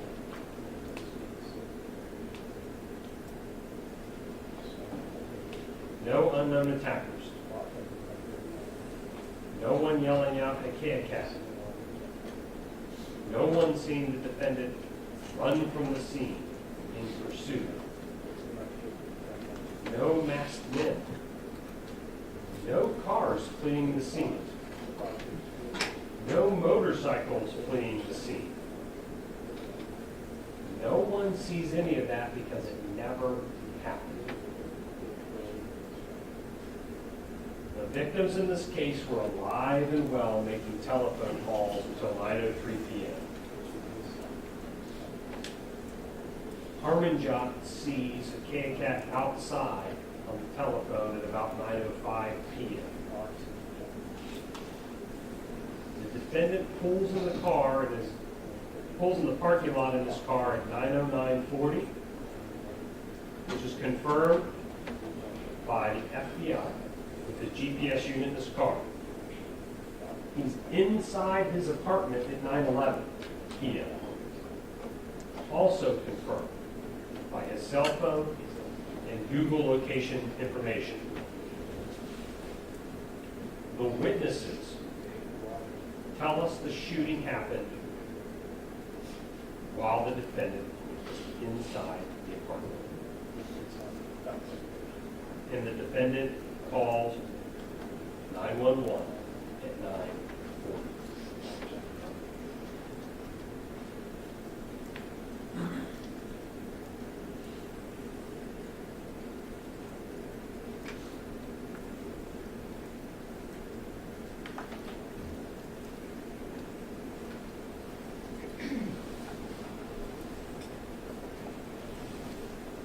These are the uncontroverted facts. The Hakikat is on that phone until 9:03. The defendant arrives home in the parking lot at 9:09. He's inside the house at 9:11. All of these witnesses, Jeff Lewis, Officer Christopher Thomas, Ashley Thomas, Miranda Weller, Irma Elion, Donna Brown, Brianna Stubb, Koya Wheeler, Jacob Dower, they all put the shots happening after he arrives home. And he doesn't call the police until 9:40. And the police arrived 10 minutes later, about 9:50. The defendant walked into his home on Sunday, April 28, 2019. Everybody hears gunshots. He walks out and says, "I don't know what happened." I'll tell you what happened. He murdered his entire family that evening. That's what happened. This evidence proves that he was home and committed these murders. There are a staggering number of pieces of evidence that point to this man's guilt. All the evidence in this case leads to one person, and one person only. And that's this defendant. And ladies and gentlemen, that's why he is guilty, beyond any doubt, of committing the crimes of aggravated murder, using a gun while he committed the offenses, and killing all four of his family members that evening. Thank you.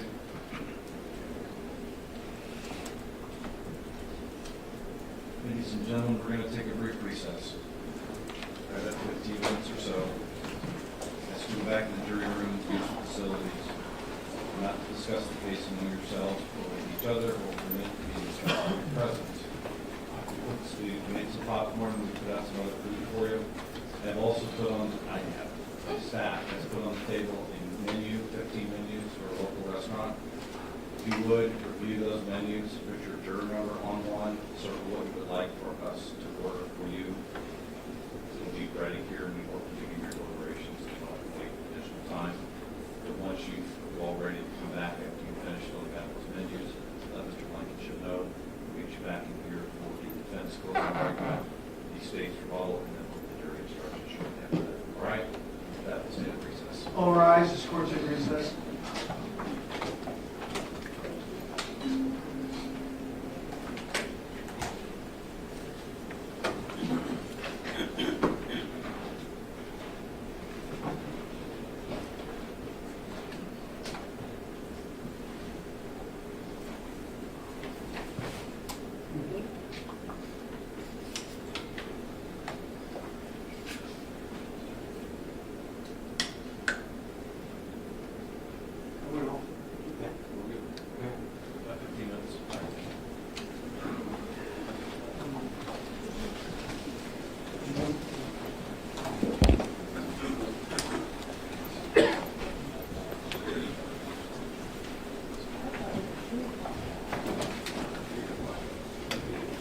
About 15 minutes.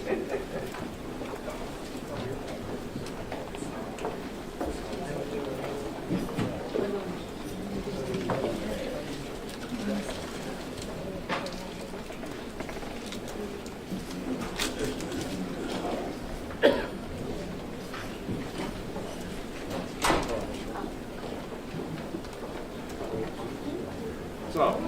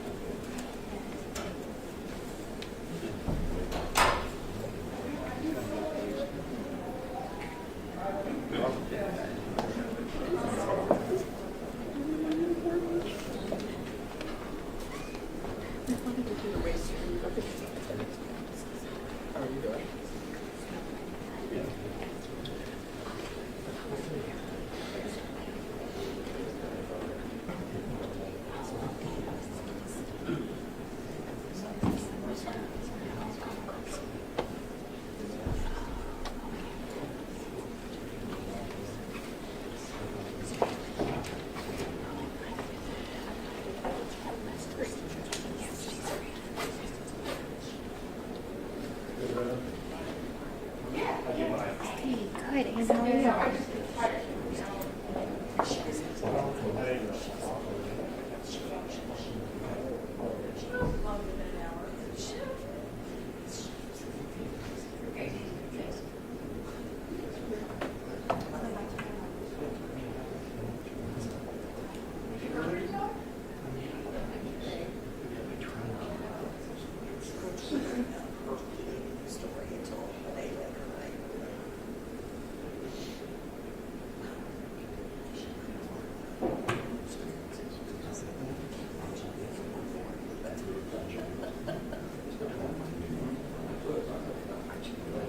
You know what?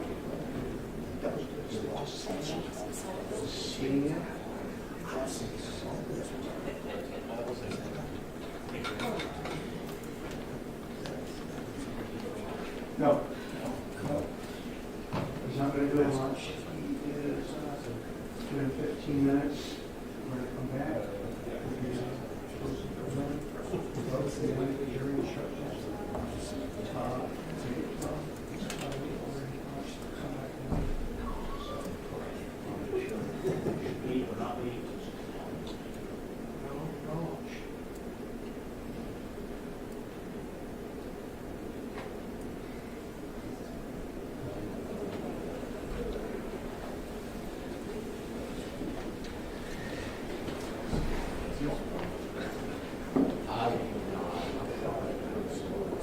Yeah, I'm not touching it.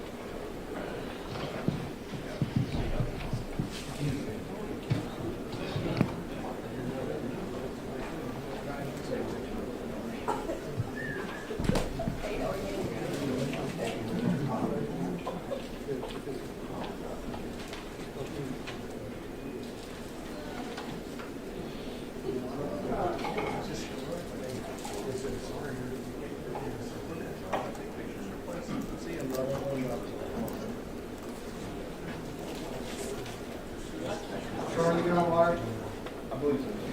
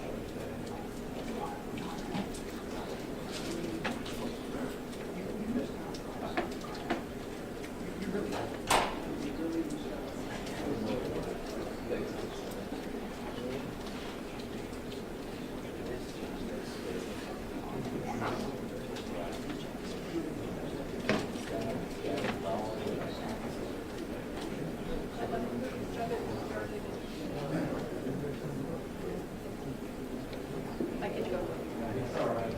The 11 for 7, I know, because I told you. The 11 for 7, because you know, I have to stick with this, so I just introduce myself, so I'll watch this for a second and see how it goes. So that's how I do it.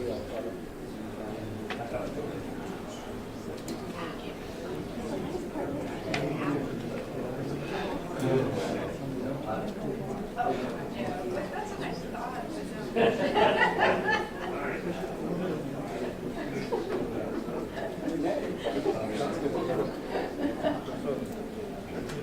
Oh, I'm sorry, it's supposed to be. I wasn't making. Supposed to be all right.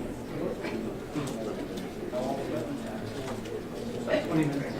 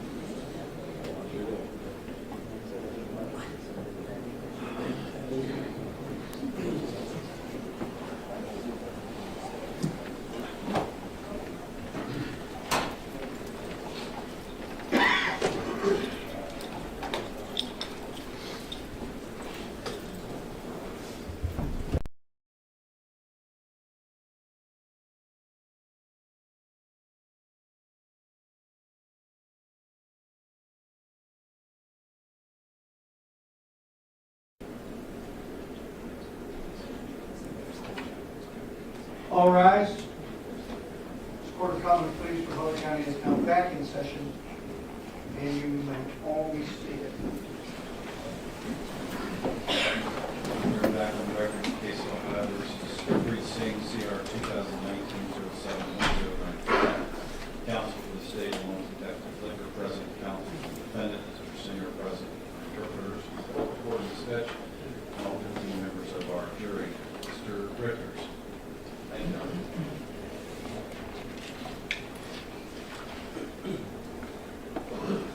Good afternoon. In a few minutes, probably an hour or so, you all will have 3 jobs to do. You'll listen to the law that the judge gives you, and you'll have that in your hands, probably a few copies in the back in the deliberation room. And that will be the law that governs your decision in this case. Second, you'll apply what you've heard in this trial, the evidence, to the law that the judge gives you. And third, you'll be explaining to each other why and what you believe is proper verdict should be.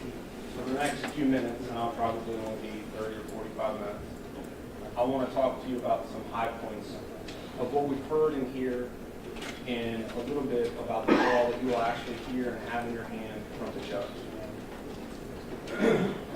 Every criminal case in the United States of America, the burden rests with the government. And unless they prove beyond any reasonable doubt that an individual is guilty, the verdict is not guilty. There is no other verdict in the United States of America. If a person has a reasonable reason to doubt the government's theory of the case, that verdict is not guilty. And we talked about Lady Justice in Wardire, she's blindfolded and she has scales. And when money is at stake, all the moving the party with the burden has to do is just tip the scales a little bit. That's when money is at stake. That's a preponderance more likely than not. There is a higher standard called clear and convincing evidence. When the government comes into our homes and tries to take our children away, that is still not beyond a reasonable doubt. The highest standard of proof, when someone's life is on the line, liberty is at stake, is beyond a reasonable doubt. And so what worries me sometimes is that in our everyday lives, we often make decisions just based on a preponderance. You know, do I go out to eat or do I eat in? Do I take a rural route home or the highway?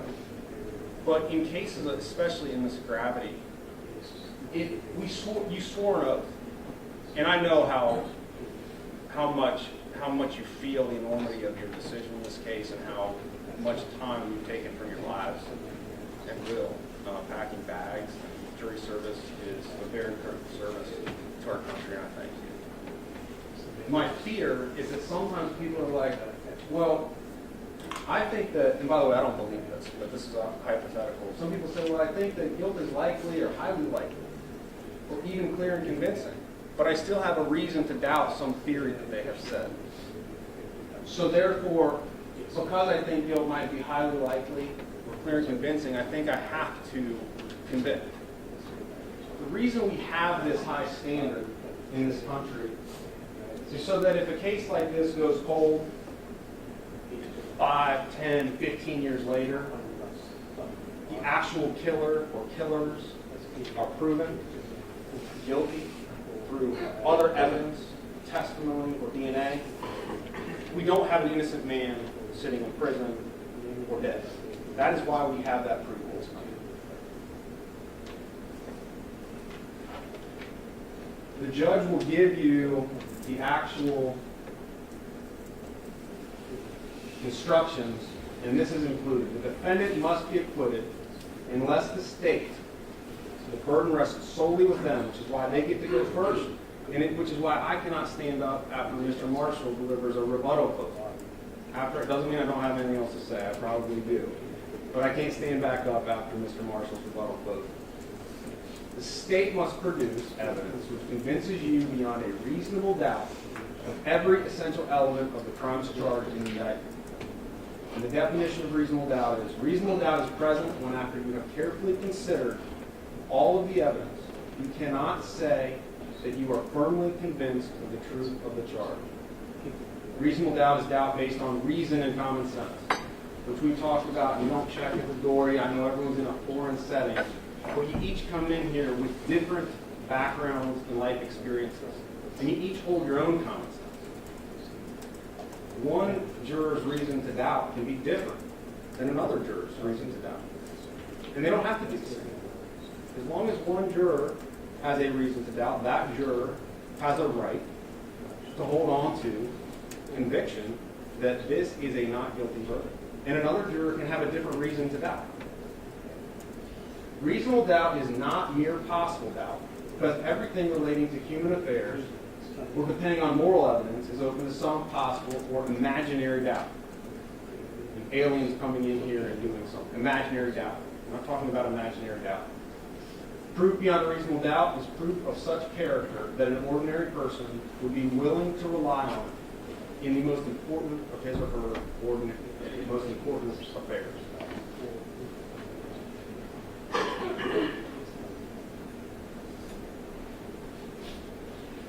That's the definition of reasonable doubt. It's a definition that the judge will give you.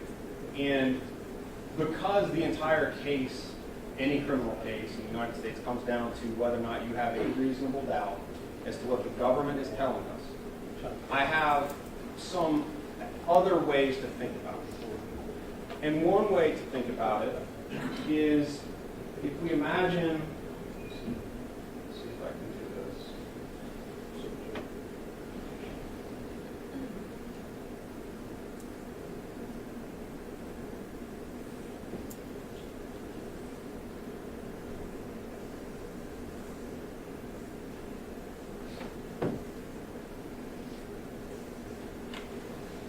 If we imagine that we have a box, and this is obviously a hypothetical, we have a box, and we put a cat and a mouse in a box, and we leave, and we come back, and we know that this box was never tampered with. We know that.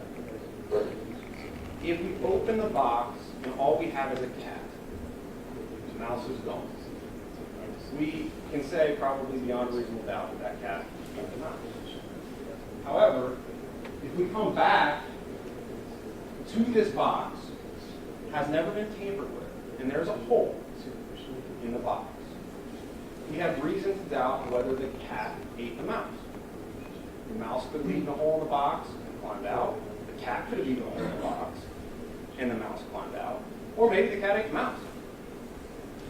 And so, using this example, I came up with some of my reasons to doubt in this case. And again, all we need is one reason to doubt, and each one of you can have your own reason. But if you have a reason to doubt what they're telling you, the verdict is not guilty. I'm going to object. Stating reasonable doubt, not reasonable. Beyond a reasonable doubt. I'll rephrase. If you have a doubt that is reasonable, a single doubt that is reasonable about the state's theory in this case, if you have a single doubt that is reasonable, the verdict by law must be not guilty. And every single one of you could have a different doubt that is reasonable. A single doubt that is reasonable. And you don't have to even agree on the doubt that is reasonable. The blood, DNA, in this case, the government brought in witnesses, the government controls the testing, the government controls where to test. None of 3 of these individuals' blood is on Dupree's scent. None. Hakikat, Parmjit, Amarjit, none of it. And you can see how gory these crime scene photos are, and the backspatter, and the blood that will be created from the backspatter in this case, from the pictures. We know it was all over the gun. Hakikat's DNA is on the outside of this house. It is still found on the gun after the gun is submerged in water for 40 hours. And yet there is none of it on Dupree. None of it. 3 individuals, none of it. 25 electronic devices are searched, including Dupree's cell phone, all of the victim's cell phone, text messages, emails, photographs. No indication whatsoever, in fact, the contrary, and we're going to talk about that in a minute, that Dupree was planning to, that he was violent at any point. Nothing. Nothing indicating he is in any way a criminal.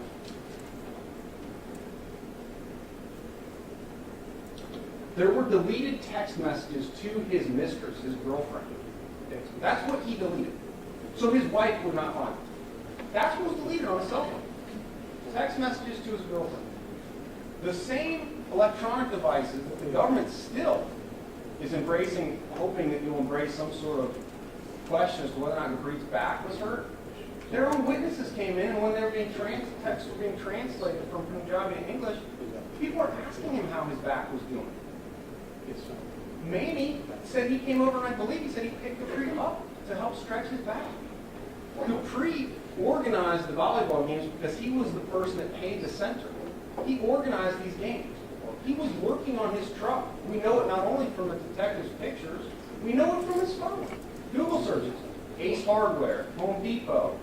He was trying to get his truck legal to be on the road, to comply with our standards, National Highway and Safety Transportation Standards.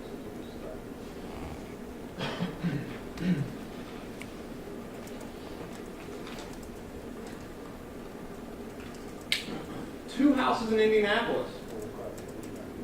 If, as the government would have us believe, Nav Kieran is going to replace his wife rather than continuing to be a mistress that he probably wants to be closer to, their theory is he wanted Nav Kieran to replace his wife.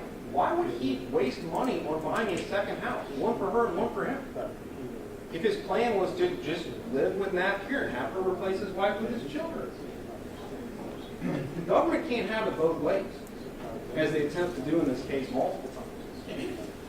The judge will tell you that the presumption actually, by law, goes to the decree. They can't have it both ways. Long sleeves. Brianna Studd, in here, and close in time to what she observed, she saw an individual walk to the corner of that siding where we saw the DNA of Hakikat, and she said that individual had long sleeves on. Here, as if looking to make sure the coast is clear, and raining east down that breezeway. And I asked Ms. Fitch if she could transcribe Ms. Studd's testimony. She did, and this is what she told us. That she was sure on April 29th that the person she saw had long sleeves on. She actually wrote it down in a written witness statement. And then when she was interviewed by the police, she also told them that she had long sleeves on. And it was the person with long sleeves on that stopped at the corner of that patio and ran east down the breezeway. This is a transcription by Ms. Fitch of Brianna Studd's testimony.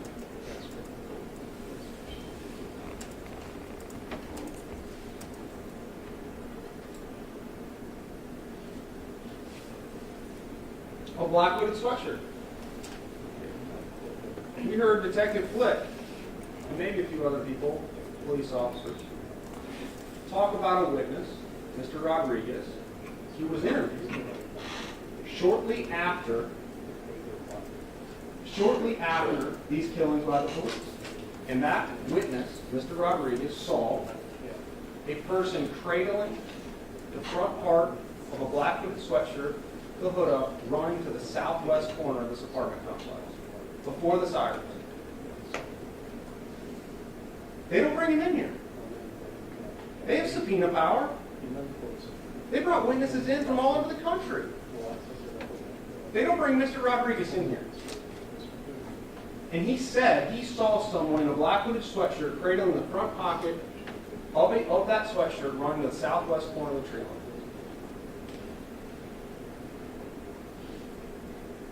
The bugle swabs.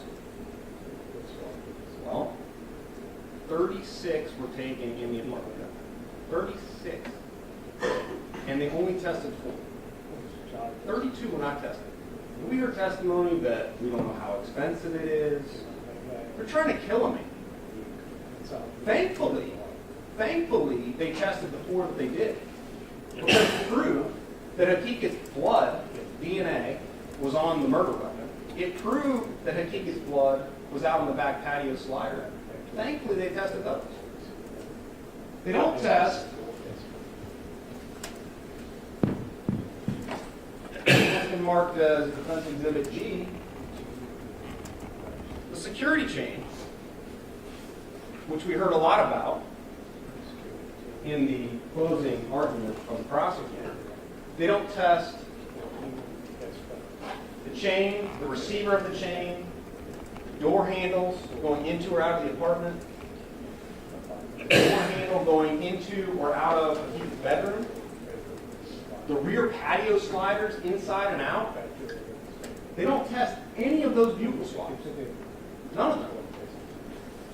And if at any point, when you're deliberating, talking to each other, if someone says, I wish we had heard from X, or I wish we had seen Y. I do too. But that is the government's burden. And if you need more information in order to determine what happened, it rests solely with the states. And that's the law.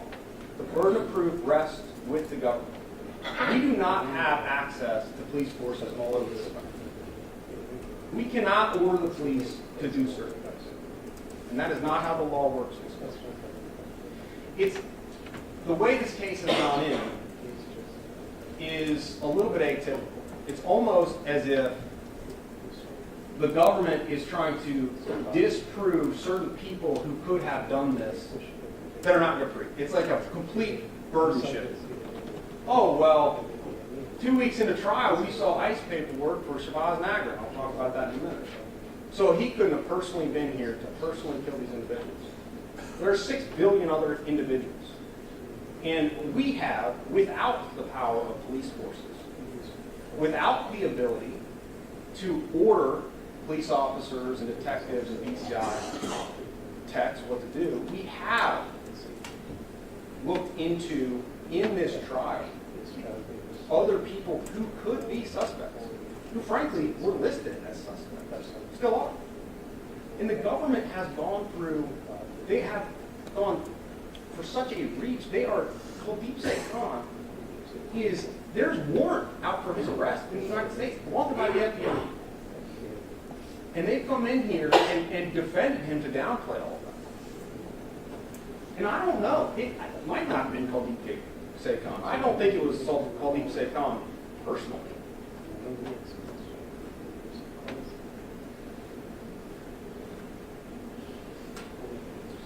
The gun, the Ruger.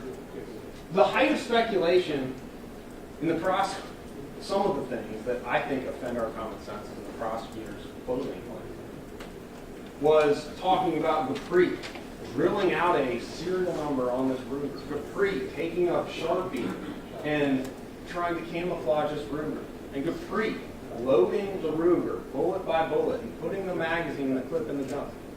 That is the height of speculation. You can fingerprint that clip. You can. I wish they had. You can fingerprint that magazine. There is absolutely nothing linking Gupri to that Ruger. Nothing. They searched Gunshot. They searched for if Gupri had purchased a Ruger or any gun in all these shops, even down to the ammunition, the hollow point that we heard all about. They went all around looking for it. He had not. He did not.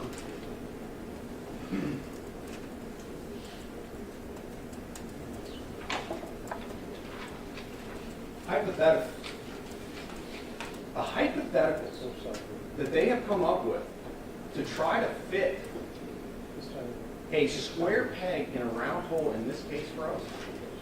I mean, I don't want to offend your common sense and sensibilities, but some of these hypotheticals, for them to try to explain this evidence, their lab tech, Porter talking about drip or spatter on socks and boots, and the prosecutor talking about Gupri going outside with his boots on, taking them off and carrying them back inside, putting them down next to his wife's body, which he didn't say, but that's where they were found, which is where naturally they would fall off if they weren't tied, and you were on the ground, hugging your wife, picking her up, and putting her on your lap. The hypothetical of the blood on the rear of Gupri's shirt coming from Hakikat's, coming off the gun. Hakikat's blood isn't found on Gupri. None of it. The hypotheticals that they come up with. Gupri was running around outside at the same time he was on the phone with 911. Detective Flick admitted that. There were no gunshots. Coming back in and shooting a dead person on the ground in order to get spattered on your socks.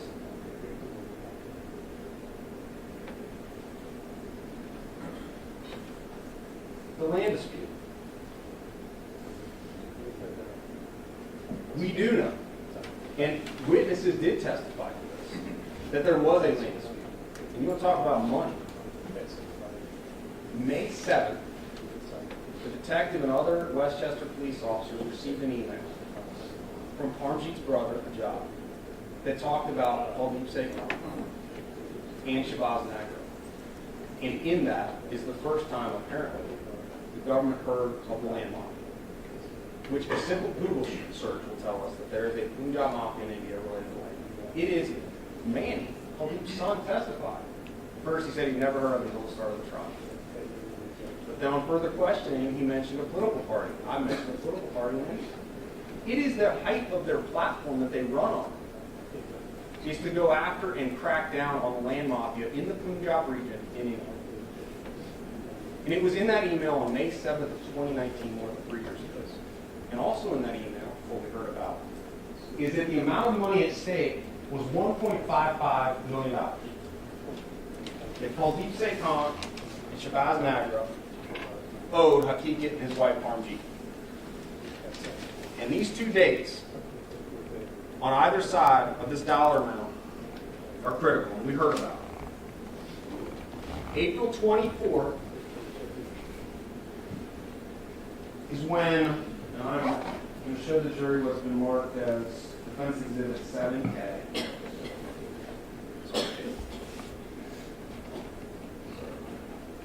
April 24th is when this cancellation of the power of attorney was notarized.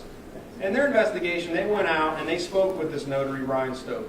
Nothing unusual, the Greek was not there. Hakikat came in, and these are his words, Hakikat's, that Shahbaz Singh, every man in India, the last name is Singh. So when they search for Shahbaz Singh, they're literally, I think 35 Singhs in this case alone. Shahbaz Singh Nagra and Kuldip Singh, that's Sekon, this is the land dispute with Hakikat, are threatening Jashandeep Singh. This is Hakikat's words. On April 24th of 2019, that Kuldip and Shahbaz are threatening his power of attorney to the point where he has been told he wants it canceled. He will not be involved in it. And you heard Detective Flick talk about the FBI documents. We never heard from that officer, Detective Schweier, who actually did that investigation. Never heard from him about Parmjit being scared to go to India. Her flight was scheduled out on April 30th. And she was going to go over there and deal with this land dispute that was $1.55 million at stake. You want to talk about motivation and money? $1.55 million at stake. Cancellation of the power of attorney is on April 24th. Parmjit's flight to go to India is on April 30th. Detective Flick admitted that in the FBI, police reports and summary documents are called 302s. There's information that Parmjit is scared to go. There's also information in those 302s that Hakikat, his life is in danger after Kuldip is released from prison, jail in India, where he served for approximately 2 years and was let out on a technicality.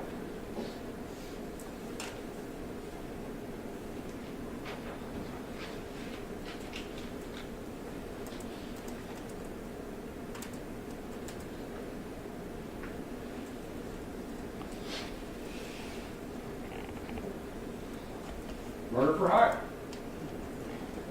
The prosecutor in his closing said that police don't pursue non-suspects. The FBI has Kuldip Singh listed as a suspect in the murder for hire plot for these 4 individuals. The Detective Flick admitted it, but we never heard from that officer. We never heard from Detective Schweier, who drafted all of that. And you are permitted to. In fact, you should ask yourself why. Why did we not hear from these guys?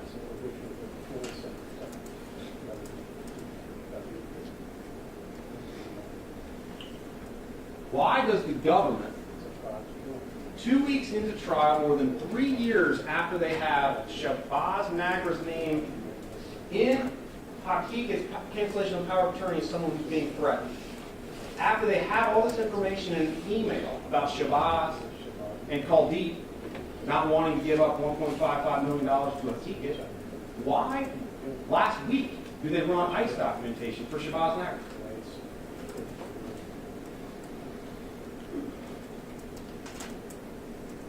Anything related to this investigation that you want more of, that you have a single doubt that is reasonable, that you think might be answered if you got more information, it is a not guilty verdict on all counts.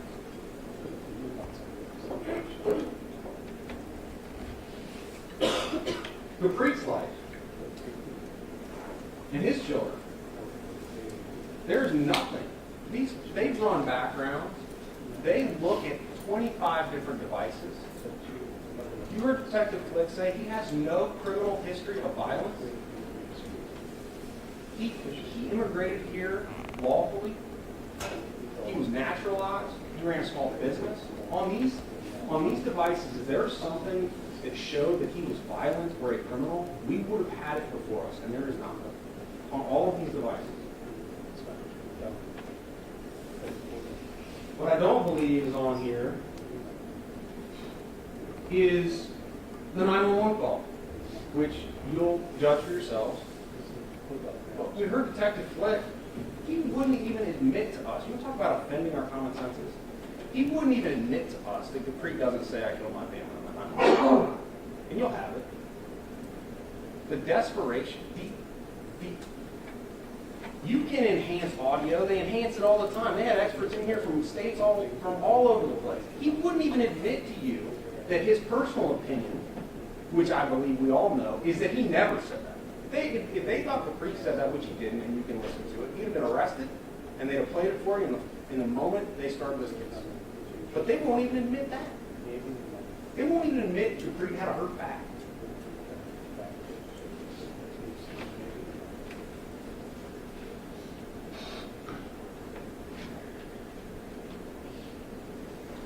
The state can't have it both ways.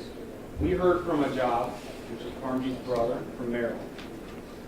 And he said that after knowing Gurpreet, he didn't think that Gurpreet could kill a chicken, let alone a human being.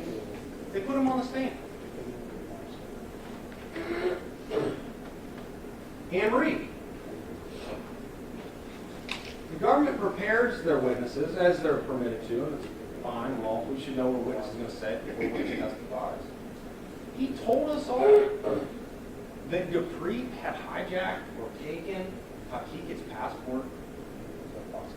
Yet they know that it was found nicely in his briefcase with all of his other personal belongings in a bin in his bedroom. But they let him come in here and testify about it. In that intervention, you want to bring one person to talk about? Detective Flick admitted they'd interviewed the other 4 people who were there, including a medical doctor, that contradicted everything that Anne Marie said about that. They don't bring them in here to testify. Prior calculation and design. It is, I think, pretty common knowledge that if you don't want to be tracked, you just turn your cell phone on. If you don't want to be tracked, you shut your cell phone down and keep it off. Yeah, that's pretty common knowledge.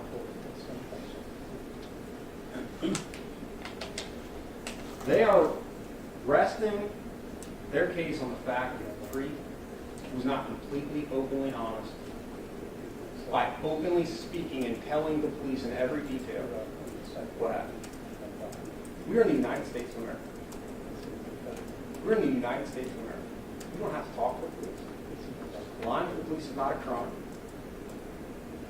And it's not a reason to convict someone of murder.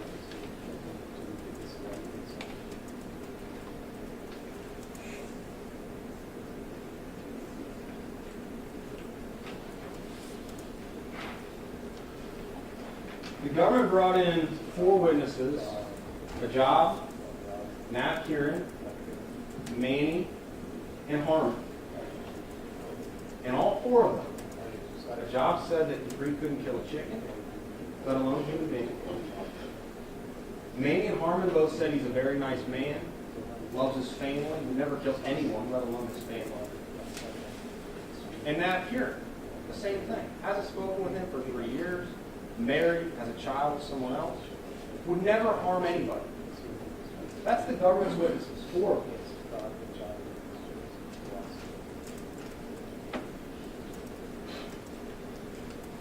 judge,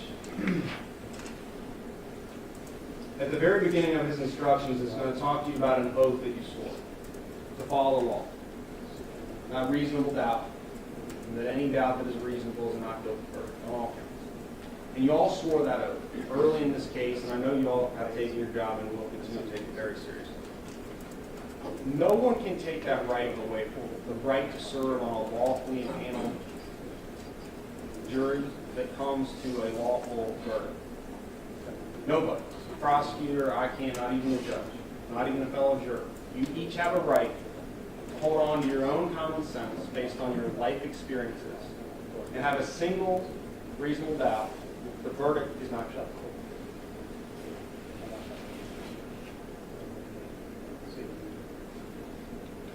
And what we'll hear from the judge is that, and we've all heard about it, we talked a little bit about it in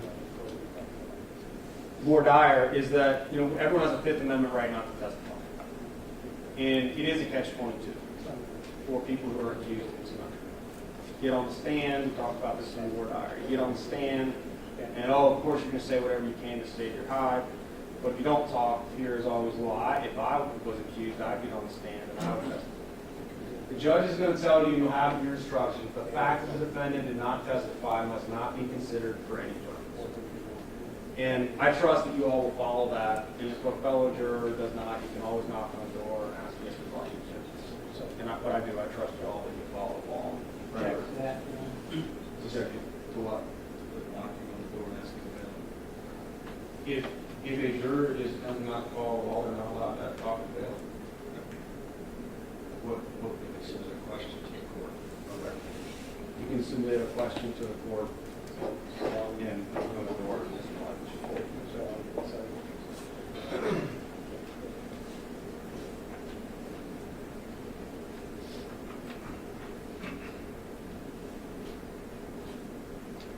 Same with anything about the defense not proving something. We cannot. I mean, it is truly impossible for us to prove something. We don't have the power of the police department. We don't have the power to force PCI what to do, what to test, who to interview. So any question about us proving something, that's flipping the burden. The burden rests solely with the government in this case.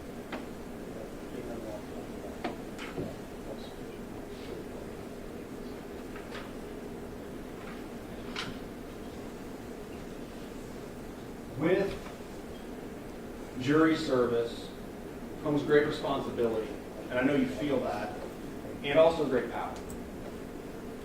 And you all have the power to start the healing process for your previous children with your verdict. There are some people who question whether or not someone who immigrated here, who speaks English as a second language, would have the same standard, the same high standard that's on this poster board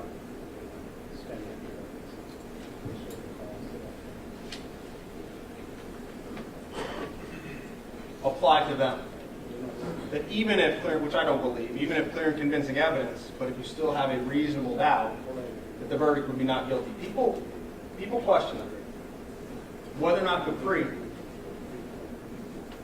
would have the same, if this standard would be applied to him the same way it would be applied to some CEO's son or daughter, to some rich guy's son or daughter.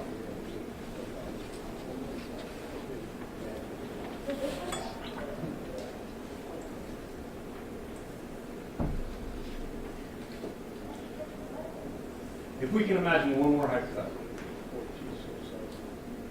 Imagine when you're in the back and you're deliberating. You're looking at the law that Judge Howard gives you and you have it printed. And Mr. Blankenship gives you a thumb drive. And he says you can put this in a computer. And there's a video of a laptop that was on inside the apartment between 9 p.m. and 10 p.m. on April 28, 2019. And he gives it to you. He puts it on your table in your deliberation. If you have to put that thumb drive in the computer to watch the video from 9 p.m. to 10 p.m., you have by definition reasonable doubt as to what happened in that apartment.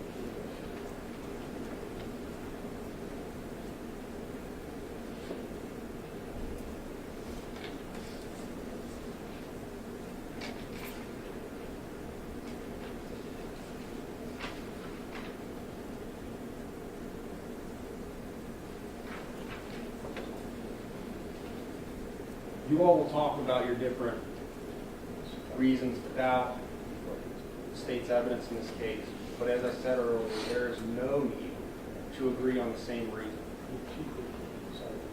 Compromise, however, and you'll hear this in the judge's instructions, is not permitted and is unfair. So if, for example, 10 of you believe the counts should be not guilty, all of them, but 2 say, I think that they should be guilty, all of them, saying, well, let's just convict Creek of 1 count of murder. I know this sounds silly, but I have to say it. That's improper. And in the instruction the judge will give you, it says you must consider each count and the evidence applicable to each count separately. And you must state your finding as to each count uninfluenced by your verdict as to any other count. Essentially, you can't compromise and say, well, let's convict him of 1 count of murder. That is absolutely not necessary. If you have reason to doubt their theory, their hypotheticals, the bloodstain pattern analysis, the lack of blood on the debris, the verdict is not guilty on all counts. I cannot stand back up. And now is the time for me to pass the burden that our team has had on our shoulders for the past 3 years to you all.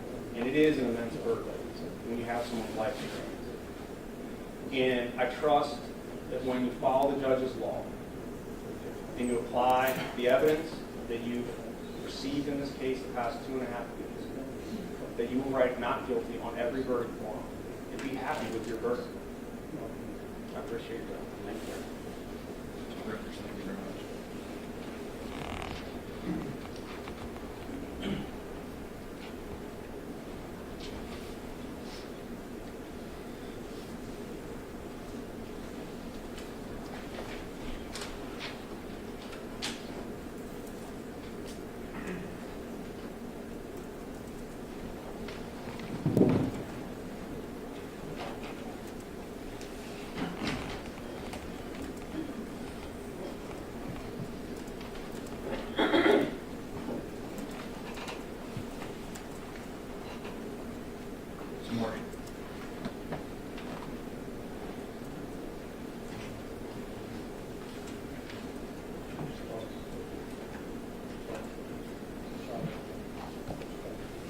Thank you, Your Honor, and may it please the court.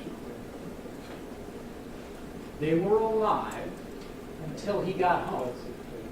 That is the one uncontroverted fact in this case that cannot be explained away, that cannot be addressed with fantastical rhetorical questions, what ifs, or anything else. The simple truth in this case is that at 9:09 p.m., the defendant arrived in the parking lot, and by 9:11 p.m. he was inside that apartment. And those 4 innocent people, they were alive.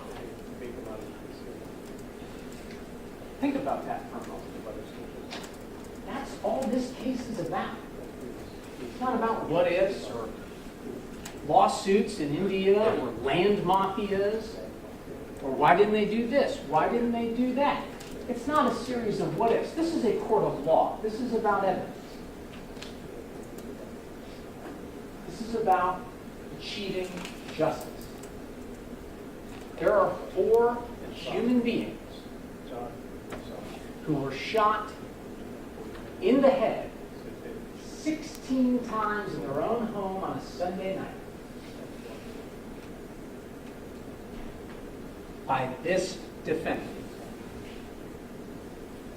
I listened very intently to that argument. I've listened very intently throughout this entire trial, as I'm sure you have as well. I have not heard, and I did not hear, a single piece of evidence that points to anyone else. Objection. I was not permitted to do that based on their argument. And it is burden shift.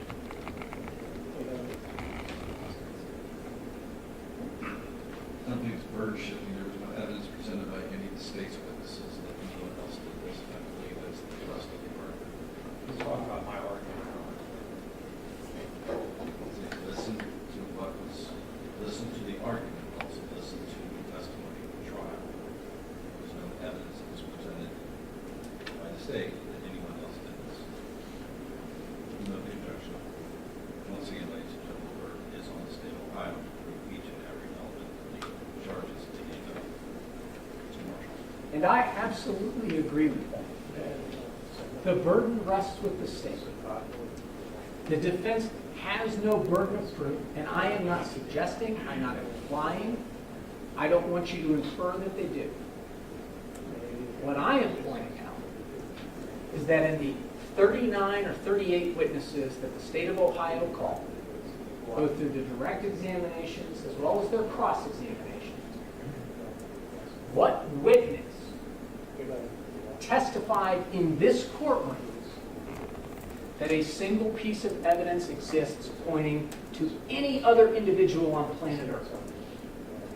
I further agree with defense counsel. There are well over 6 billion people on this planet.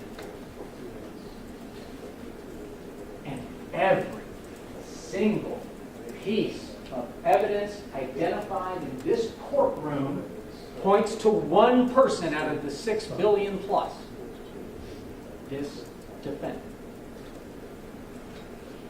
It is possible, I suppose, that after sitting in this courtroom for 2.5 weeks, listening to each side vigorously contest these issues, seeing 38 or 39 witnesses called, well over 5 or even 600 exhibits brought before you, that some of you in your mind may question, there must really be a material issue as to this defendant's guilt. Otherwise, we wouldn't be here. Well, that is not true at all. In the United States of America, a criminal defendant has 2 options. They can plead guilty and face punishment, or they can plead not guilty and go to trial. That's the only reason we are here right now, is because he has pled not guilty. A criminal defendant charged in the United States of America, no matter how much evidence exists against them, no matter how many pieces of evidence have been gathered pointing to their guilt, no matter how clear, no matter how overwhelming their guilt may be, they still have that right to come in here to court and to have a trial. That is the only reason we're here.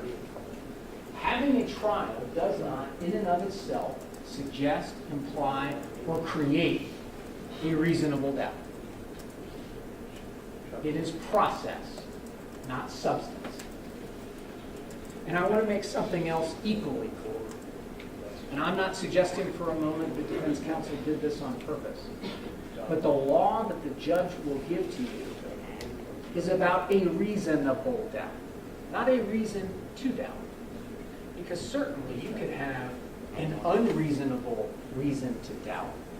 You could have an imaginary reason to doubt.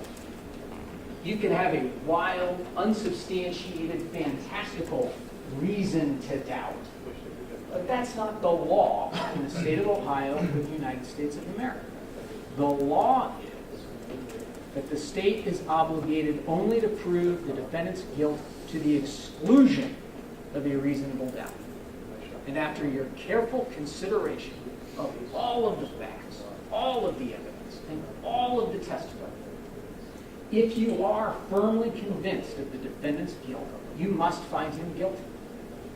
Only if you have a reasonable doubt, a doubt based on reason, common sense, that is sound and sensible, that comes from the evidence, only then can you find this defendant not guilty. There is no doubt in this case, let alone a reasonable.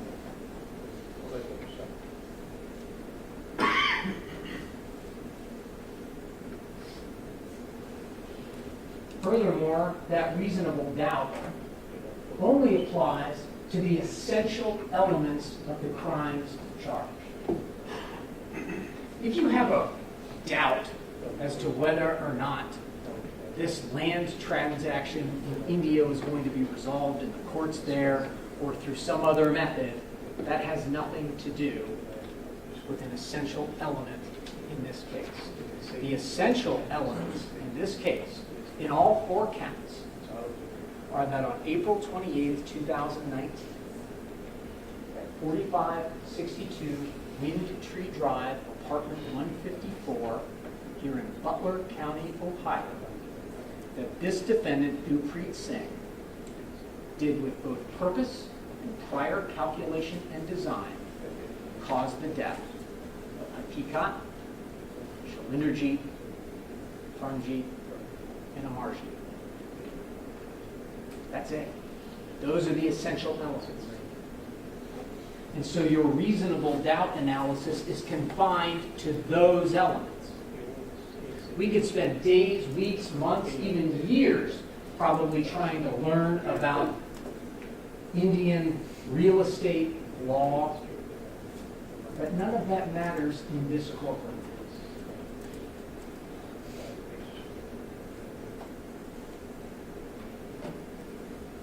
There were comments made about reasonable doubt being heightened because of the nature of this case. That isn't the law either.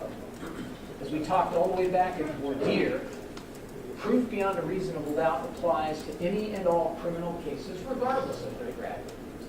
Reasonable doubt is the same standard, the same law for the theft of a bicycle or a candy bar or the aggravated murder of 4 innocent people in their homes. It doesn't change based on the charges.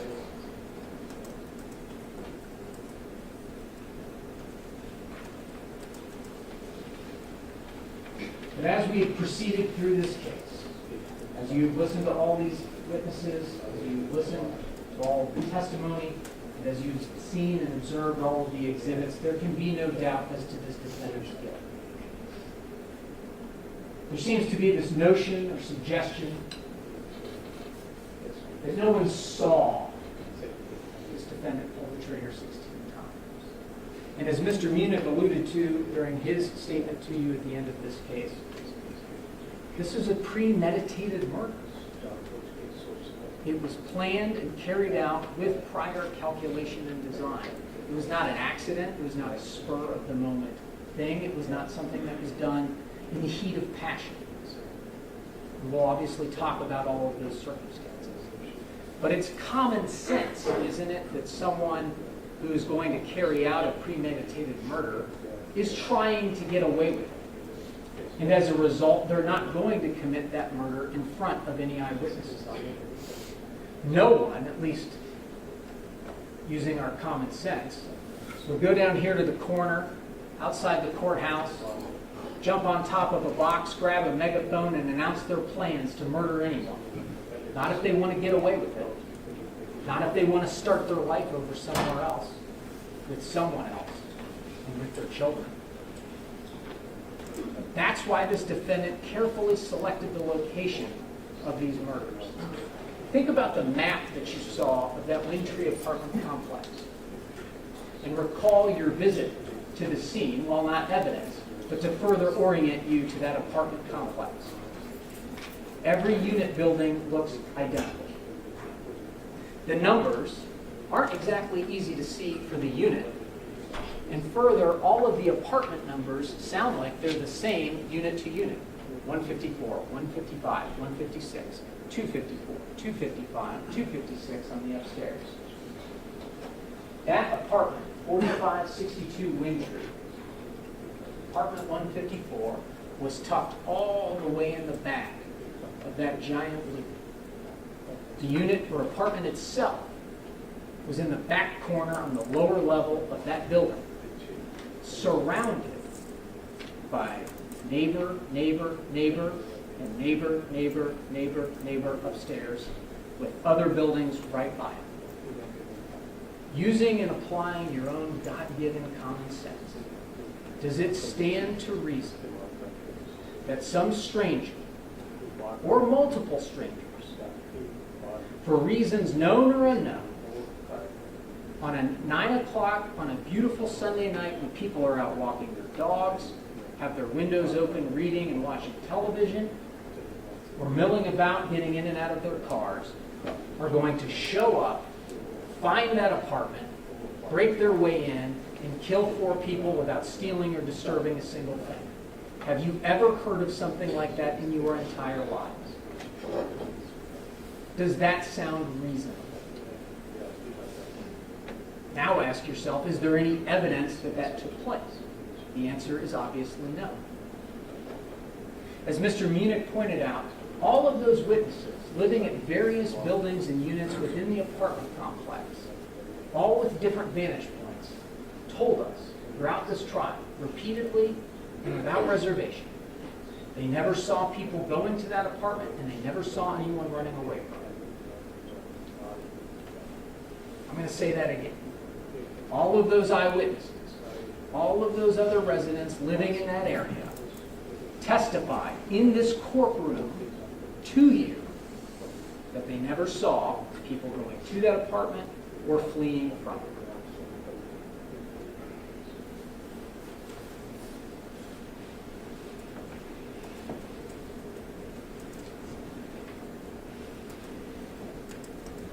But that raises another important point that I want to make sure we all understand. At the beginning of this case, Judge Howard instructed you in his preliminary instructions as to what evidence is. Maybe you remember. That instruction will be in the final instructions that you get when I'm done. Those instructions tell you that evidence comes from this witness stand and the witnesses who appear before you in person. The evidence comes from the exhibits, the photographs, the diagrams, the maps, and the reports.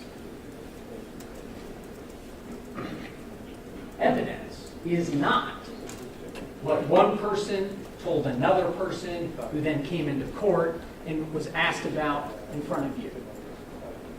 I'm obviously referring to this Calixto Hernandez. But it's interesting because Detective Flick was provided a bunch of information in a loaded, seated question about what this person saw. But Detective Flick clarified what Calixto told him. Calixto said that he arrived back in the apartment complex after 9:45 p.m. The 911 call, as clearly demonstrated by both the Westchester Township 911 dispatch service and the call log on this defendant's phone, was at 9:40 p.m. And so to answer that rhetorical question that was asked of you during the defendant's closing argument of why didn't we hear from Calixto? The answer is he has nothing relevant to tell us. What possible relevance does it have that someone in that apartment complex, when they hear police sirens, starts running after this defendant has already been back inside that apartment, as we know now, for 30 minutes, but long after the shooting has taken place? Because all of the witnesses tell you that the gunshots took place between 9:15 and 9:30. Are we to believe, are we to suppose, are we to guess that the real killer hung around the apartment complex until they heard sirens? And that only when they heard police sirens, instead of walking away inconspicuously, this real killer decides to attract and draw attention to himself and start running? Does that stand to reason? Does that comport with your common sense and your common lived experiences? As Mr. Manazian used the phrase, I know that from being a human being. And so this notion that anyone else is responsible for these murders is simply not supported by the record in this case.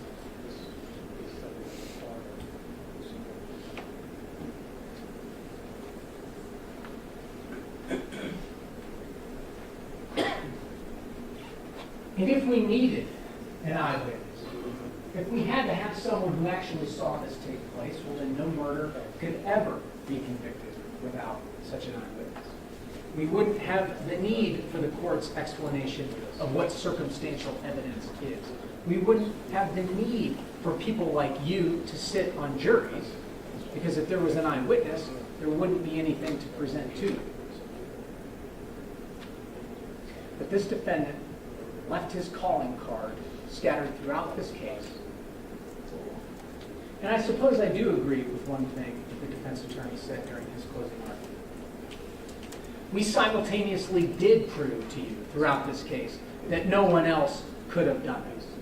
We have excluded all other possible suspects. In fact, a point was made about not gathering immigration and custom enforcement records until the trial began.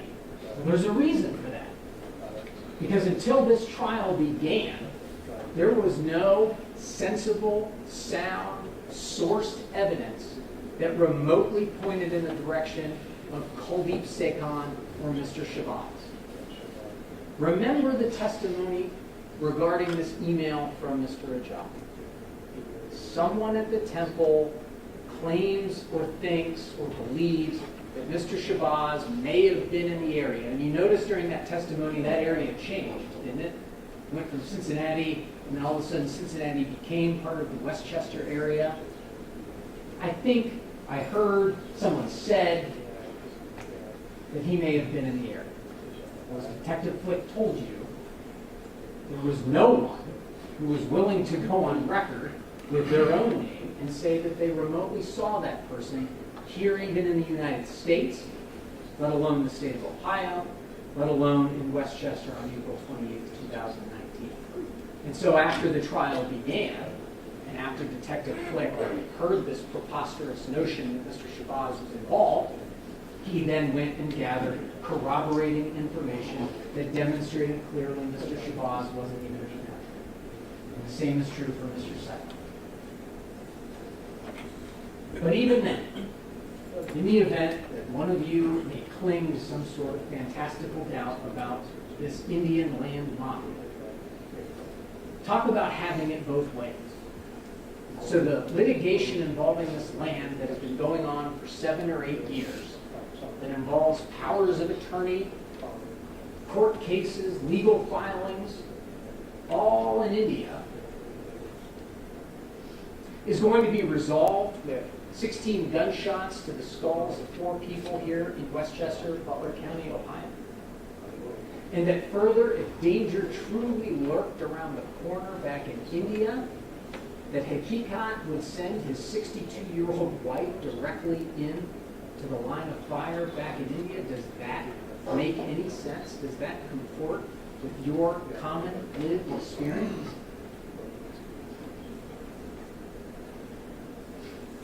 What's really happening here, ladies and gentlemen, is this defendant thinks it's easy to get away with murder. He thinks if he carefully selects his targets and the location, if he throws the gun in the pond, and no one saw him do it, that he can get away with it. But it's not quite that easy, ladies and gentlemen.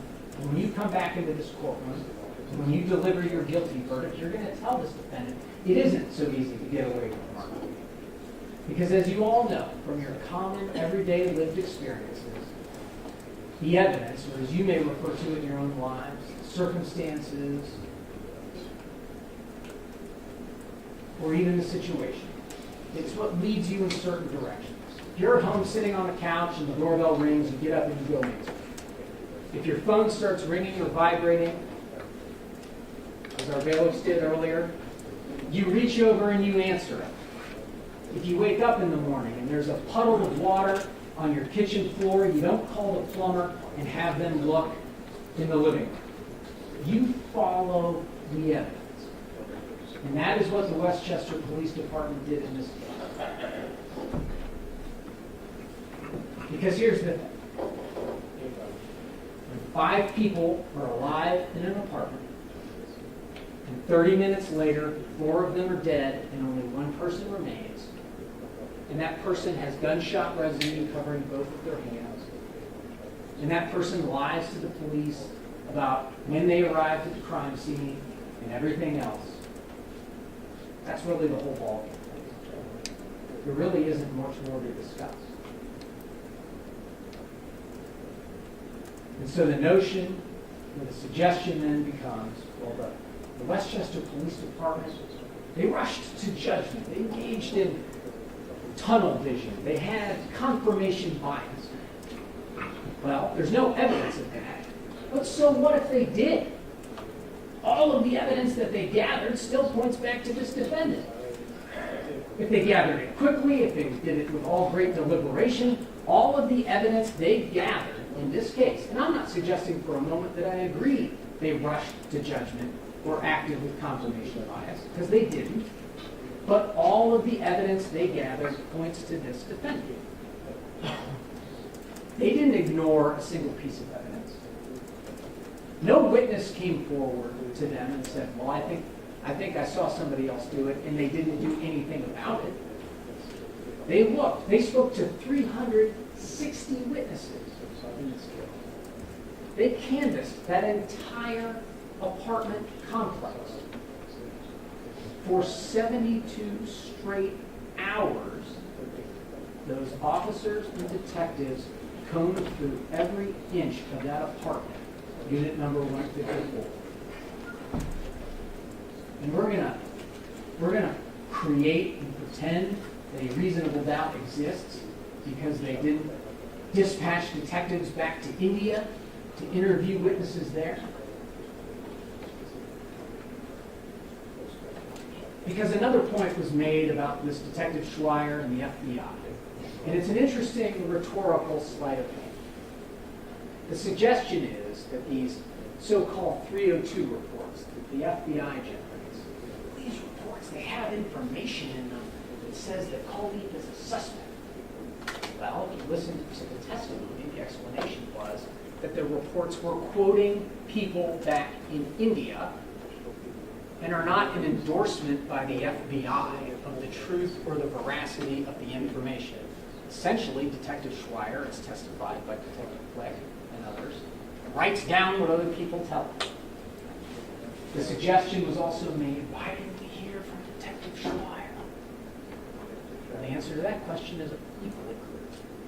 As Detective Fleck and others explained, Detective Schweier conducted phone interviews with witnesses back in India with the help of a translator.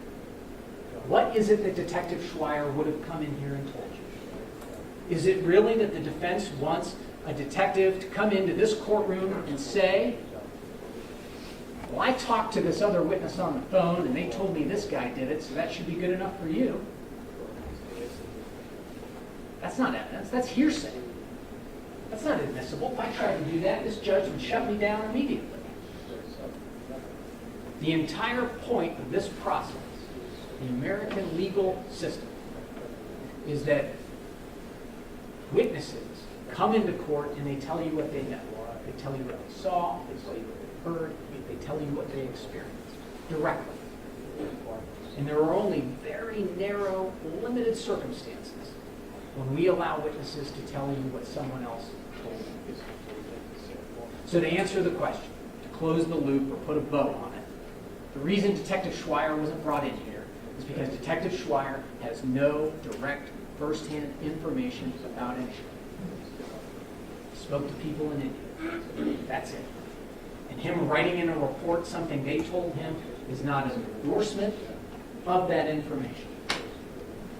Furthermore, none of that information relates to any of the essential elements of the offenses charged in this case.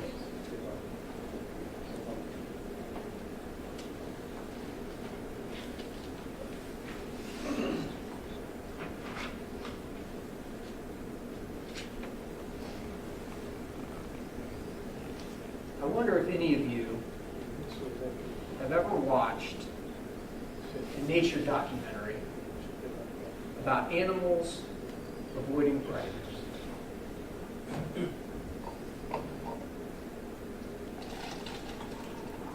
Because I recall watching such a documentary not too long ago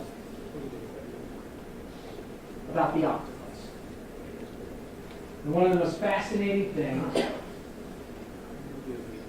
about an octopus is that it doesn't have a beak like a bird to defend itself. It doesn't have claws like a lion or a tiger. It doesn't have sharp teeth like an alligator.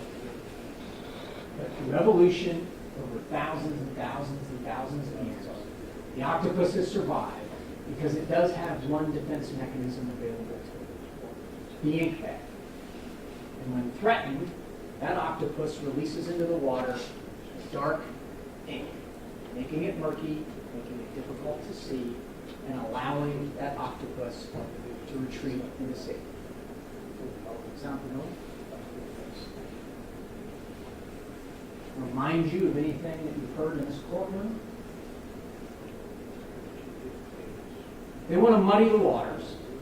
They want to make it difficult to see. They want to surround the defendant in darkness by asking a lot of rhetorical questions and suggesting things that don't have anything to do with the allegations in this case. They want to make it about everything but. They don't want us to focus on Hakikat asleep in his bed, arms tucked under his head, sheets pulled up over him, 6 gunshot wounds to his face. They don't want to talk about Shalinderjit walking out of the kitchen while making tea, a canoe-type injury, gunshot wound to the top of her head, a double-tap entry wound to the side and back. They don't want to talk about Parmjit, executed right by the door. And they don't want to talk about Amarjit, shot and killed in the head right by the couch. They don't want to talk about those facts. They don't want to talk about those circumstances. And they certainly don't want to talk about the fact that it has been irrefutably and conclusively proven to you beyond any possible imaginary doubt that this defendant arrived home at 9:11 p.m. What I do not agree with the defense attorney about is this notion that it is common knowledge that if you don't want to be tracked, you turn off your phone. It certainly wasn't common knowledge back in 2019. But even then, there's a difference between common knowledge and evidence in this courtroom that this defendant understood that a way to avoid being tracked is to turn off his phone. What witness came into this courtroom, sat in that witness stand, and told you that this defendant was aware that his phone would be tracking him constantly back in April of 2019? There is no witness who told you that. That is why he left the house to go work on his truck for a bit. That is why he stopped to get 7 gallons of gasoline. He was creating an excuse for him to be outside the home. He receives the call from Harmanjot at 9:03 p.m. This defendant tells her to take the kids from the parking lot at Wyndtree back to her apartment and that he will pick them up after 9 o'clock on a school night. He leaves the UDF parking lot, easily pulled into the Autumn Woods apartment. It's right on the way. You've seen the maps, it'll be available to you. Instead, he doesn't. He goes back to Wyndtree because he knows now is the time. Targets are there, the kids are out of the house. This is his opportunity. He arrives back at 9:09 p.m. You heard from Mr. Burbig, you heard from Mr. Roden. That car was tracking his movements by the second. It places him back in that parking lot irrefutably at 9:09 p.m. His phone, as Mr. Haran told you, pings inside the apartment at 9:11 p.m. We further know that that data point is accurate because he uses the same tower and the same cell phone location information for when that 911 call goes out at 9:04. That's in that report as well.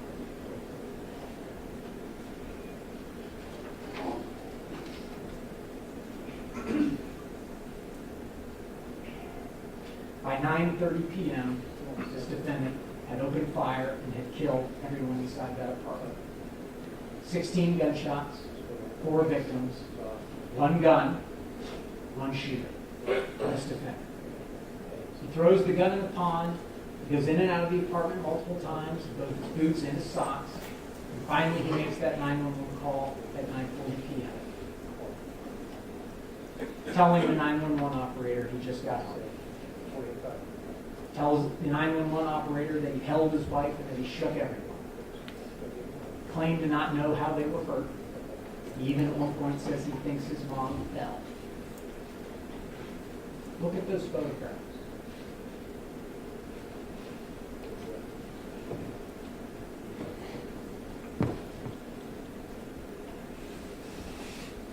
She slipped and fell.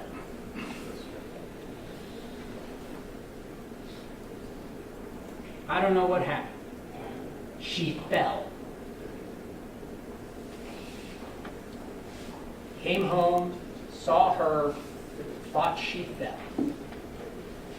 It is a deliberate attempt to avoid appearing to have too much information.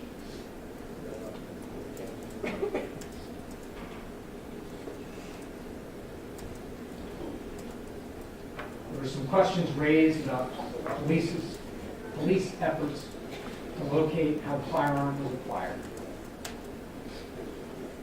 Detective Flick told you quite clearly and in no uncertain terms that in the United States of America, for better or for worse, for good or for bad, we do not maintain a national registry of individuals purchasing firearms. That's the state of affairs in this country. It certainly was back in 2019. There was no way for this police department or any law enforcement agency in the United States of America to simply type in this defendant's name into some sort of search box and find every firearm he ever purchased. That information does not exist. And so it is impossible then, for the lack of something that doesn't exist, to then create a reasonable doubt. There was talk in the defendant's closing argument about, I really wish they'd have fingerprinted that handgun. Well, in a perfect world, I think everyone would like that. But recall the testimony from the experts and the officers who actually have studied and have administered fingerprint techniques throughout their entire careers. So they essentially have to make a choice. Fingerprints or DNA. Both is not an option. That's what they said. They told you, unequivocally, that if they dust for fingerprints, that is a non-sterile powder, and that powder would impact and damage any potential DNA evidence on that firearm. This is the real world. This is not make-believe, this isn't the movies, this isn't television. Resources and the ability to collect evidence are restricted by reality. And the reality is that if they dust for prints, they lose the DNA. And if they swab for DNA, they can't do the fingerprints. They chose DNA.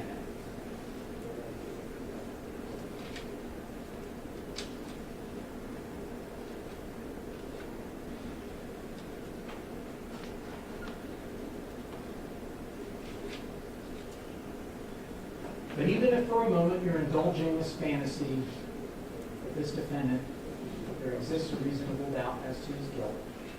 And everything here is merely a coincidence. I want you to consider for a moment that at what point do things stop being a coincidence? Folks, as intelligent as you are, using your common sense, when you say to yourselves and to this defendant, come on, you have to be kidding. It is ridiculous to suggest that all of these things are merely coincidences. That is not how life as we know it works.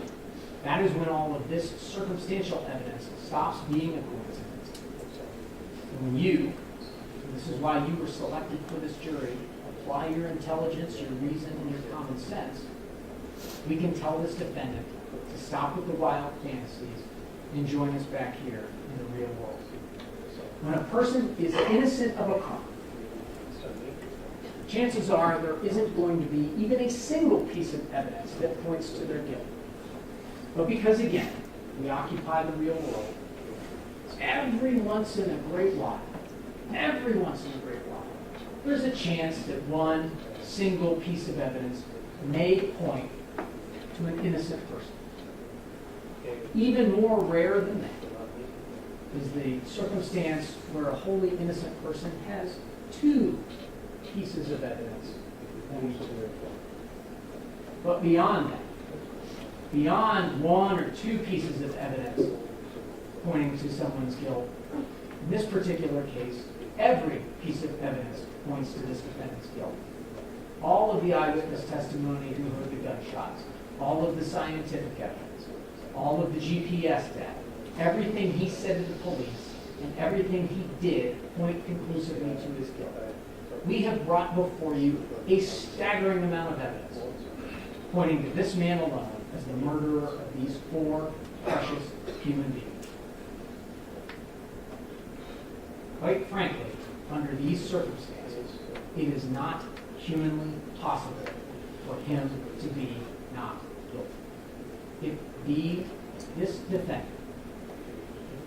defendant did not commit these murders, then those 4 people are still alive. Because it would have to be a coincidence, and just by happenstance, that this defendant happened to call off work on this particular Wednesday. It would have to be a happenstance that the kids just happened to be out of the house that Sunday night. It would have to be a coincidence that no one in that apartment complex saw anyone else going to that apartment. It would have to be a coincidence that not a single witness, specifically the neighbors to 154, heard anyone outside of that apartment. It would have to be a coincidence that all 4 victims were then present inside the apartment. It would have to be a coincidence that the defendant suggested earlier in the evening to his cousins that the kids go out for dinner and that they leave the apartment.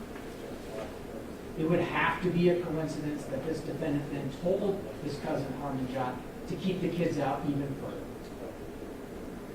It would have to be a coincidence that this defendant was at that United Dairy Farmers gas station at the time that he spoke to Parmjit on the phone, but did not then drive over to her apartment and pick up the kids. It would have to be a coincidence that Hakikat made his last outgoing phone call at 9:03 p.m. It would have to be a coincidence that Parmjit saw Hakikat walking back to the apartment at about that same time, 9:04 p.m. It would have to be a coincidence that this defendant's hands were covered in gunshot residue. It would have to be a coincidence that when he was encountered by the police after he called 911, this defendant still had his wallet in his back pocket and his keys in his front pocket. It would have to be a coincidence that the witnesses who testified before you in this trial said that the man that they saw on the patio, according to Jeff Lewis, he saw this defendant. According to Miranda Weller, the same person she saw on the patio is the same person banging on doors asking for help for this defendant. It would have to be a coincidence that the defendant was either mistaken or lying when he told the 911 operator that he just got home. It would have to be a coincidence that he told the 911 operator that his mom fell, that he can't say if she was shocked, that he tells Officer Marconi that he just got home, that he lied to the police about his extramarital affair with his mistress, a coincidence that he lied to the police about his relationship with Hakikat, and it has to be a coincidence that not a single witness can point in any direction other than at this defendant. All of those things will have to be a coincidence.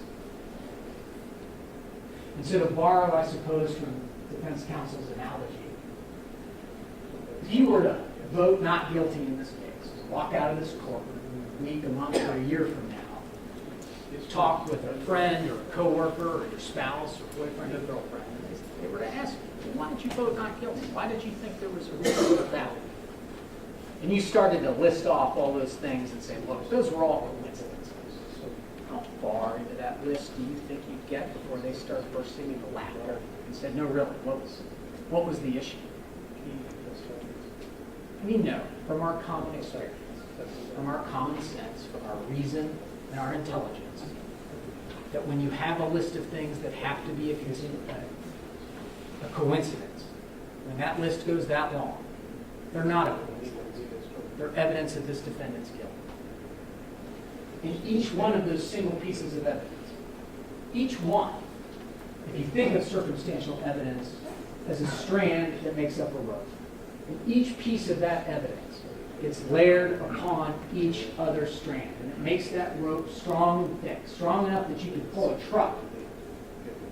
That's the circumstantial evidence in this case. All of those pieces of evidence point to this defendant's guilt. But there's more information that points to his guilt. And it's something that Mr. Munich touched on, and I just want to reiterate before you retire to deliberate. Look at the manner and the nature of the injuries inflicted. 6 gunshot wounds to the face. That's over. That is emotional. That's about finality. 3 gunshots to Shalinderjit. 5 gunshots to Parmjit.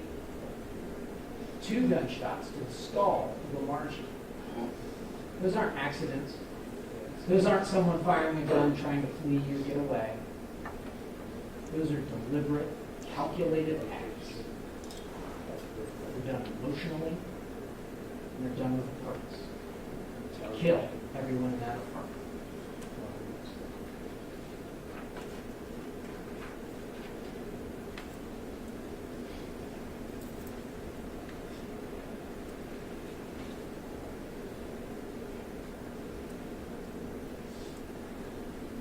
As I've said, you've heard from 38 or 39 witnesses in this case. But there are 4 other people who have spoken out to you throughout this entire trial. Hakikat, Shalinder, Parmjit, and Amarjit. They call out to you from the grave, and they ask you for justice. They ask you, they beg you, they're pleading with you. Hold their killer accountable.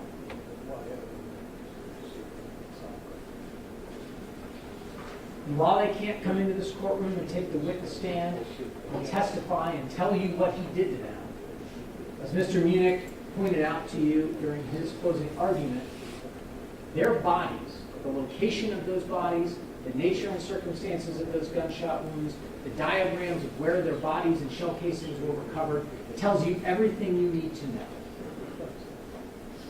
Shots from the back to the front. Hakikat in bed asleep. No drugs, no alcohol in his system. Last outgoing phone call at 9:03 p.m. Obviously hadn't been asleep for very long. If someone other than the defendant, if someone other than a person who should have been in that apartment that night had entered and went into that bedroom, doesn't common sense tell us that that man's daughter, Shalinderjit, that his wife, Parmjit, would try to do something to intercede or intervene? Throw themselves in front of this person, yell out for help, dial 911, scratch and claw this person, something? Doesn't common sense tell us at least that? Only this defendant could enter that apartment and get towards the back of it without anyone raising an eyebrow. And only this defendant could slip into Hakikat's bedroom and fire that gun into his face before anyone knew what was going on. And the location of Shalinder's body clearly demonstrates that she had barely made it around the corner of the stove from where she was cooking tea before she received that first gunshot wound. We further know that because of the material and brain matter that was up on the scene. We also know from Dr. Lohman's testimony that that was not a fatal wound. Knocked her to the ground, likely rendered her unconscious, but it didn't kill her right away. And in that moment, Parmjit can see what's going on. And the evidence tells us this. This isn't speculation. This isn't guesswork. This is common sense. She's shot from behind as she runs to the door. There's a bullet through the wall and another bullet through the wall that went through her. And then she's struck in the head, she falls to the ground, and she receives another gunshot wound that blows that matter out onto the wall. Meanwhile, Amarjit, as Dr. Lohman told us, a recipient of 2 different knee replacement surgeries, cowers in the other corner by the casket. And this defendant walks over to her and simply executes her. These people were slaughtered in their own home by this defendant, and the only evidence you need to prove that to you are those photographs and diagrams of where their bodies were located.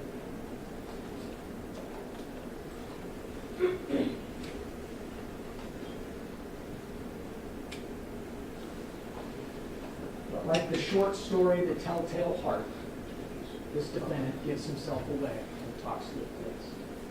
And he does so with both the things that he says and the things that he doesn't say. On the 911 call, he immediately realizes that the operator has questions for him. He doesn't want to answer those questions, in fear that if he provides too much information, he'll reveal himself as the killer. So he claims to have just gotten home. That's a lie. He says he thinks his mom fell. That's a lie. When the questions keep coming, and the operator is pressing him for more information, it appears that he sets the phone down and simply walks away, in hopes that the police will arrive quickly and he won't have to answer for questions. Police don't arrive as quickly as this defendant wanted them to, picks the phone back up, and more questions start. Were they shot? Were they stabbed? I don't know. Can you go check on them? No. Plays dumb, he ignores her questions, and keeps waiting for the police to arrive. But here's what he doesn't say. And here is where he gives himself away. That 911 call is 11 minutes long. At no point on that 911 call does this defendant express any concern or fear for his children's safety. He doesn't say anything about his kids. If he had truly just come home and found his family slaughtered and his kids are out of the house, isn't it common sense? Isn't it natural? Out of fear in that moment to tell the 911 operator, my mother-in-law, my wife, they're all hurt and someone's got to find my kids, they're out of the house, I don't know, they could be in danger too. He doesn't say a word about it. But that's not all. Because we know from his actions that this defendant never even checked on those back two bedrooms, specifically the one where he kept his gun. The lights are off. There's no bloody footprints going past the bathroom. Isn't it common sense that if you came home and in the front few rooms of your apartment found your family on the ground seriously injured, and if you genuinely had no idea what happened, isn't it natural to immediately then go to the back of the apartment and make sure this intruder isn't still in the apartment? Don't you go back into that back bedroom and immediately arm yourself to make sure that you're not also injured or killed? This defendant doesn't do that. He never goes past that bathroom. He doesn't because he knows that he's the threat. There is no threat in the apartment. He knows who he killed. He knows who he didn't. But it doesn't end there.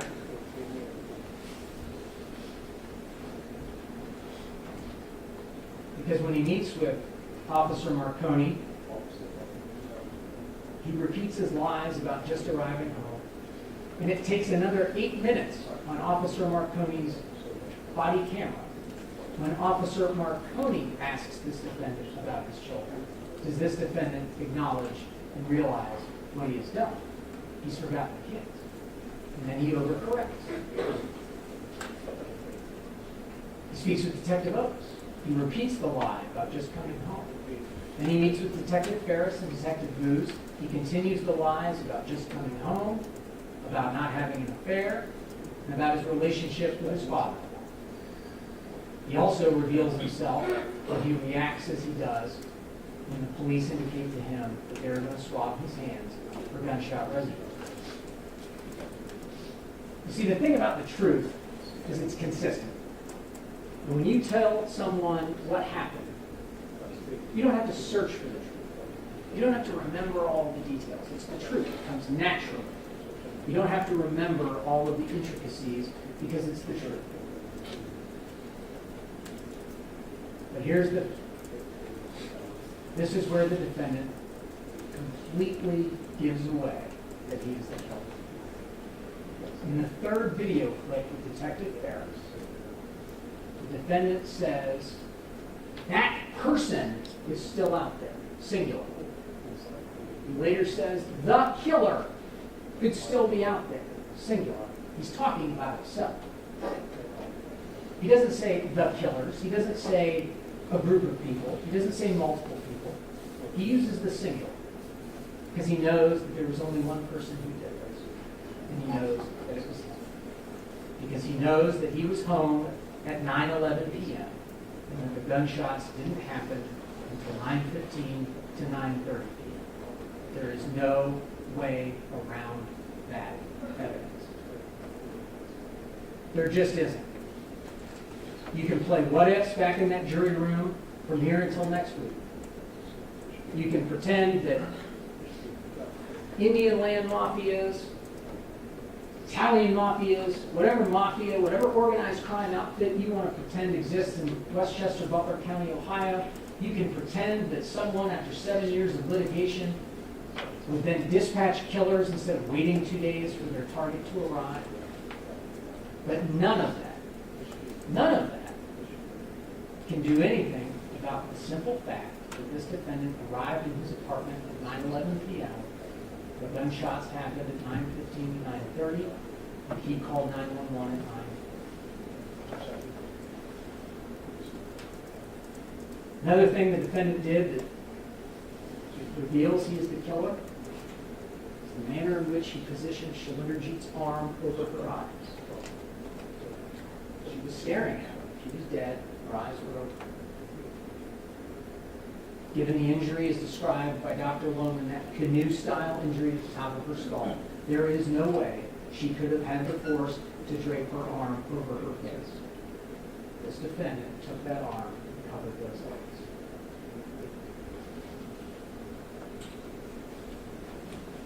You saw his description of his victims during that interview. My wife, good mom. Takes care of the kids. I give her the credit card. She goes buys groceries. No problems. Mother-in-law, aunt-in-law, they're nice ladies. That's it. That's the cold, calculated manner in which he describes these four innocent people slaughtered in their own home. One of the last parts of the court's instructions to you that he's going to begin reading to you in just a few minutes tells you that your purpose in this endeavor, your goal as jurors, is to arrive at a just verdict, to see that justice is done. Justice means accountability. It means holding people responsible when they hurt other people. Justice is about Hakikat, Shalinderjit, Parmjit, and Amarjit. It's about holding their killer responsible. Because the reality of this case, and it was asked a number of times during cross-examination, there was a lot of talk about Hakikat getting divorced, Kieran getting divorced, and the fact that that's acceptable in their culture. And I'm not here to tell you if it is or isn't. I'm not a member of that community, and I wouldn't pretend to know what is and is not acceptable. But I am a human being. I have a shared, lived, common experience just like all of you do. And the thing about divorce is it's messy. It involves custody battles, alimony, child support, visitation, and courts getting involved. And if your goal, if your purpose is to start a new life with your kids and another woman, the best way to make sure that that happens is to simply eliminate your past. To murder your wife in Wyndtree, to buy a house in Indianapolis, to bring your parents over, and to start anew. That's what this defendant did. Justice demands that he be held responsible for that.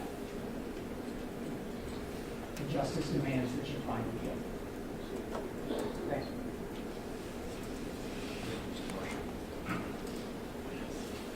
Ladies and gentlemen, I take the jury instructions. We'll take about another half hour, and we'll take a comfort break and come back in. Yes, okay. Then we'll take 15 minutes, comfort break, come back in. When you come back in, the jury instructions, a copy of the instructions, nothing in reading them until I start reading them to you. But I'm going to ask you to follow along with me as I read them to you. In the interim, during your break, once again, do not discuss this case among yourselves or with each other, or permit it to be discussed in your presence, or the court's previous admonitions concerning your conduct. And we'll see you back here at 3:30. All right? All rise, this court is in recess.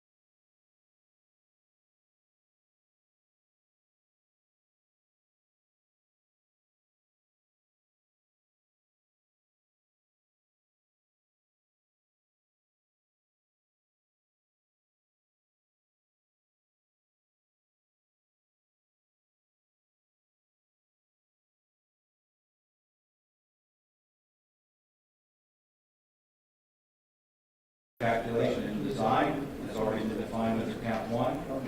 And causation has already been defined under count 1. As relates to this count, if you find Gurpreet Singh guilty of aggravated murder, it is your duty to deliberate further and decide whether the state has proved beyond a reasonable doubt that the defendant is guilty of additional factual questions which are called specifications. If you find the defendant not guilty of aggravated murder, you will not consider or decide these separate questions. For finding or verdict on these additional questions will be expressed by a verdict of guilty or not guilty, and guilt must be proved beyond a reasonable doubt. In Specification 1, attached to count 2, you will separately decide whether the state proved beyond a reasonable doubt that the defendant had a firearm on or about his person or under his control while committing the offense, and the defendant displayed the firearm, brandished the firearm, indicated that he possessed a firearm, or used the firearm to facilitate the commission of the offense. A firearm has already been defined under count 1, as has capable of expelling or repelling, deadly weapon, on or about his person or under his control. Likewise, possession, brandish, and ownership have all already been defined under count 1. A specification 2 to count 1, or count 2. In specification 2 to count 2, you must decide whether the state proved beyond a reasonable doubt that the aggravated murder was part of a course of conduct involving the purposeful killing of or attempt to kill 2 or more persons by the defendant. Course of conduct, once again, has already been defined under count 1. In count 3 of the indictment, the defendant, Gurpreet Singh, is charged with aggravated murder. Before you can find the defendant guilty, you must find beyond a reasonable doubt on or about April 28, 2019, in Butler County, Ohio, the defendant purposely and with prior calculation and design caused the death of Parmjit Kaur. Purposely has already been defined under count 1. A person acts purposely when it is his specific intention to cause a certain result. It must be established in this case that at the time in question, it was present in the mind of the defendant a specific intention to purposely, and with prior calculation and design, cause the death of Parmjit Kaur. How that is determined, the deadly weapon, motive, prior calculation and design, and causation have already been defined under count 1.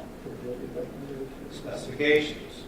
Once again, if you find Gurpreet Singh guilty of aggravated murder, it is your duty to deliberate further and decide whether the state has proved beyond a reasonable doubt that the defendant is guilty of additional factual questions which are called specifications. If you find the defendant not guilty of aggravated murder, you will not consider or decide these separate questions. Your findings or verdicts on these additional questions will be expressed by a verdict of guilty or not guilty. Guilt must be proven beyond a reasonable doubt. So in specification 1 attached to count 3, you will separately decide whether the state proved beyond a reasonable doubt that the defendant had a firearm on or about his person or under his control while committing the offense, and the defendant displayed the firearm, brandished the firearm, indicated that he possessed a firearm, or used the firearm to facilitate the commission of the offense. Firearm, capable of expelling or propelling, and deadly weapon have already been defined for you under count 1.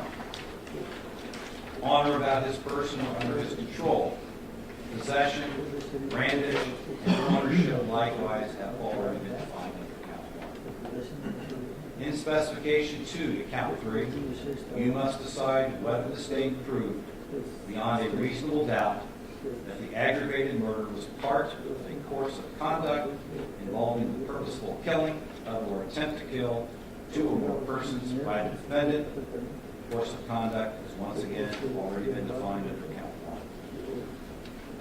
In count 4 of the indictment, defendant Gurpreet Singh is charged with aggravated murder.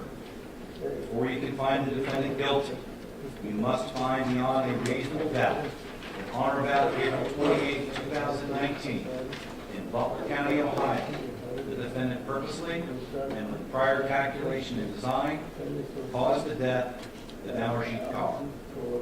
Purposely has already been defined under count 1. A person acts purposely when it is his specific intention to cause a certain result. It must be established in this case that at the time in question, there was present in the mind of the defendant a specific intention to purposely and with prior calculation and design cause the death of Amarjit Kaur. How it is determined? Deadly weapon, motive, prior calculation and design, and causation have already been defined for you under count 1. Once again, if you find Gurpreet Singh guilty of aggravated murder, it is your duty to deliberate further and decide whether the state has proved beyond a reasonable doubt that the defendant is guilty of additional factual questions, which are called specifications. If you find the defendant not guilty of aggravated murder, you will not consider or decide these separate questions. Your finding or verdict on the additional questions will be expressed by a verdict of guilty or not guilty. Guilt must be proved beyond a reasonable doubt. In specification 1, attached to count 4, you will separately decide whether the state proved beyond a reasonable doubt that the defendant had a firearm on or about his person or under his control while committing the offense, and the defendant displayed the firearm, brandished the firearm, indicated that he possessed a firearm, or used the firearm to facilitate the commission of the offense. Firearm, capable of expelling or propelling deadly weapon, have already been defined for you under count 1. On or about his person, under his control, possession, brandish, and ownership likewise have already been defined under count 1. In specification 2, attached to count 4, you must decide whether the state proved beyond a reasonable doubt that the aggravated murder was part of a course of conduct involving the purposeful killing of or attempt to kill 2 or more persons by the defendant. The course of conduct has already been defined under count 1. In conclusion, if you find that the state proved beyond a reasonable doubt all of the essential elements of any one or all of the offenses charged in the separate counts of the indictment, your verdict must be guilty as to such offense or offenses according to your findings. If you find that the state failed to prove beyond a reasonable doubt any one of the essential elements of any one or all of the offenses charged in the separate counts in the indictment, your verdict must be not guilty as to such offense or offenses according to your findings. The charges set forth in each count in the indictment constitute a separate and distinct matter. You must consider each count and the evidence applicable to each count separately, and you must state your finding as to each count uninfluenced by your verdict as to any other count. The defendant may be found guilty or not guilty of any one or all of the offenses charged. Now, I will give you, in addition, many exhibits which you may take to the jury room, verdict forms to be used in connection with your findings. This being a criminal case, before it can be said you have reached a verdict, it is necessary for all 12 members of the jury to agree unanimously on a verdict of either guilty or not guilty. If you flip down several pages, it would be page 29, but after page 28, there are 12 verdict forms. And I'll go over each one of those with you. Are you there?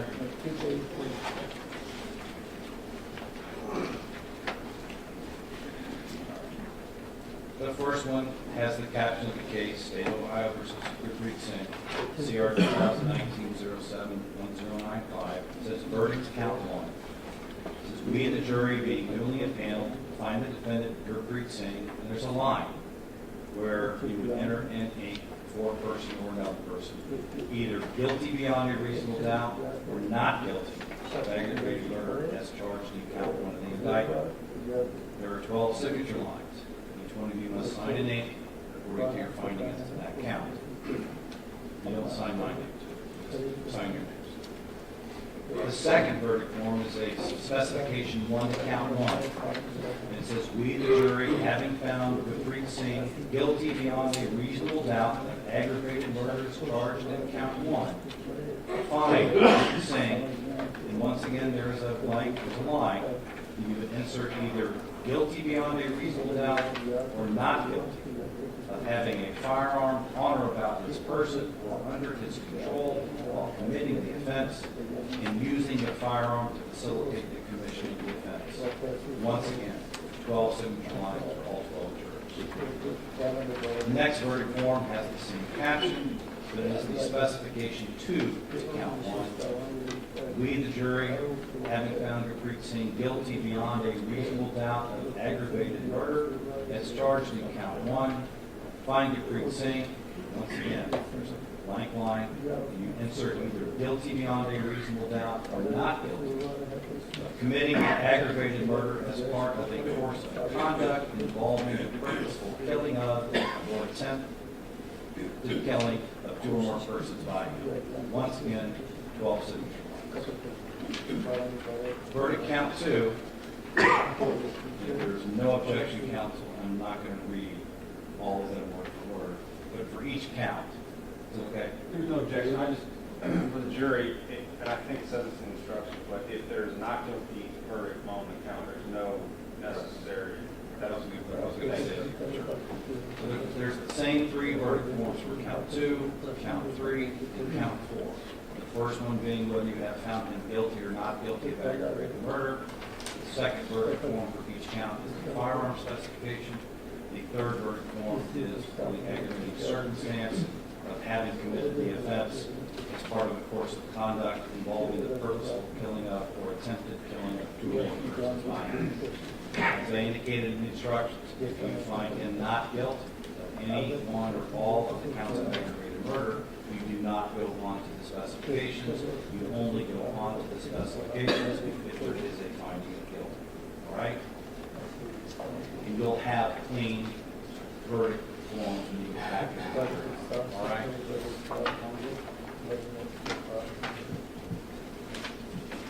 Now, you may not discuss or consider the subject of punishment. Your duty is confined to the determination of whether the defendant is guilty or not guilty. Go back on page 25.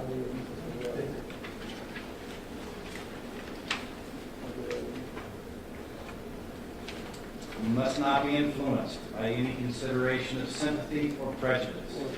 It is your duty to carefully weigh the evidence, to decide all the disputed questions of fact, to apply the instructions according to your findings, and to render your verdict accordingly. In fulfilling your duty, your efforts must be to arrive at a just verdict. Consider all the evidence and make your finding with intelligence and impartiality, and without bias, sympathy, or prejudice, so that the state of Ohio and the defendant will feel that their case was fairly and impartially tried. If, during the course of the trial, the court said or did anything you consider an indication of the court's view on the facts, you are instructed to disregard it. The judge must be, and sincerely desires to be, impartial in presiding over this and every other trial before a jury and without a jury. Now, your initial conduct upon entering the jury room is a matter of importance. It is not wise to immediately express a determination to insist upon a certain verdict, because if your sense of pride is aroused, you may hesitate to change your position, even if you decide you are wrong. Consult with one another, consider each other's views, and deliberate with the objective of reaching an agreement, if you can do so without disturbing your individual judgment. Each of you must decide this case for yourself, but you should do so only after a discussion and consideration of the case with your fellow jurors. Do not hesitate to change an opinion if you find that it is wrong. However, you should not surrender honest convictions in order to be congenial or to reach a verdict solely because of the opinion of the other jurors. Now, our alternate jurors, those of you selected as alternate jurors to serve on this jury panel must remain and be sequestered until the jury has returned its verdict in open court. A juror selected as an alternate is not permitted to participate in the jury's deliberations unless one of the deliberating jurors is found by the court to be unable or disqualified to perform his or her duties.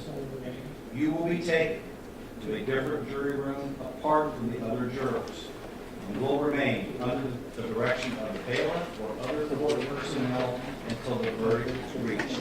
The alternate jurors will not accompany the jury to the jury room or to participate in deliberations unless directed by the court.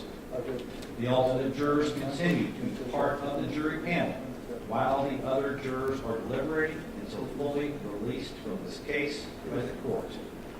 Alternate jurors are required to follow all the court's orders concerning the conduct of the jury.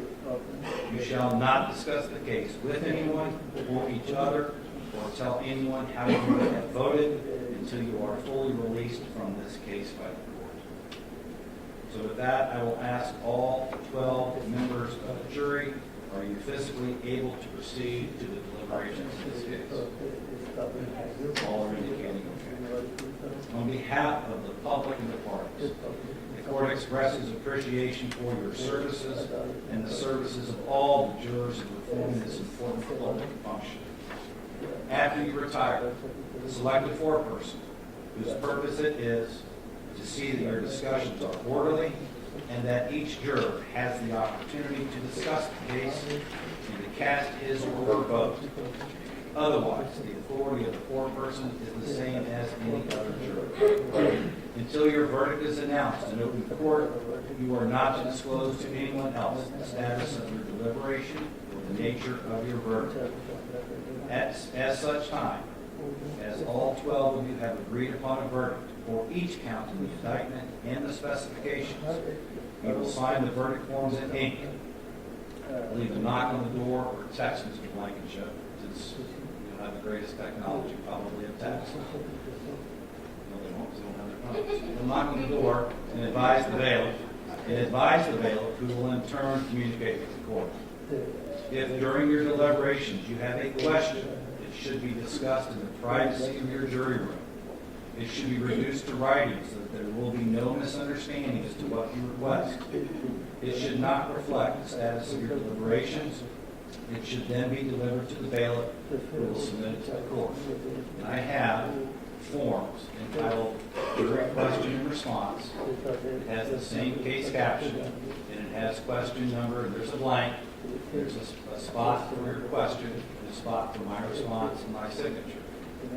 I'm not saying that you're going to have any questions, but in the event that you do, this makes it easier for us to respond to your questions and keep them accurate as part of the record. I made 20 copies. Please don't think that there's any significance to that. I just made a bunch of copies so that we had enough in the event that there were questions. Okay? Counsel, would you please approach?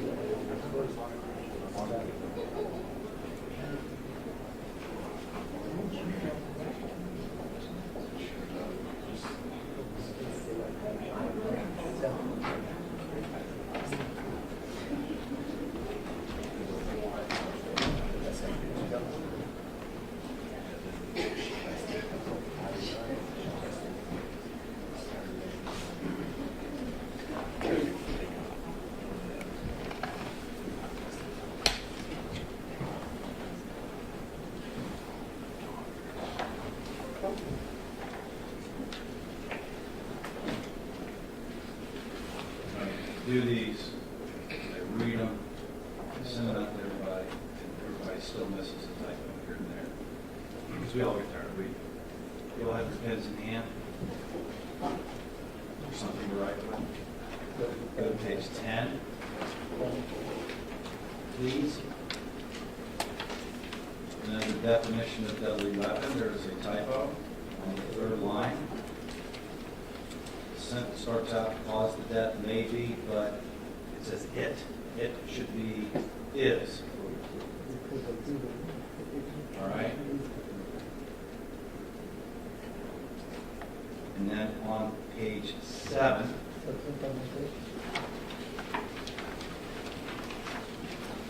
second line from the bottom, you see the word will. English interpretations of that will have, cross out will, just have. All right? All right.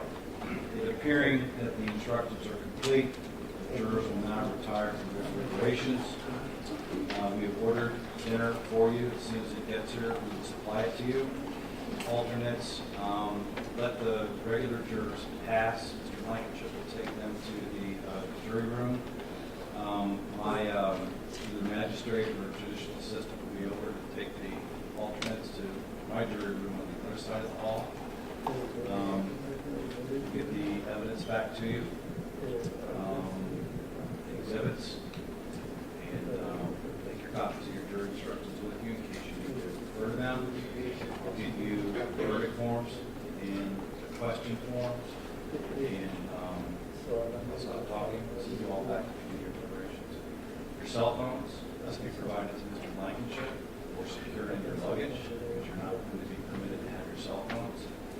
In the event that we do not reach a verdict tonight, we express a desire to stop for the evening and go to the hotel. We have your phone numbers for your family members, I believe. We'll either call your family members for you to let them know what's going on, or when you get to the hotel, we'll make arrangements for you to be with Mr. Blankenship and use the phone, call your family, just to don't worry about you, so you can let them know that you're being sequestered for the evening. All right? How long you go this evening is up to you all. All right? We're going to give you dinner. You know, I appreciate your patience in going through lunch. I know some of you smoke. We cannot discuss or deliberate on the case unless all 12 of you are in the jury. So you can use the bathroom. I think you've been using the bathroom in this judge's chamber. We're going to let you continue to do that. Do not go out in the hallway. Okay, there's another bathroom looking at you, okay? But do not go out in the hallway. You want to be back here and look in the hallway back here. You're under the direction of Mr. Blankenship. He knows how much trouble we'll get in if something happens. So, all right? Counsel, anything further? There you go. Thank you, Councilman. Ladies and gentlemen, thank you very much. All rise.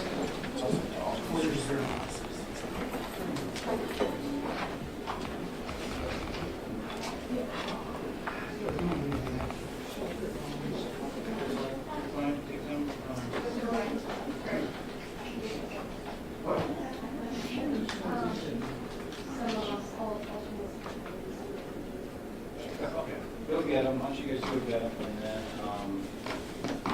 have them go down to Judge Kaur. For now. Can they go into your room and get their stuff? Yeah, and have them go down to the judge. Okay.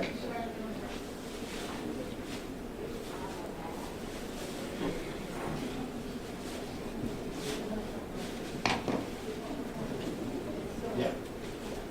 And they, I have no speaker. Correct?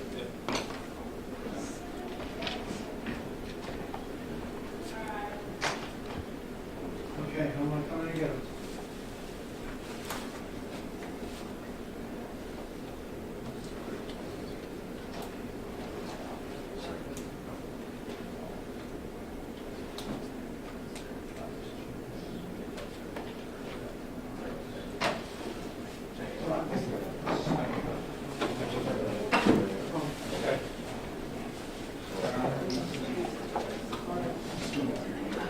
And then what would you like to?